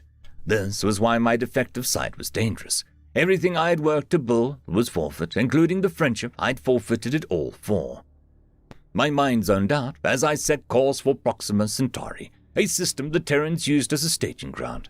I wasn't foolish enough to fly to Earth again, no matter how sorry Zal claimed to be. However, Farah and these 2 humans needed to be dropped off in UN territory. After that, it was time to face my likely execution, with dignity and grace. Even my smooth tongue would have a difficult time talking a way out of this with Giznal. He's livid. A handful of pricks registered at the tip of my tail, and startled me half to death. My conscious mind barely reacted in time to prevent a devastating lash. I froze up, trying to assess the situation. If those blasted primates were poking me with a sedative, I was going to rip their throats out this time. I wasn't keen on being on UN custody again. The poking sensation moved up my spine, as if tiny hooks were ascending my sloped posture. I inhaled heavily through my nostrils, scenting warm blood belonging to the Dosa. What in the stars was Farah doing? It bewildered me that she'd left the comfort of her blanket and the overprotective humans crowding it. Farah perched herself atop my skull, right behind my eyes. Okay, we're going to do this together, but you'll have to tell me more about you. I'm sorry, what? I hissed in disbelief. You said you didn't think past saving me. I don't want anything to happen to you. So we should think about it now, together. I'm sorry about Malou. You are under no obligation to speak with me, or continue in this vein of friendship. I am incapable of leaving the ship at the moment, but I would let you mourn in peace. The Colchians are re-educating my people. I'm not captured now because of you. You're SciFi, and I'm glad I know the truth. I can smell your fear, Valra. It's very potent. I am scared of the humans too, for what it's worth. I jab my tail towards the flimsy primates. They're lousy predators. They couldn't hunt with their bare hands if they wanted to. Olek can't even see. You broke my glasses, arsehole, the male human protested. The Arxor would still cull you for needing vision goggles. Not that I agree with that. Lisa narrowed her eyes. What about me? Would I be on the chopping block? You ask too many questions, and you're repulsed by eating live animals. Most Arxor would space you, just for that. The female Terran snorted, as her pupils fixated on the doser atop my head. Olek's expression gained a bit more levity too, since Valra made herself a physical accessory. Knowing how the human brain worked, the psychotic primates thought the sight was cute. Just having the rodent in my proximity probably made me adorable to them by extension. That thought didn't seem as repugnant to me as it once would. I couldn't believe that Valra still cared about me. I had a friend that accepted my defective physical form. Maybe one day she'd be able to approach me without reeking of terror. Vendel had grown acclimated to humans, after all. With 2 humans warming up to me and a dose's help, perhaps we could find a way to unseat betterment. My sector hadn't been lost yet. End of chapter. Chapter 110. Memory transcription subject, Captain Sovlin, United Nations Fleet Command. Date Standardized Human Time, December 15th, 2136. There were 3 new additions to our personnel as we departed from Silas. The UN fleet caught wind of the incursion on Vendel Prime, alongside every other allied race. The Vendel Republic's homeworld was as valuable to them as one of their own colonies. Humanity couldn't weaken the strength of Sol, but they allocated every resource they could spare. The original allies were going to have every free ship with a gun strapped to it assigned to their fortification. It was expected to be quite the assignment, ensuring that Vendel's system was impenetrable. The crew were allowed to take shore leave on the homeworld surface, though we were expected to stay to be able to return to the vessel within an hour if needed. Many humans brimmed with excitement about seeing an alien planet, including Marcel and Tyler. Slinek, Onzo, and Tillfish had gone with them. The insectoids in question were Bulra and Vernd, 2 of the new passengers on Monahan's warship. Word of the Tillfish child's outburst had gotten back to Marcel, and he put in a word with the captain. The United Nations could take the humor-obsessed kid to Vendel Prime, where he could interact with Terran refugees in a controlled environment. General Bulra hadn't been thrilled about the proposition, but her objections fell silent when the humans whispered something about a predator disease screening. I suspect the United Nations may want to give Bulra a proper diplomatic reception here. She was the sole Tillfish voter against annihilating Earth. But the Tillfish additions to the crew weren't my concern. The 3rd and final new name on our register was a human named Kyra Bari. We picked her up from Vendel Border Outpost. Earth had assigned a resident therapist to the ship due to the stresses and adjustment issues our ship had faced. I recalled Marcel and Tyler's entreaties for me to seek help, so I hesitantly signed up for an appointment today. This meant that I was one of the select few to remain aboard the ship, while others explored Vendel Prime. Samantha also stayed here to grieve alone. Carlos, meanwhile, had rushed off to a bar with some rowdy soldiers. I wasn't in any state to go rabble-rousing in the capital, so I sympathized with Sam, having lost her family. Regardless, it was unlikely I'd get an opportunity to see a professional about my issues outside of downtime. However, as I traveled to Kyra's office, my stomach was twisting in knots. It wasn't like I was unaware of how predator disease was treated. As much as I wanted to be cured of my mental derangement, the thought of subjecting myself to painful remedies frightened me. A severe case like mine would require the more severe fixes. People who were sent to correctional facilities didn't return the same either. Marcel wanted me to do this. It's important to get help, so that you never hurt anyone else, I encouraged myself. Even if your gears don't quite spin as fast after, it's a small sacrifice to squash your impulses. My claws rapped on Dr. Bari's door. and what was left of my spines bristled. The fact was, this current state of existence brought me nothing but misery and self-loathing. It was cowardice not to face my predator's side, so I shouldn't lack the gumption to get this PTSD treatment Tyler mentioned. If the blonde-haired human claimed his species had an effective approach, I was inclined to believe him. Terrans were knowledgeable in medicine, contrary to Zahn's spiel. "Come in," a cheerful voice called out. I forced myself to walk inside, taking in the room. A predator was dressed in civilian pelts, leaning back in a large armchair. Her sepia skin tone was a color that was also seen in gouged fur, and her raven hair rested against her shoulders in a complex braids. A warm smile graced her face, as though she was indifferent to the dangerous nature of her patients. My gaze soaked in the rest of my surroundings, and confusion washed over me. All I saw was a small bookshelf and a desk. On the far wall, Kira was gesturing to a human-sized couch, which was complete with pillows. I was stupefied that she seemed unarmed. There were no restraints tied to the couch, no sedatives on the table. All I could see was a clipboard in her hands and a tissue box on the table. "Where are the brain scanners and the electroshock machines?" "Hello, doctor." This medical professional was separate from the ship physician. She was the closest to what we called an extraneous behavior identifier. It was amusing that even predators needed such an occupation to keep their society civilized. "What do you need me to do?" Kira's binocular eyes jerked over to me. "Sit on the couch, Sovlin. I've been expecting you." "Okay. I'm sitting, and I promise I won't resist whatever you need to do. I want to get better and be a proper part of the herd." "What I need to do? You're here to talk to me about any topic you feel comfortable with." "Yes, but after." "What is it you think I'll do after? You're the first alien patient I've had, and it seems that many of the non-terrestrial crew are scared of speaking to me. The stigma around mental health has been fading on Earth for the past century, so I can assure you, humans won't view seeking help as a sign of weakness." "I know, my Terran friends encouraged me to come here." "That's excellent to hear. I'm here as a resource, a bridge between aliens and humanity in our joint venture. Please explain what the perceived issue is, Sovlin, so that I can begin to address it in my outreach. I don't want other non-terrestrials to see me as something to avoid." I drew a shuddering breath. We all know your work is necessary, but if you get diagnosed with late-stage predator disease, few people want to be incarcerated, shocked, or sterilized. The side effects of the meds, or for even mild cases, are debilitating. Also, when the diagnosis gets out, you'll be ostracized from society and employment. I know that, and I'm still here, because I can't live like this." Dr. Bari's jaw slackened, an immediate failure to mask her surprise. Her eyes widened as a mix of horror and outrage filled her pupils.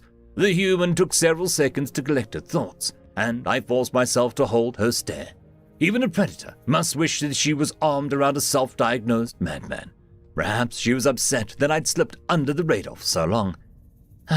I'm floored. That retreatment of mental health is somehow more atrocious than our methods in medieval times," Kyra said. "First off, I can guarantee that no human will electroshock or sterilize anyone here. The only case in which you would be incarcerated is if you voice an immediate threat against yourself or others." I chewed at my claws with anxieties. "I understand. If I have predator disease, I am a threat to the herd, and you'll remove me, as it should be." "We do not remove the mentally ill from the herd. By a direct threat, I'm referring to stating clear intent to harm someone. That is the only time authorities will be alerted. Otherwise, everything you say is confidential. If I spoke to anyone outside these walls about your sessions, I would lose my license. None of today's words will be shared." I don't understand. Why would you lose your license? Are humans insane enough to not warn people of their deviance? My goal is to help you understand yourself and find healthy ways to address your feelings. And just because someone doesn't experience the world in the same manner as us, it doesn't make them a threat. It doesn't mean they deserve to be cast out without a lifeline. But predator disease patients attack people. A very small number of mentally ill individuals are violent, Sovlin. Mental health is more complicated than classing a condition as predator disease or not predator disease. So what? We're just going to talk, nothing else. And this is magically going to make my illness go away, right? We'll talk. Any diagnosis made are for you to better understand how your brain works. I may recommend that you seek evaluation for medicine, if I feel that it is in your best interest. However, this would only be to tackle specific neurochemical imbalances. I snorted to myself, unable to believe the inefficacy of this therapy. To think that Kyra Bari was a licensed medical professional for performing the duties of a talk show host. What a waste of higher education. How would she determine that I had a neurochemical imbalance without any testing technology? I am never going to get my predation cured. Tyler and Marcel think I can talk it out of the system. Stupid predators. You'd think a violent species like humans would get the importance of catching outliers. I had listened to Dr. Bari's speech, calling mental health a complex issue. If a certain number of patients were bound to be violent, how did a Terran's conscience let them take zero preventative measures? There was nothing complicated about allowing sick-minded people to wander among the herd. There might be ill humans amongst this crew, and Kyra claimed that she wouldn't warn us all at all. I didn't understand how Terrans without predator disease accepted dangers in their midst. We had to encourage them to take mental illness more seriously and root it out at a young age. There would be public outcry on Earth's public realized that they were being exposed to twisted individuals. I couldn't wait to get out of this office and scoff about the bunk science to Sam. The therapist cleared her throat. I can sense that you are skeptical, Sovlin. I need you to take your session seriously and trust me to help you. Can you give our methods a chance? Sure, whatever. I didn't need to tip the human off to my plans, to ridicule her entire practice. I did sign up for this. You told me up front that you can't live like this anymore. I commend your courage in seeking help, and I can promise you you'll attain a deeper understanding of who you are as a person. If I might ask, what makes you think that you have predator disease? I took joy from hurting Marcel Frazier. The only time I feel happy is when I kill an Arxor. I am violent, reckless, and filled with hate. I'd love to hear more about the specifics of your emotions. Where would you suggest those feelings stem from? Still not locking me up. I just admitted to violent tendencies, and how good it felt, at the time, to torture an innocent human. Gritting my teeth, I decided to tell Kira a small amount. Predators disgust me, no offense. It's been years. The Goges were fending off a brutal assault, and I was a ship captain. Our defense was going poorly, right up until the desperate charge I'm famed for. Just before we drove them off, I was on a call to wish my daughter a good night, when Oxel ships reached our neighborhood. For some reason, I began to spill my past in rambling fashion. Kyra would prompt me whenever my words dried up and jot notes down on a clipboard. The human didn't discourage the free flow of tears. I was ashamed of how they poured over with every word. The tissue box came in handy, but for some reason, I couldn't stop opening up about the painful topics. A significant amount of time breezed by as I recounted my family's death. The tale carried all the way from my suicide charge to the funeral. The astute therapist picked up on my feelings of guilt for the failed defense of the cradle. The Terran was patient. When I broke into hysterics, unable to speak for minutes, she then coaxed me into recalling good memories about my family, including the day my daughter, Hania, was born. We touched on how I wanted the Arxel to suffer like I had, and how I had came across Marcel's patroller. With each passing day of staring into his eyes, I was reminded how every gory detail, as my daughter was ripped apart, the idea that humans were plotting that against the Vendel enraged me. Zahn's intel convinced me that they were an evil race. Meanwhile, my own first officer was being enraptured by the monster. It was unacceptable. I had to kill Marcel. I wanted him off my ship because I thought his thirst for blood defined him. Kyra didn't bat an eye as I recounted my heinous acts. She allowed me to discuss the first evidence I saw of human empathy at the border outpost. The therapist listened with calm nods while I recounted the horror of seeing my homeworld demolished. My ignorance of humanity's true nature caused that tragedy. Faced with video evidence of Terrans dying for our civilians, I couldn't hide from the fact that they could feel like us. After that last word spilled from my mouth, I hugged a wad of tissues to my snotty nose. Perhaps she understood the cradle's loss, given the undeserved attack on Earth. However, there was no question that I had brought condemnation on our race. That was without even broaching the topic of Seleni's revelation, that our species was predatory ourselves. Enough of Kyra's time had been wasted, listening to me sob all over myself. I slumped my shoulders and waited for her judgment. Thank you for sharing that with me, the human said. I can't imagine how difficult it's been to have all this on your chest and to deal with such a horrible loss alone. I'm sorry." My head snapped up. "You're sorry? I just dumped my issues all over you." "You did no such thing. The intense emotional reactions you described, as well as the flashbacks and the depression, all fit the post-traumatic stress disorder. What that means, in severe situations, trauma can cause lasting changes to your brain. You become stuck in that moment. There are steps that we can take to mitigate your symptoms, including cognitive behavioral therapy and gradual exposure therapy." "I don't understand." "You don't have to. We are well past our time, but this was an important first step. You did a great job opening up to me. I'd like you to come back tomorrow so that we can continue this conversation." I guess I can. You're a powerful listener. Humans are so attentive, with your eyes and all." The therapist set a note down on the table and walked me over to the door. It did feel a tiny bit easier to breathe, having shared my journey with someone without judgment. This PTSD label I'd heard yet again was a human misunderstanding. We knew that trauma could only spark rapid onset of underlying issues, but I did owe it to Marcel to continue these talking treatments. "Marcel wouldn't have suggested this if he didn't think that it could help, so you have to give it your fair shake. Besides, Kyra seems to be a nice enough person, just misguided." Dr. Bari pursed lips. "Before you go, Sovereign, something you said about Marcel caught my attention.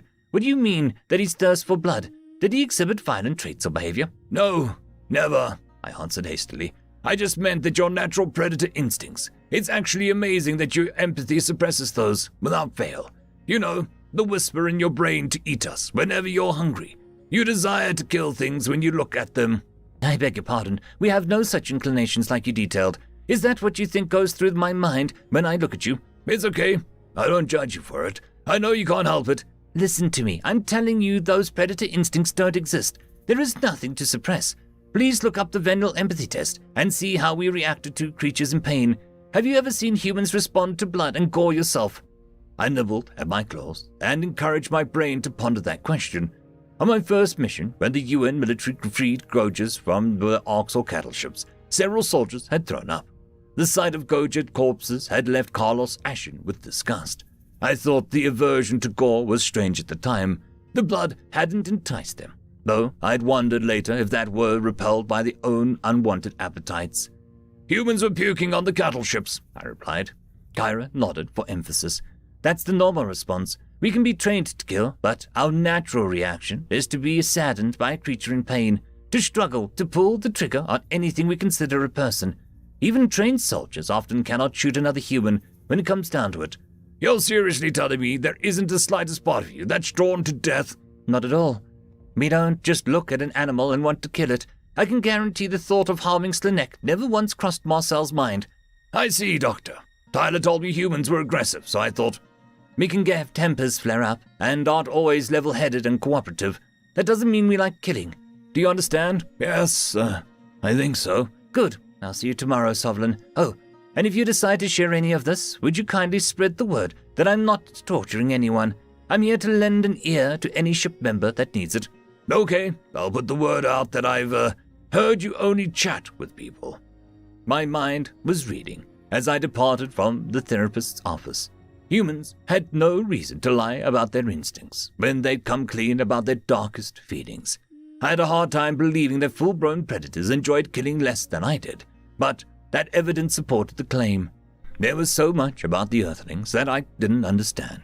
It remained to be seen if these sessions offered any benefits, but I decided to go back for a few days. What else was I going to do while we were docked on Vendel Prime? It would be nice to have a confidant, and if a hand-waving talk treatment had any effects, that miracle would be a welcome surprise. End of chapter. Chapter 111. Memory transcription. Subject: Slanek, Vendel Space Corps. Date: Standardized Human Time, December 15th, 2136. This was my human's first visit to Vendel Prime, and for that matter, to any alien world in a non-military capacity. Tyler and Onzo tagged along on our escapade, along with Vernt and the miserable Burla.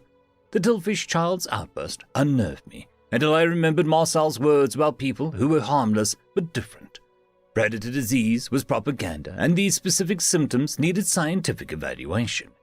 General Bowler agreed to let the humans observe her child's behavior, which proved that she was desperate for help. I could tell that she would have preferred to return to Sudus. Marcel's reminder that the Federation would torment Vernt might have been the wake-up call Bowler needed. The Tillfish General was still hesitant to leave her son alone with the Predator therapist. However, Vernt wasn't dropping his humor obsession and was making life difficult for his mother. The explanation was said to be coming, but the Terrans wished to stretch their legs before tackling serious matters. Marcel marveled at the circular designs of the roads and even knelt to press a palm to the fall-absorbent sidewalks. Humans didn't stampede-proof their cities, from what I could see on Earth. Meanwhile, Vernt rode on Tyler's shoulders. The blonde-haired soldier had warmed up to the little Tillfish. Faster! Humans never get tired! The Tillfish child cheered. Run across the whole planet! Laura flicked an antennae suspiciously. That's true enough. Care to explain, Marcel? The red-haired human smirked. I do not. You never do. Where are we even going? A good question. When I asked, he told me out, I chimed in. Humans are irritatingly non-specific, but trust me, don't ask about them not getting tired. Byrne played with Tyler's earlobe. You chase prey forever! The Tillfish General stopped walking down the streets of Venal Prime as the viability of that guess dawned on her. The blonde-haired human stiffened. His canines gnawed on his lower lip, clearly discomfited. Marcel leapt up from admiring the sidewalk and shot a desperate look at me for assistance. I slapped my tail across his nose dismissively, which earned a disbelieving scoff. Interesting, Anzo muttered. That explains why our exchange program banned cardiovascular exercise. Tyler jumped in with a hurried subject change. Hey, Slanek, you asked where we're heading. Wonder Boy here wants to go to Venal Rescue Facility after he's done making out with the sidewalk. I was just curious what it was made of. Marcel wringed his hands through his hair. Eyes narrowed with indignation. It looked like obsidian, but come to think of it, I've never asked if Venal Prime has volcanoes. We do. Most are dormant, I answered. Bulra still looked rattled by Vern's obsession. Wait, what is a Venal Rescue Facility? A place for exchange pairings that have gone, wrong? Even your answers only raise more questions. Humans have been freeing people from Arxel cattle farms, starting with the Venal. Marshall here, Tyler began. Nah, my name. It's 4 fecking syllables, man. Marcel Fraser. As I was saying, Marshall Fraser wants to tour the rescued Venal's place of residence. Word is, the poor soul's just found out that we have some unfortunate eyes. It's pandemonium. All the places we could go, free on an alien planet, and he wants to be the good Samaritan. No one ordered you to come with me. Hell, I only asked Bulra and the little man because we're meeting with a friend of sorts. She was going to help me explain a few things about Vernt. I'm surprised that he spent his leisure time on such serious matters, Bulra responded. No, of course he would. Tyler pressed his hand to one side of his mouth and leaned towards the Tillfish General conspiratorially. Marcel walks on water. His shit doesn't stink. Anzo gave a devious ear flick. Don't you mean Marcel? You mean Marcel? Vernt agreed. Nulia will be so happy that your nickname is catching on, I said, in a sickly sweet voice. It's so mature of you to accept it. You're a great adoptive father, Marcel. Ah! Marcel's voice took on a bellowing quality, and he fixed his glare inches from my face. I was unimpressed by his charade, and his dazzling eyes had no effect to me. I'm going to have Monahan start the ship and leave without all of you. The Yodel snorted. Good luck with that. You're the new guy here. Also, if you think that you can give the captain orders, then you're in for a rude awakening. She doesn't feck around. I like her. Anzo's aggression was notable from the moment I met him. He was my first real contact with the Yodel. It had seemed like the lousy joke when I heard that Tyler was accepted into the exchange program. But I realized how little censoring was needed for the species. Once I would have been leery of this fact, but something about their flippancy made sense. Perhaps this young spacefaring race were the only ones who understood the violent undercurrent I'd unearthed in myself. I'm learning to trade predatory quips with the Terrans just like Onza does. I certainly like him a lot more than Tyler's inexplicable packmate, Sovlin. Interest flashed in Onzo's eyes as he noticed my natural gaze on him. The Yodel wrapped his tail around mine and dragged me ahead of the predators. Despite Marcel's dawdling, we were almost at our destination. The current location of the rescue program was a gated institution per the news broadcast. Terran soldiers stood by the zigzagged entrance and pointed their large assault rifles at the ground. You are the first herbivores that have treated me as an equal, that hasn't called me a primitive uplift or shown open disgust when I speak aggressively, Bonzo offered. I straightened my ears in surprise. I know what it's like to be disparaged, I guess. Tell you what, you don't call me at all Vendel, weak and emotional, and I won't use any names against you, Yotel. Deal. But I reserve the right to insult you on a personal level. Likewise. I've been around humans longer than you. I'm learning. Ha! You're nothing like I thought you'd be, especially from what Tyler said about you. You're not put off by ribbing. Bonzo, I'm not the one to judge you for that. I probably have predator disease. Shut the fuck up. Never repeat that again, you hear me? You have no idea what they'll do to you. I'm not talking about humans. Your own people will bleed your soul. Okay, sorry. I'm just saying, without my instincts in the driver's seat, I've been more aggressive and understable. Charging into battle, killing. Shit. You Vendel were probably all sorts of fired up before the feds got to you. I bet that they went to great lengths to tame you, and you probably were a highly empathetic race from the start. But they distorted that. Pick the parts you like and discard the rest. They did that to you, the Yotel? Yes. That's surprising but nice, to have a non-human believe me. Thanks, Lanek. Bonzo broke off our chat, but Tyler raised a questioning eyebrow. Passive concern had lingered in the blonde human's gaze for the entire trip. The Yotel must have shared something with him to elicit this response. The marsupial hissed in annoyance when Tyler rubbed his shoulder comfortingly. Marcel picked up on the tense undercurrent and narrowed his eyes at the duo. Is everything okay? My human asked. Bonzo bared his teeth. It's good that you left Dino on the ship. Of course it is. Bulra shuddered just thinking of the dog. I'd become partial to the domesticated predator because of its docile behavior.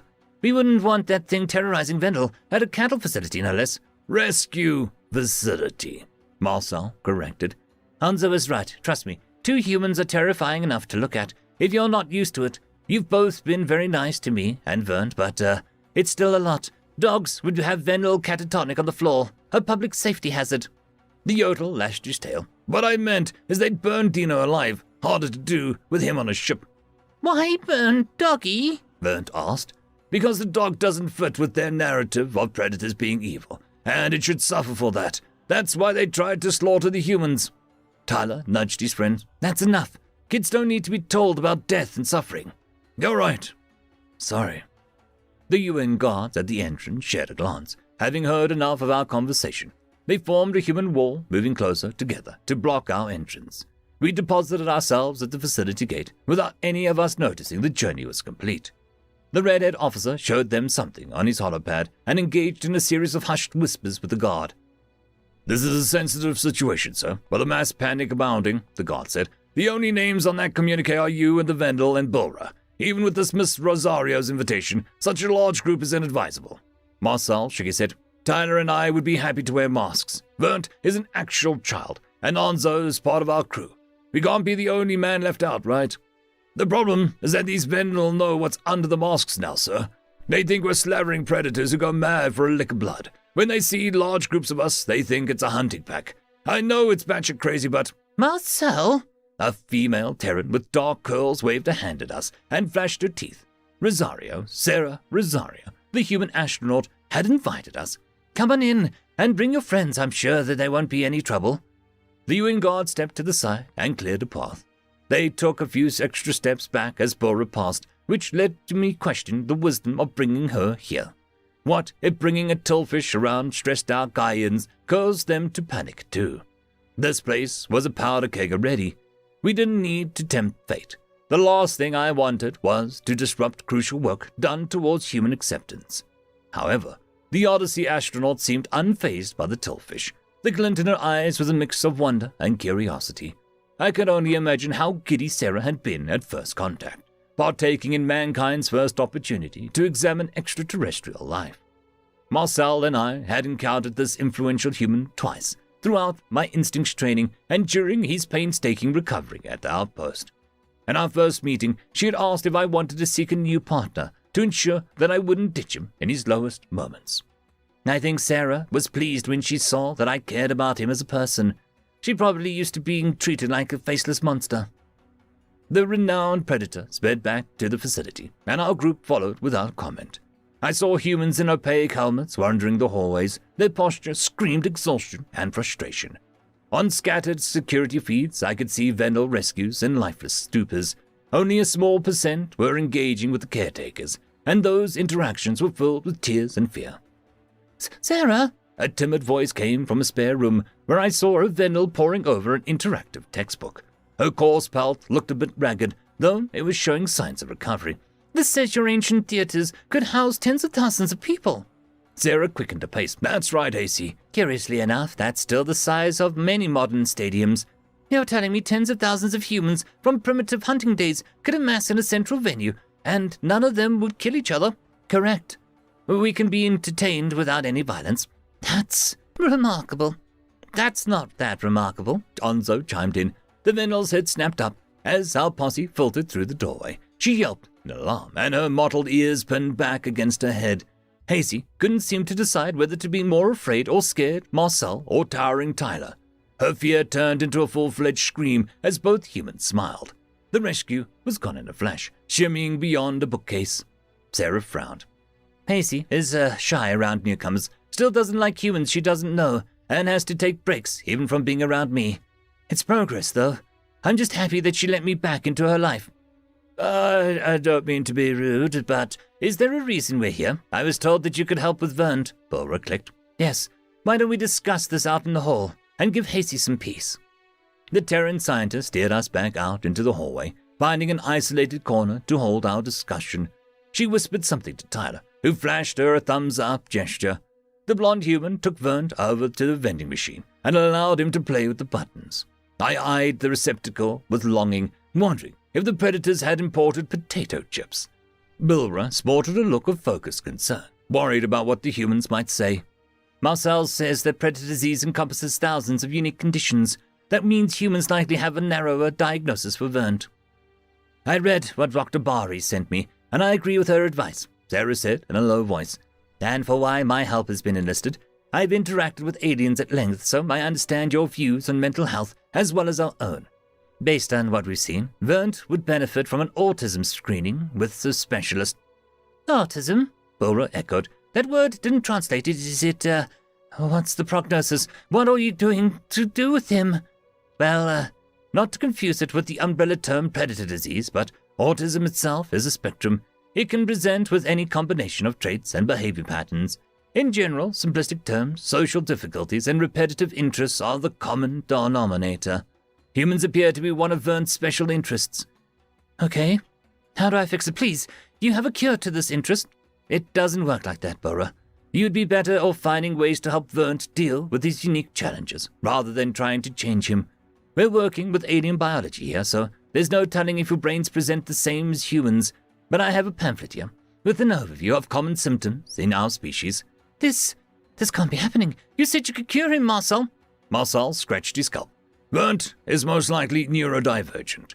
He's not broken. He's just different. I know in your heart you love him and accept him for who he is. You don't want him to change. You want him to be happy.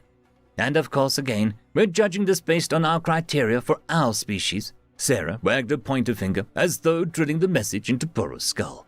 With the Federation's take on mental health, it's difficult to get an accurate data sense. There's nothing to go off here, and no telling how your conditions mirror or diverge from ours. I listened in contemplative silence and mulled over the qualities that Sarah had outlined. It was a shame that Bora's pamphlet had translated into Tilfish lexicon. I couldn't read the full explanation. The scientist hadn't elicited anything threatening to the herd as part of Vernd's condition. This sounded like a disconnect with social norms and a lack of diversity in interests. Under Federation rule, would a harmless child like this little guy become an outcast? Or worse? Awkwardness caused me to shuffle my paw. Sarah, would you mind going into a bit of detail about the symptoms on the pamphlet? I'm curious. I'd like to have something in my head other than the predator disease to fall back on. On Earth, most individuals on the spectrum have sensory issues, she replied. They often don't like change, even minor ones, like when Vernd was told that he couldn't go to Earth. The good news is that Vernd doesn't seem to have a learning or speech impediments we see in the most severe forms. Bora twisted her antennae. Vernd is very bright. He soaks up knowledge like a sponge.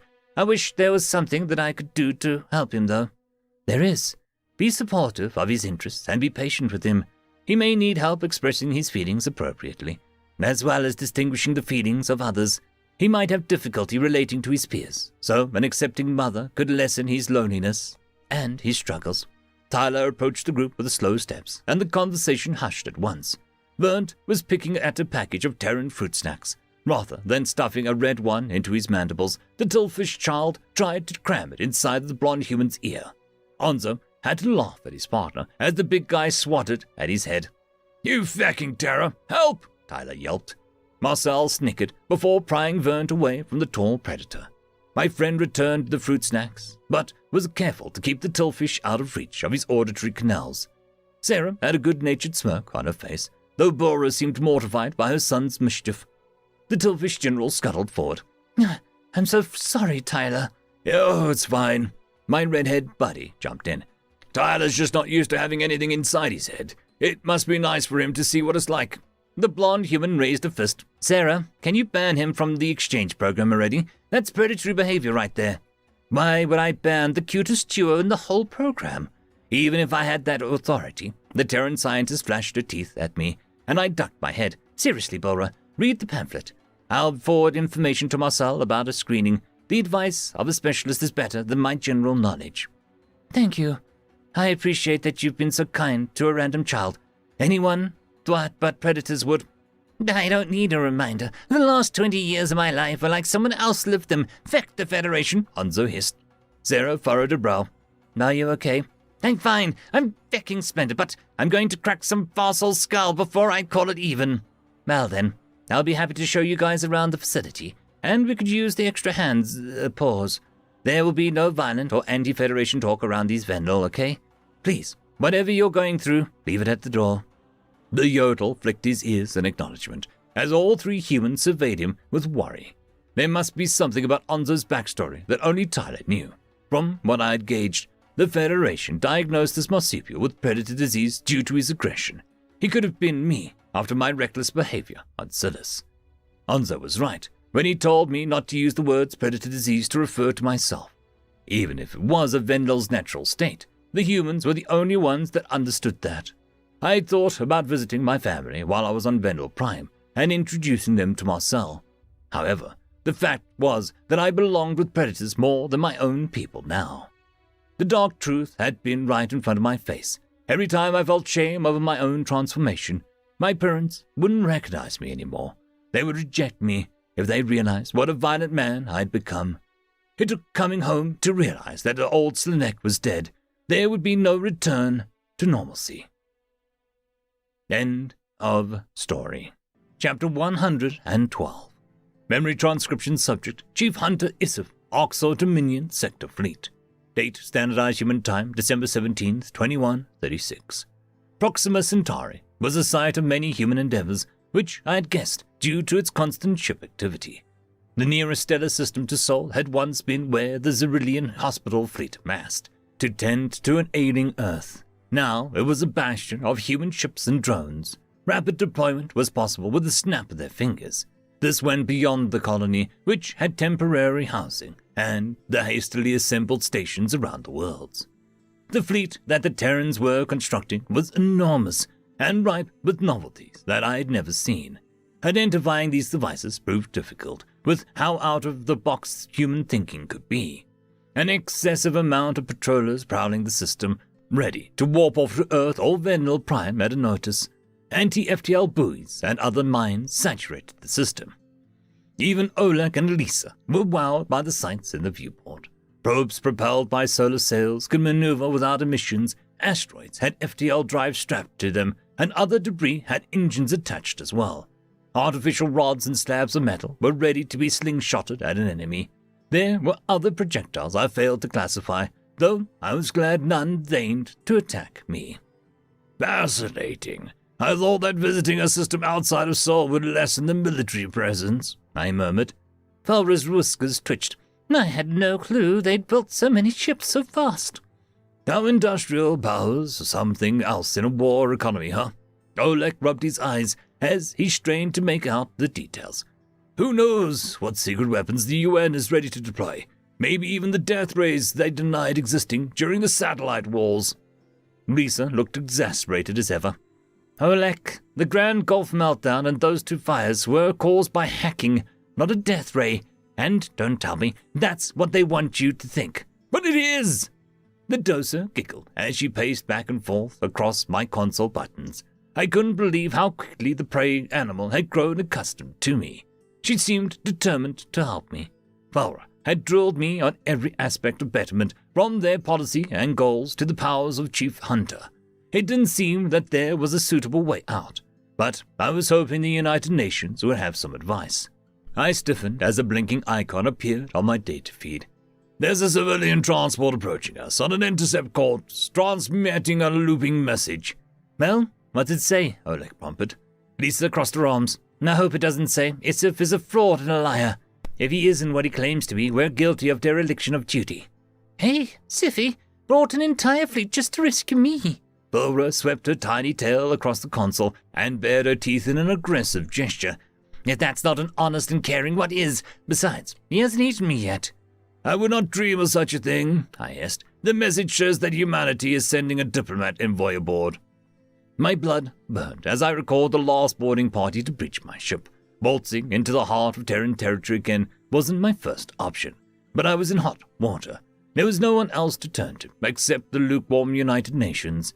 Knowing General Jones, she'd been keeping tabs on me and expecting a visit.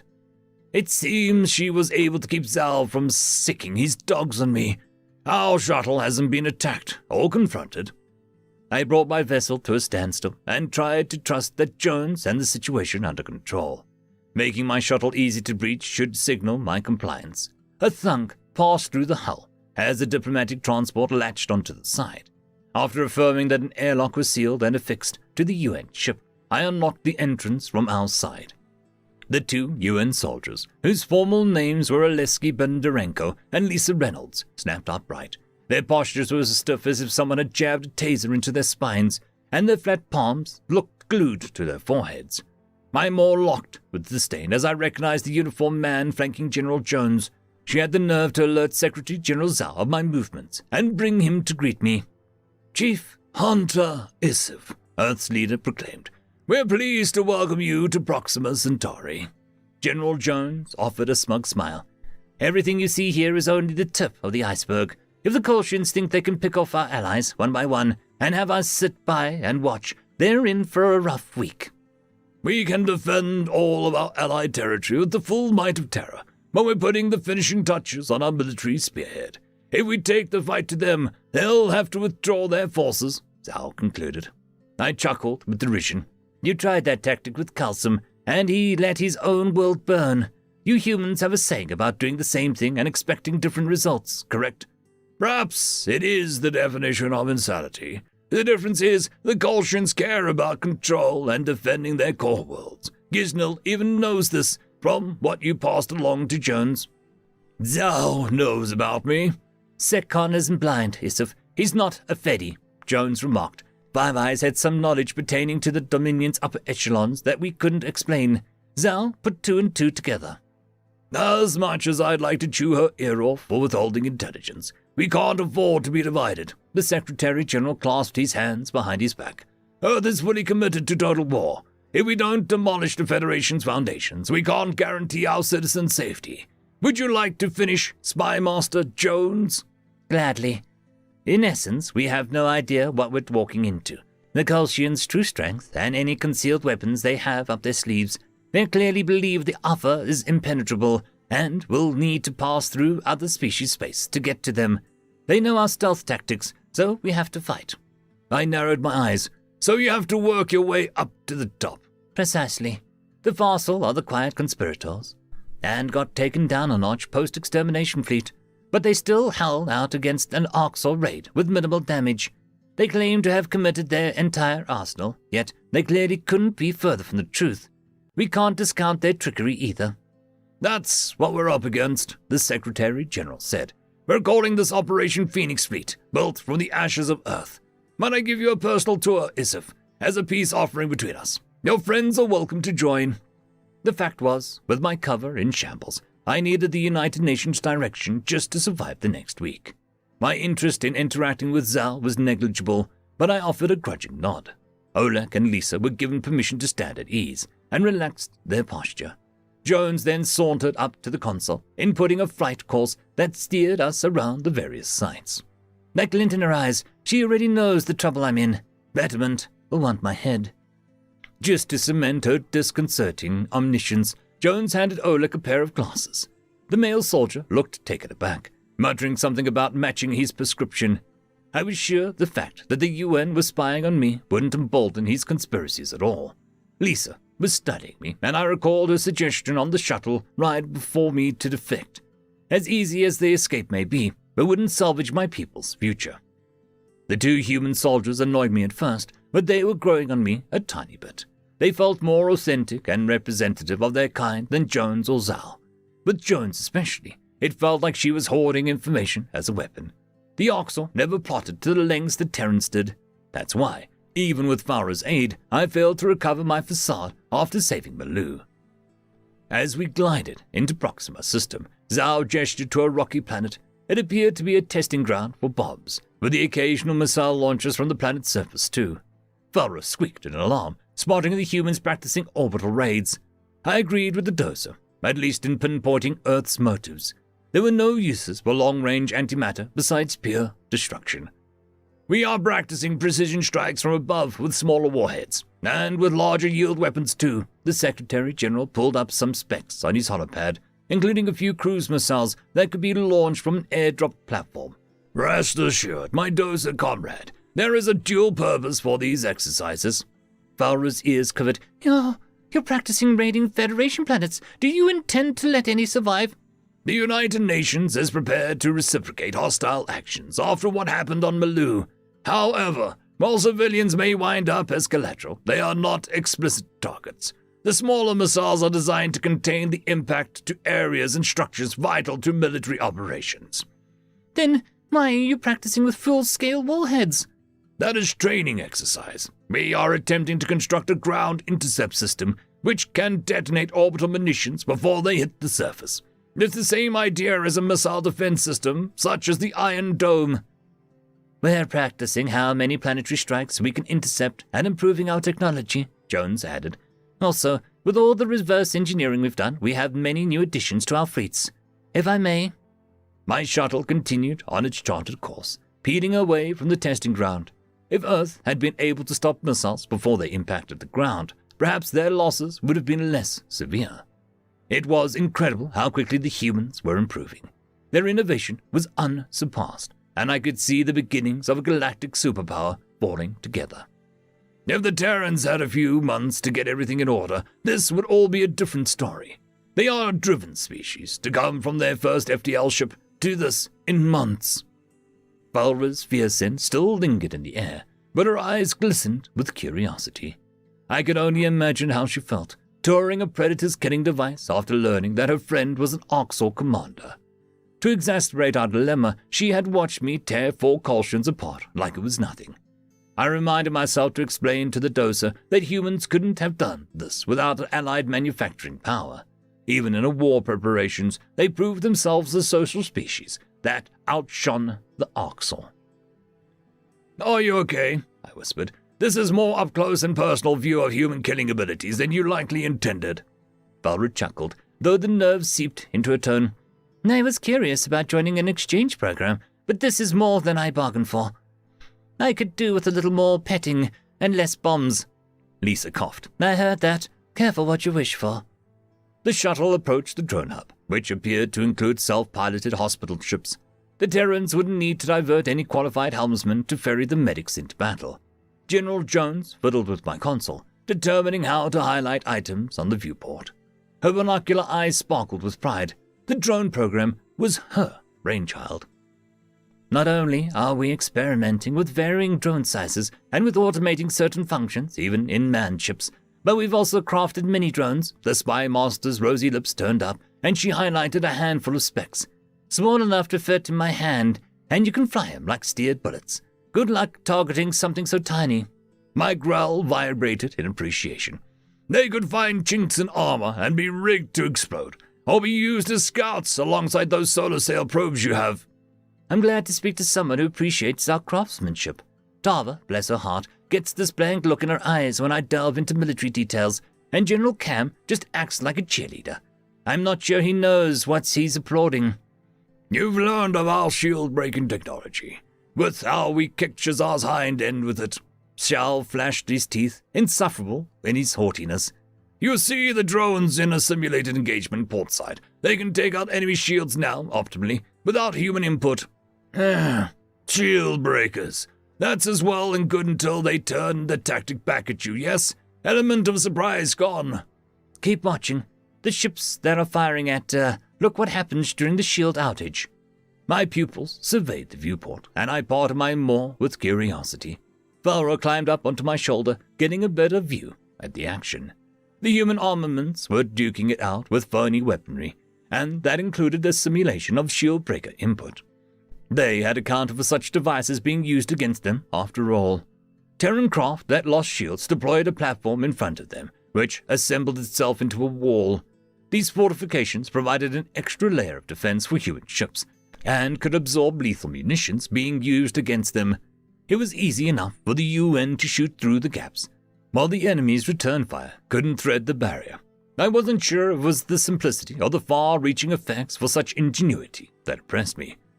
That is clever, Zal. Whenever you are done showing off, I could use your help, I hissed through gritted teeth. The Secretary General glanced at me. The showing off has a point. We are aware of your troubles, but there's no walking back what happened in Maloo. You should call for an open rebellion against the Dominion. Zhao is right. You have access to the rebel forums, there to share what you know, and you have the confidence of 2 sector fleets. Jones ascertained. Remind them of how well Earth fed them. We've shipped the non-sapient cattle, which we agreed to at Silas, to your headquarters. A start, if you're smart with it. That is madness! My roar reverberated throughout the ship, making every human but Jones flinch. We're not ready to fight betterment, not without human help, which you won't give. Food won't fix that. It's the hierarchy of needs, Isif. Feeding your people will free their focus to fight intelligently. You have access to fleet-wide communications. Perhaps you could offer sanctuary to defectives as well. What about human help, Jones? You refuse to fight a 2-front war, and you say it as a point. But you haven't expanded upon the purpose of your boasting either. The Secretary General pursed his lips. I'll answer that one. What I'm showing you here is that we have a fighting chance against the Federation. We're going to slay a giant, or at least try to. We can't offer you anything today, Isif, but if you make it out of it in a decent shape, humanity will aid you. That's not now! I'm supposed to campaign on hope and an empty promise. I don't make empty promises. Look at how far we've come. You must believe that we can end the Federation. You need to hold out, to keep yourself and your movements alive, until we finish this fight. Will you give it a shot? Valra twitched her whiskers, a sign of encouragement. If my docile friend thought this crackpot plan was worth the effort, then perhaps I could try to stand up to the might of betterment. An influential Arxor like myself was the leader figure a rebellion needed. I'd proven my might in battle, and I knew how to command fleets. The question was whether I could convince enough soldiers to join me. I guess we're going to try and overthrow the Dominion, I sighed, ignoring Falra's happy squeak. Humans, if you believe that we could ever have a better future, as I do, you will help me. Any way you can. We will. Zhao extended his hand, and I gripped it reluctantly.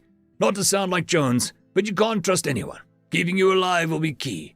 You know that. That's why you've wandered for weeks without an armed escort. Your point is, perhaps you would trust the human soldiers for your full-time guards.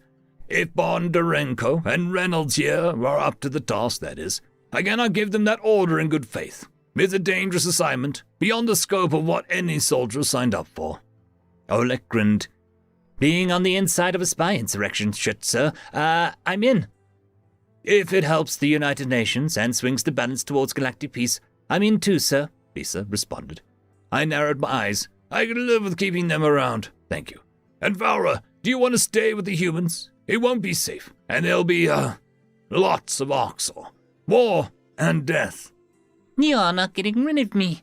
I said we'd figured it out together. Someone's got to teach you how to express your emotions, and who better than a special gal like me? Zal wandered to my console. You've got yourself a crew then. Now, let's help you draft your statements, shall we? Unofficially, of course. If someone had told me before the cradles fall that I would start a rebellion with generals of pack predators, I would have thought it absurd. That was without mentioning the fact that I had one of the smallest herbivores perched on my shoulder. Our unlikely posse began penning the words of sedition, and I wondered whether any Oxel would come to my side at all. The state of affairs in the galaxy was heating up in a hurry. I hoped that Zal's bluster bore tangible results. My species' fate hinged on the human success against the Colchians and the Fossil. For all the primates had accomplished while staring down insurmountable odds, this was a stretch that would determine victors and losers. The military Earth had spawned in a matter of months needed to be enough to take down the Federation's kingpins, or all of us were doomed. End of story. Chapter 113. Memory transcription subject, Glim Venlo Rescue. Date, Standardized Human Time, December 19th, 2136. The days since the raid against Venlo Prime had climbed into double digits. 10 days ago, every rescue learned the Gaian's dark secret. I could recall the panic of being rushed to a bunker by a predator whose name I didn't even know. There were thousands of them packed in my facility, beady eyes glistening in the darkness. It brought back terrible memories, ones I tried to blot out of my mind. I could still recall each of the numbers on my brand, torched into my neck in the Oxal lexicon. I could recite them by heart when I was pried loose and herded around as Gray's plaything. I wasn't Glim. It was as if I observed myself from the outside there and distanced myself from the binocular eyes scanning me as a scrumptious kill.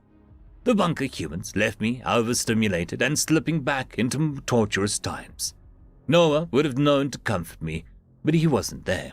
The Terran ambassador was neck-deep in the Durtian negotiations, which had borne little fruit. Instead, I'd huddled within the bunker in a shaken heap, feeling claustrophobic and trapped amongst the predators. When the guy who saved me carried me outside, I could breathe again, ever so slightly. How had the other cattle felt, having not already known that humans were under those masks? I knew who they were, and it still had taken me days to process that experience. As an abstract concept, I could handle the reality of the predator infestation on Vendel Prime. My caretaker, by himself, was a welcome sight. I felt the smallest warmth when Ambassador Williams rushed to visit me in the aftermath. It had taken me days to be able to speak with him, though. After the bunker ordeal fried my neurons. Thousands of eyes scattered throughout the periphery. The human presence. I shook my head and prayed that my voice wouldn't leave me today. The Terrans hadn't hurried me along, despite the breakdown of order amongst the rescues.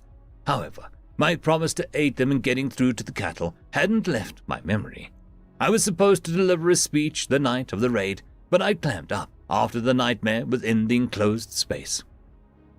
So the Durtian are still ringing us along. Now they're asking to see a rescue from the cattle farms.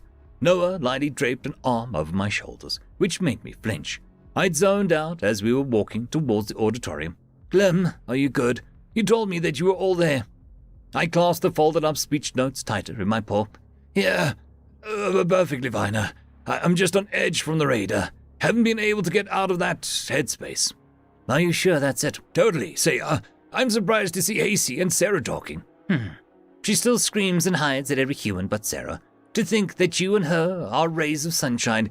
You are so clearly afraid of us. Yet most rescues have renounced our kind altogether.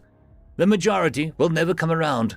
I'm going to try and help you with that. Oh, what were you saying about the Durtian?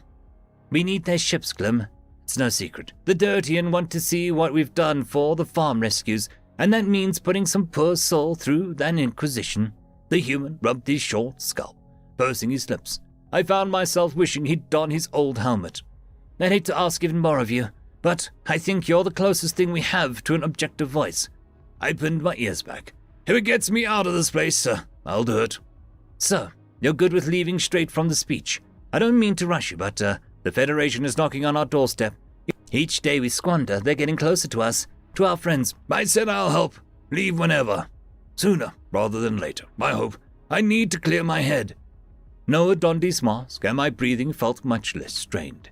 The human remained off to the side in the hallway, but pointed to a lectern in a conference hall. Disaffected rescues had been shown to the area, and a few chatted nervously about predators' intentions. There was a camera to record my words, for the vendor that hadn't been coaxed into the meeting area. I unfolded my speech notes and surveyed the words I'd written before the raid. My conviction had been tested at every turn.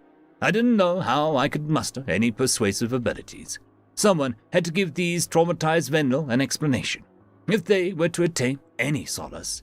It was shocking to discover the sweet species, who waited on us hand and foot, had the form of our enemy. I leaned closer to the microphone, summoning all of my strength. Hello, everyone. To answer your burning question, the Gaians hide their faces because they know what they are, a predator race. They realize the deepest evils with ease, and their past rivals the Orcs in their horribleness. My voice came out flat, save for the last stutter.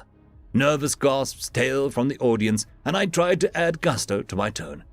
Their real species name is human. The Federation has known about these wicked flesh-eaters for centuries. As an exterminator and someone who has faced the same evils of captivity as you, I've encountered the worst predators. They are everything I fought against, and then some. Noah stiffened in the hallway. Several Gaians began to start towards me, perhaps to cut off my speech. They thought that I was generating additional panic. I could feel my caretaker's awful eyes on me through the helmet before he decided to trust what I was doing. The Terran ambassador extended an arm, holding his colleagues back. Scrawled in red ink, I read my hasty additions to the speech, which I'd tacked on last night. Addressing the current events was important, both for these vendor and myself. This was about reminding myself why these primates were nothing like the Orcs who tortured us. But all of you know that humans act kind and endearing to us. You saw them save Vendor, while the weaker predators cowered alongside us. That was what really happened, Glim. You saw it. Your logical brain knows this. But it's like someone turned a faucet of memories back there. Thousands of them locked in with us for hours, across from makeshift hospitals their people set up, inundated with fear scents and copious amounts of blood. The EMTs clasped packets in their hands and didn't drink them. The Gaian seemed taken aback by my last note, but among the crowd I saw a few tail swishers recognizing that oddity. There had been many things I'd recognized in the outside world, which suggested the predators had carved out ordinary lives here. Vendor and human intermingled across the capital, and banded together in war. Clearing my throat, I hurried through the last bit of my speech. I escaped this very facility weeks ago, and the world I saw wasn't enslaved or suffering.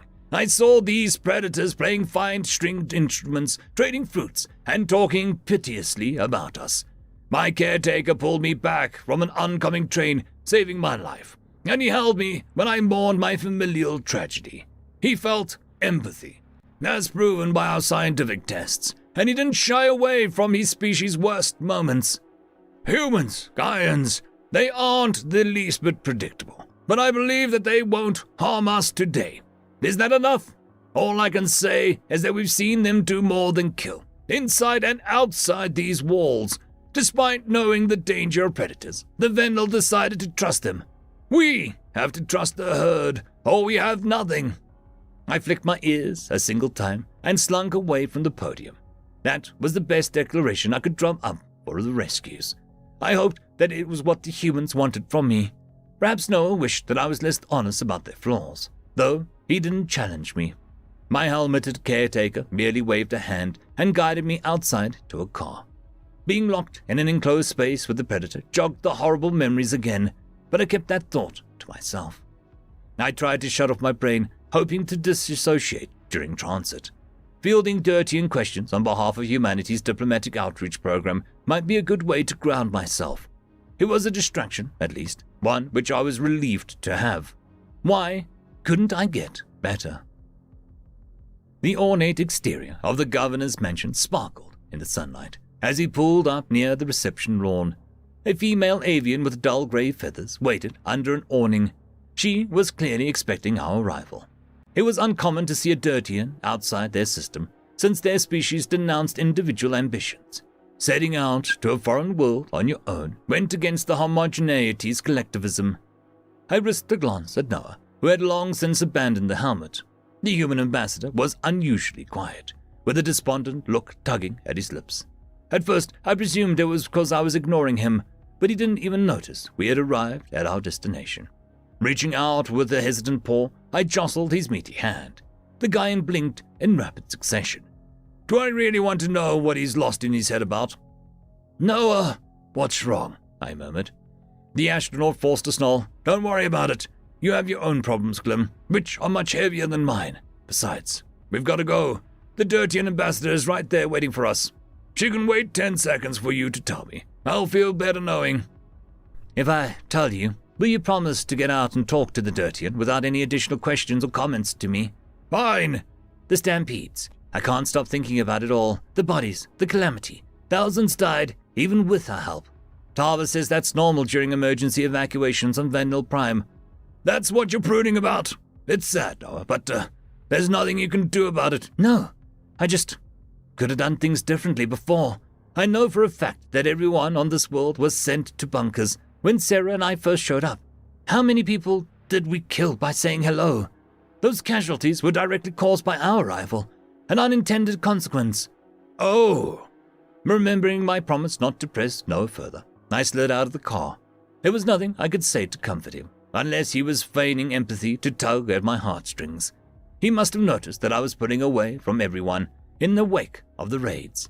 It was never certain his feelings were authentic. The human ambassador's gaze scorched into my back, and he shimmied out after me. With forced cheeriness, he waved to the Dirtian ambassador. Ambassador Koji, it's wonderful to see you. Noah's abrupt shift in demeanor left me questioning just how well he could act. This is Glim. He was rescued during an exchange negotiated by the UN Secretary General. I've been helping him settle back into Vendel life. Koji's bill was lengthy and curved, and looked threatening when it was pointed towards me. The Dirtian studied me with a haughty aura, not saying a word. The lack of basic greeting soured any goodwill I had towards this avian, but I remembered what Noah said about the importance of gaining their ships. Humanity must have endless patience to keep trying that diplomacy without any results. Glim, say something, the human prompted. I curled my lip. Hello? Apologies for his shortness, Madam Ambassador. I'm sure you understand the trauma he's recovering from. Feel free to ask him any questions you like. I'd rather do it without the humans monitoring him, Koji clicked. The Dirtian's cold request rubbed me the wrong way, with how she was giving orders as a guest. If Noah was fazed by being told to sod off, he didn't show it. The Terran dipped his head in a respectful gesture and backed away with careful steps. His pupil studied me with concern as I straightened my ears to show that I could handle it. Well, I'll leave you two alone for a few minutes, but I'll have to circle back shortly. This is only Glim's second time out of the facility. His welfare is important to me. The Predator responded, to be greeted with silence. Okay, then, good luck. Noah seems more awkward than usual. I can't blame him, not receiving any positive cues from the Dirtian. Koji inspected me once, and the Gaian vanished. Has the human talked about Malu at all, Glim? Malu? The Dosa homeworld? I asked. I'll take that as a no. In short, the Kolshians raided the planet and are doing stars knows what to the populace. These Terrans made sure to give us all the details, but they care so little for their allies. It's just propaganda to them. They use it as a tragedy to show how the Federation is done, yet they're doing nothing to take it back. They won't protect their allies when push comes to shove, except for Venlo. I thought you wanted to talk to me about the cattle rescues. I don't know why you're talking to me about this. Because you've heard what they really think. You won't just defend them blindly like your government does. Humanity could glass a homeworld and Tavo would be on television the next day talking about how wonderful they are. They just want our ships. They think the homogeneity doesn't know they plan to use us and discard our lives. Ambassador Koji, I. What incentive do we have to go against the Kolshians? We don't want to fight them. We don't even like humans. They're loud, selfish, and brutish in the presentable versions of themselves. Noah's happy to woo us into getting slaughtered and fan the flames of war. I don't like him either, and I want nothing to do with their whole alliance.